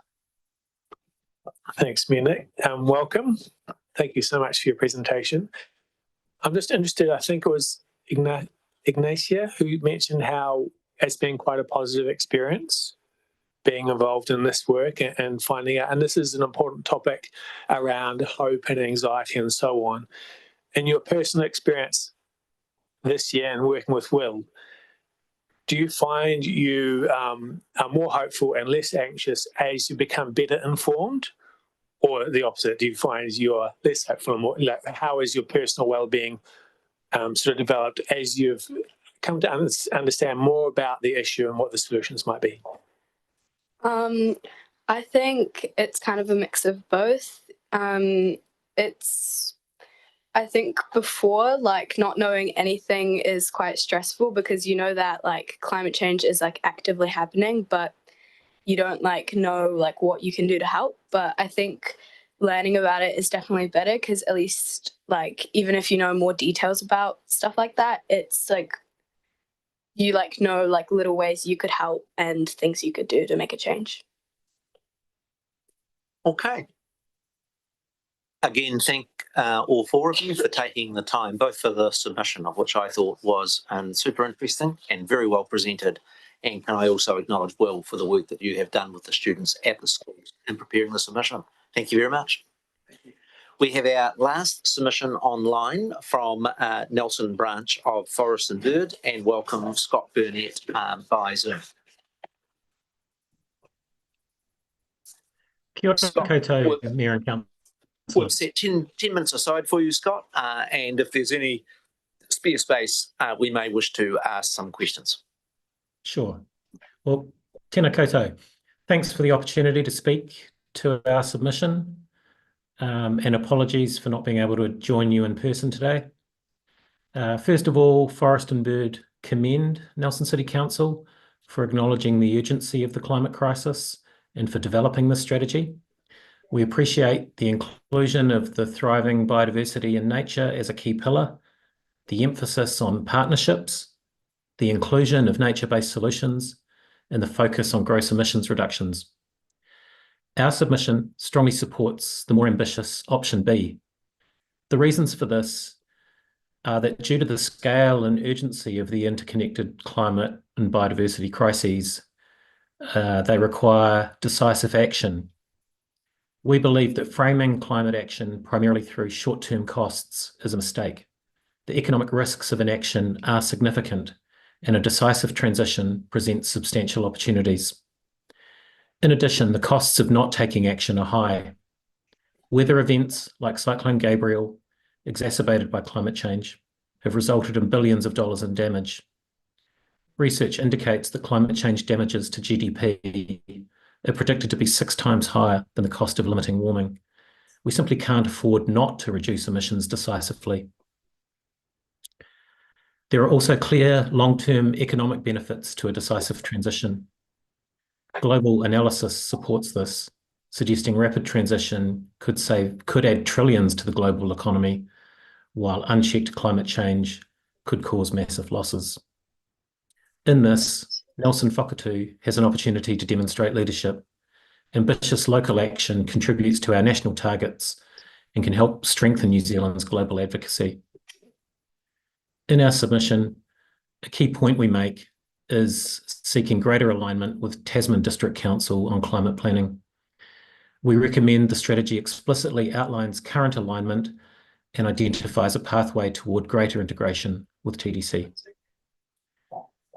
In regard to the action plan, we endorse its layout, and in our submission we offer suggestions to meet the more ambitious option B. To pick out a couple of points, we advocate for more activities under encourage behaviour change, as we see this as the key to emissions reductions and resilience. Second, given that sedimentation is the most significant issue for our estuaries and coastal marine environment and is likely to worsen with climate change, we urge the inclusion of concrete actions to address this within the Thriving Biodiversity and Nature pillar, or clear links to actions in other pillars. Forest and Birds committed to supporting the implementation of the climate strategy. We will continue our advocacy for gross emissions reductions, investment in nature for resilience, and promotion of nature-based solutions. We'll maintain our collaborative efforts with regional forums and continue our environmental education and practical on-the-ground restoration work, such as at Parramatta Flats and in the Waimea Inlet. To conclude, Forest and Birds strongly urges the Council to formally adopt Option B, pursue greater alignment with TDC, strengthen the action plan with specific measurable and time-bound actions, and continue to foster partnerships. We believe decisive action now is not only environmentally necessary, but also economically prudent.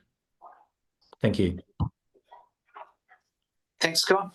Questions from colleagues? I'll go Councillor Courtney. Thank you, Nick, and thank you, Scott, for your presentation today. It's very helpful to us. You started by saying your key point in your presentation was greater alignment with TDC. I'd like you to develop that further for me, please, and tell me precisely the sort of benefits you would see arising from that. I think there's just an opportunity there. TDC and NCC currently inhabit the same geographic locale, and yet both have standalone climate strategies and implementation plans for those. And it just makes a whole lot of sense for those to, over time, become more and more aligned. Councillor Stella. Thanks, Nick. Two quick questions. Thanks, Scott, for your presentation. When you talk about alignment between the councils, would that include the shared transport emissions reduction target that we've had since 2021? Do you see that as being something we should be focusing on, giving more attention? I mean, that seems like a good thing. It's a little bit outside of Forest and Birds' area of expertise, transport emissions, but in the overall climate context, you know, coordination to reduce emissions between the two councils makes a whole lot of sense. Thanks. And just the second point, I mean, it's good to hear you talking about the ecosystem health in terms of they are commonly stores of carbon, and if ecosystems are breaking down, they're just going to release the carbon and they'll make mitigation even tougher. You do talk about sedimentation. Do you have anything in front of mind that council can or should be doing, or how we should go about addressing that issue, bearing in mind that, you know, probably every environmental group in the region has that high on their list? Any suggestions of where or how council could act? I mean, I think opportunities for that will be coming with a reform of the resource management system. Obviously, the current government's direction is to be more enabling, but I think there is greater and greater recognition of the risks around sedimentation and weather events. And so my hope is that when plans are updated, more tighter rules are put in place to reduce those risks. Thank you. Scott, my question is slightly tedious in that I've asked other submitters it, but you have advocated in your submission for us to go to the tougher target B of 8.3% per annum. And my nervousness is that equates to 25,000 tonne reduction per year. And if I look around New Zealand at climate reduction targets, the council that set the biggest targets and has been made the most progress is Wellington, and since it's reached its target, it's been able to do 0.4, not 8.3. My simple question is, how can I feel comfortable setting a target of 8.3% per year without knowing what that 25,000 tonne reduction in emissions that we recur over the next year? You know, I know that we did the buses and that did it as 1,800. That's 12 times what we did with the e-buses. So my question is, how would you reduce emissions by 25,000 tonne in the next year to meet the target you advocate? I think the easiest place is transport, and then waste. I don't have details or figures on how that could be achieved, but if we're not ambitious,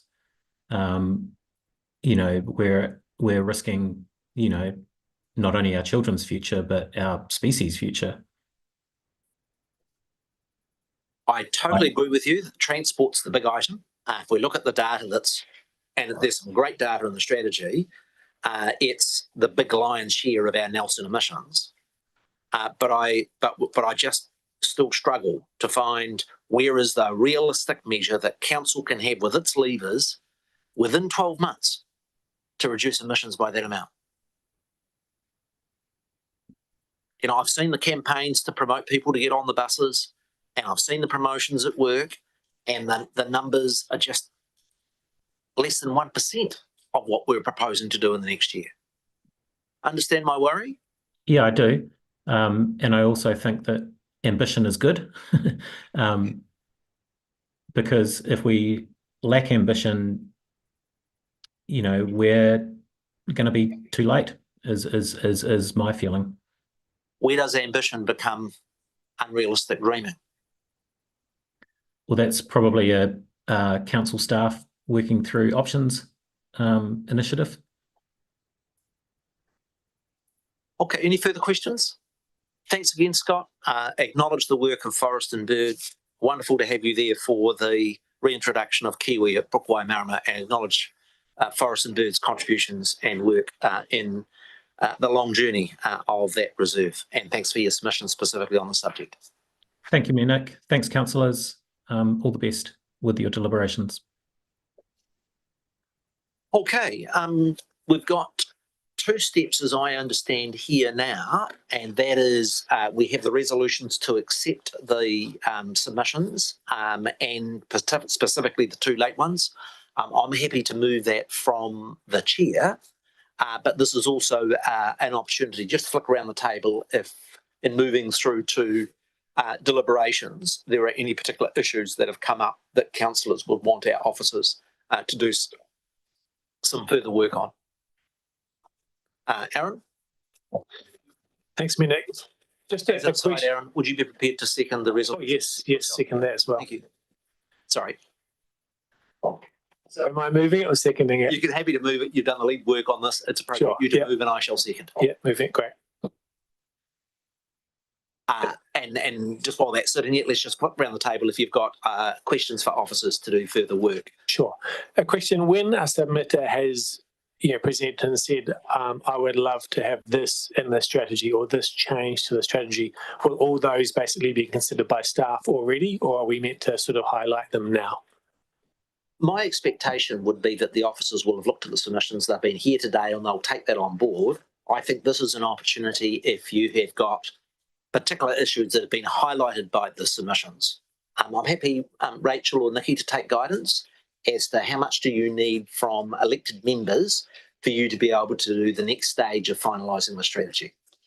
Yeah, so we've reviewed all the written submissions, and today we're really listening out for anything new that's come out that wasn't covered in the written submissions. However, as the Mayor has said, it would be helpful to get your views on if there was anything that came up today that you particularly want us to focus on. Sure. Well, I'll quickly go through them verbally, but I can send it through an email later if that would help as well. I did think that Fred Overmars, his affordability principles, like changing the wording around that, he showed a slide. I think that's worth a look at.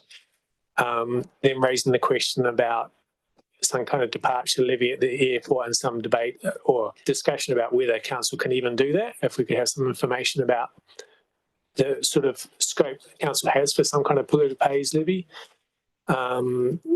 Fred's suggested change to the vision would be another one. Paul Martin mentioned the importance of the sort of shallow marine coastal area for carbon sequestration and the importance that that is healthy. I wonder if we could just have some information on if we do have a coastal plan under the sort of central government legislation what the status of our plan is for protecting or managing the coastal area, if we're up to date with that. There's potential to have a bit more of a closer look at costs of climate action, climate inaction, are they costs? So we're looking at net present value, investment. So just having a bit more information in the strategy or the action plan on that topic overall. Also, to what degree can we regulate building, like construction and emissions related to building? What tools do we have available there, whether it is the actual building or to do with, we had some ideas around pricing resource consents according to how low emission or otherwise the proposed building is. So just any information on that. Also on Peter Ollerenshaws' idea of partitioning existing properties, how feasible that is, what kind of changes might be needed to enable it. And then also some commentary on linking in the future, if we do have congestion charging, and today we have parking, linking that to the emissions of a vehicle. And finally, just have a bit of commentary on integration with TDC and looking at where we currently do have shared commitments and responsibilities like the transport emission reduction target, where we do currently and where we might do in the future. Any commentary on that? Thank you. Could I just add to Aaron's? I am interested in that last submission about what targets has Tasman particularly, but also Marlborough. What's our two numbers doing in this space? So as we could try and make our calls, which is just a slight variation on what Aaron has requested. Any other requests from colleagues? Can I just check in with officers? What is the timetable from here for finalisation of the strategy? It is the ambition of the council to conclude the strategy prior to the local body elections. Nikki, would you just be able to outline, and we'll come to Matthew next, what are the stages from here for finalisation of the strategy? So we'll be bringing a report to the July council meeting. For June the 12th for deliberations, but the July meeting for the adoption. We'd intended to bring it to the same meeting. Oh, okay. Sorry.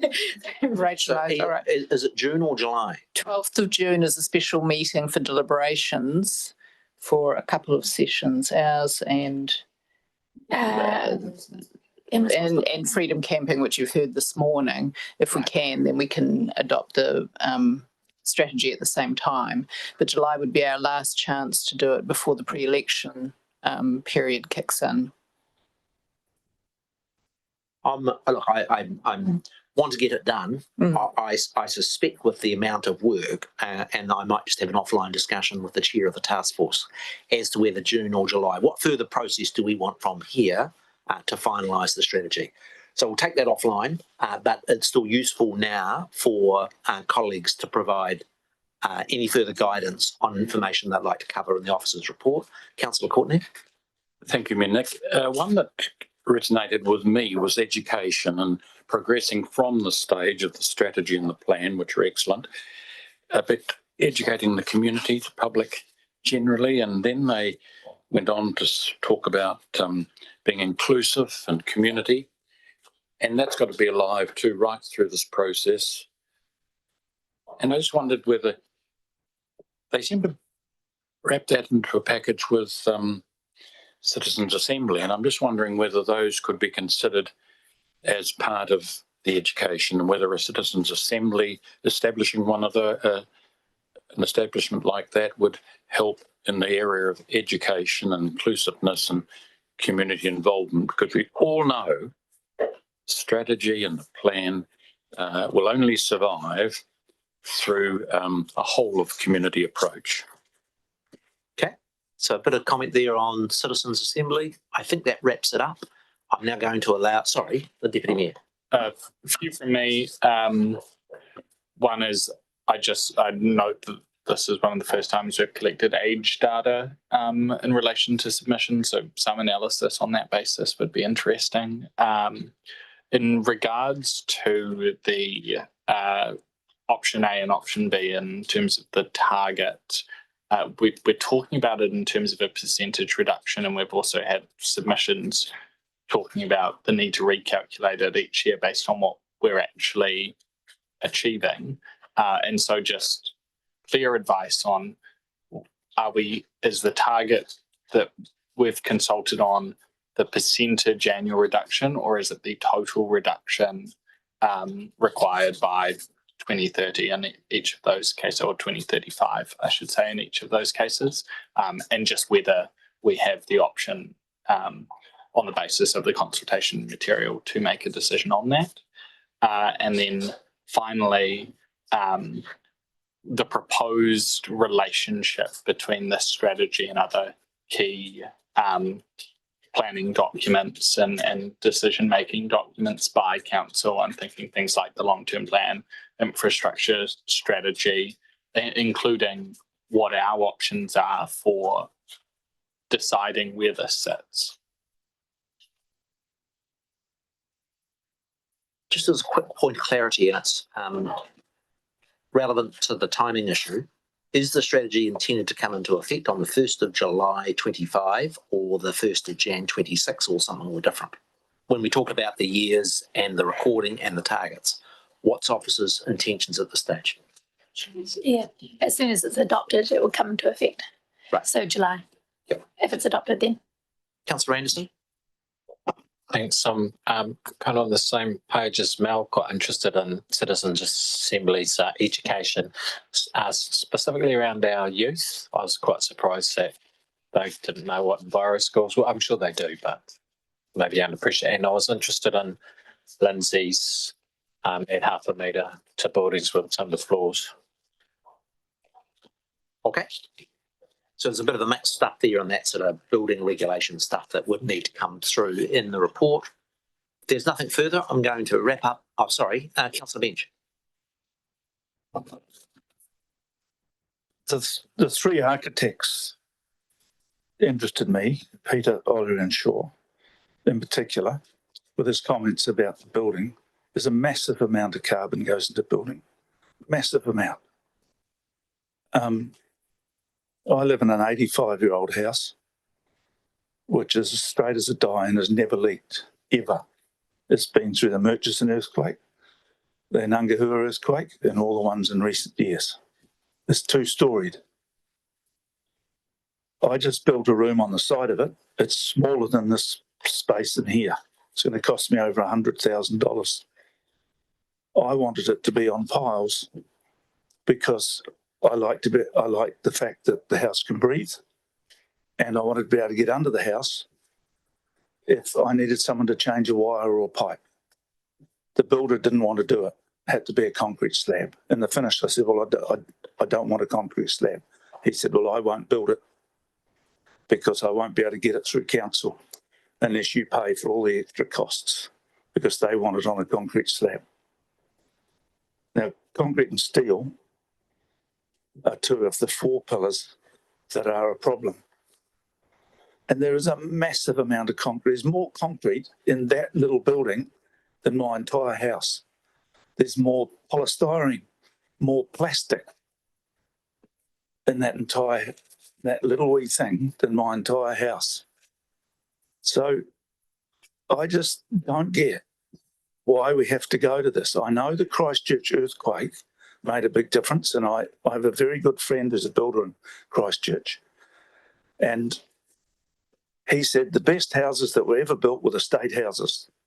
They had a permanent foundation around the outside edge and piles in the middle. He said they were the houses that lasted and didn't get damaged so much in the earthquake, the old wooden houses built like that. He said now we have to build them on a slab. He said the slab won't break, but if it ends up on a 5-degree angle, you know, you're going to be crushed and put in the dump. So I just don't accept that you can't get to this 8.3. It's lack of imagination. But our building code is nuts. It just is so overkill. And when you have a builder, those architects were quite pointed, I thought. Most people wouldn't be that brave sitting there saying some of the things they said. I think the bit, Matthew, is the building code is set nationally. The issue we've got today is what things do we want the officers to cover around this building issues, of which your points have been fair, and complement those that were made by both Mal and Pete about understanding what those restrictions are. I am absolutely sure that people are still legally able today to build a pile timber house.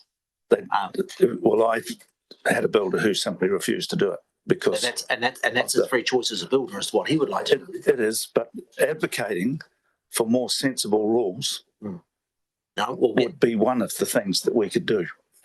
Officers have got that, and so what we're wanting the officers to do is, in responding to those architects and the points that have been made by elected members, is give us a feel for, is there work to be done that we have at our disposal to be able to allow alternatives to steel and concrete buildings is the heart of it. And the bus service.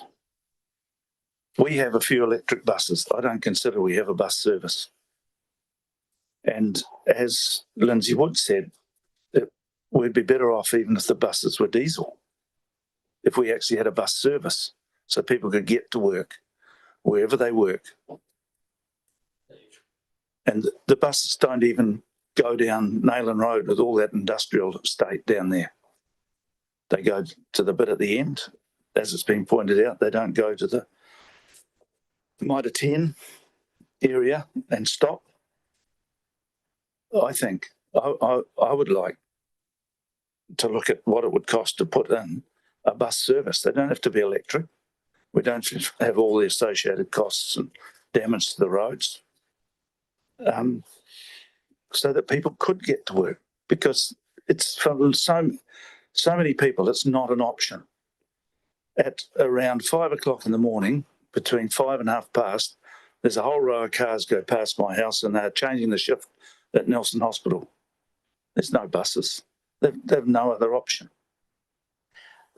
It's quite appropriate to raise issues about where you go specifically on the bus service. We've got a review of the bus service that the Regional Transport Committee is doing over the next 12 months, and that's the right avenue for the specifics of where we go with our public transport service. Matthew. Okay. Okay. If there are no further feedback for our officers on the climate change strategy, I will put the two resolutions that are before us. Those that are in favour, please say aye. Contrary, say no. That is carried. I'll just now ask Pete to conclude with the karakia. Just a brief karakia in English. Our work is finished for the moment. Bless us all, our colleagues, our families. Peace to the universe. That's pretty cosmic. Kua mutu a mātou mahi mo tēnei wā manakitia mai mātou katoa, o mātou hoa, o mātou whānau, ai au ki te aorangi. Kia ora, and thanks everybody, and thanks for our officers and support from staff today.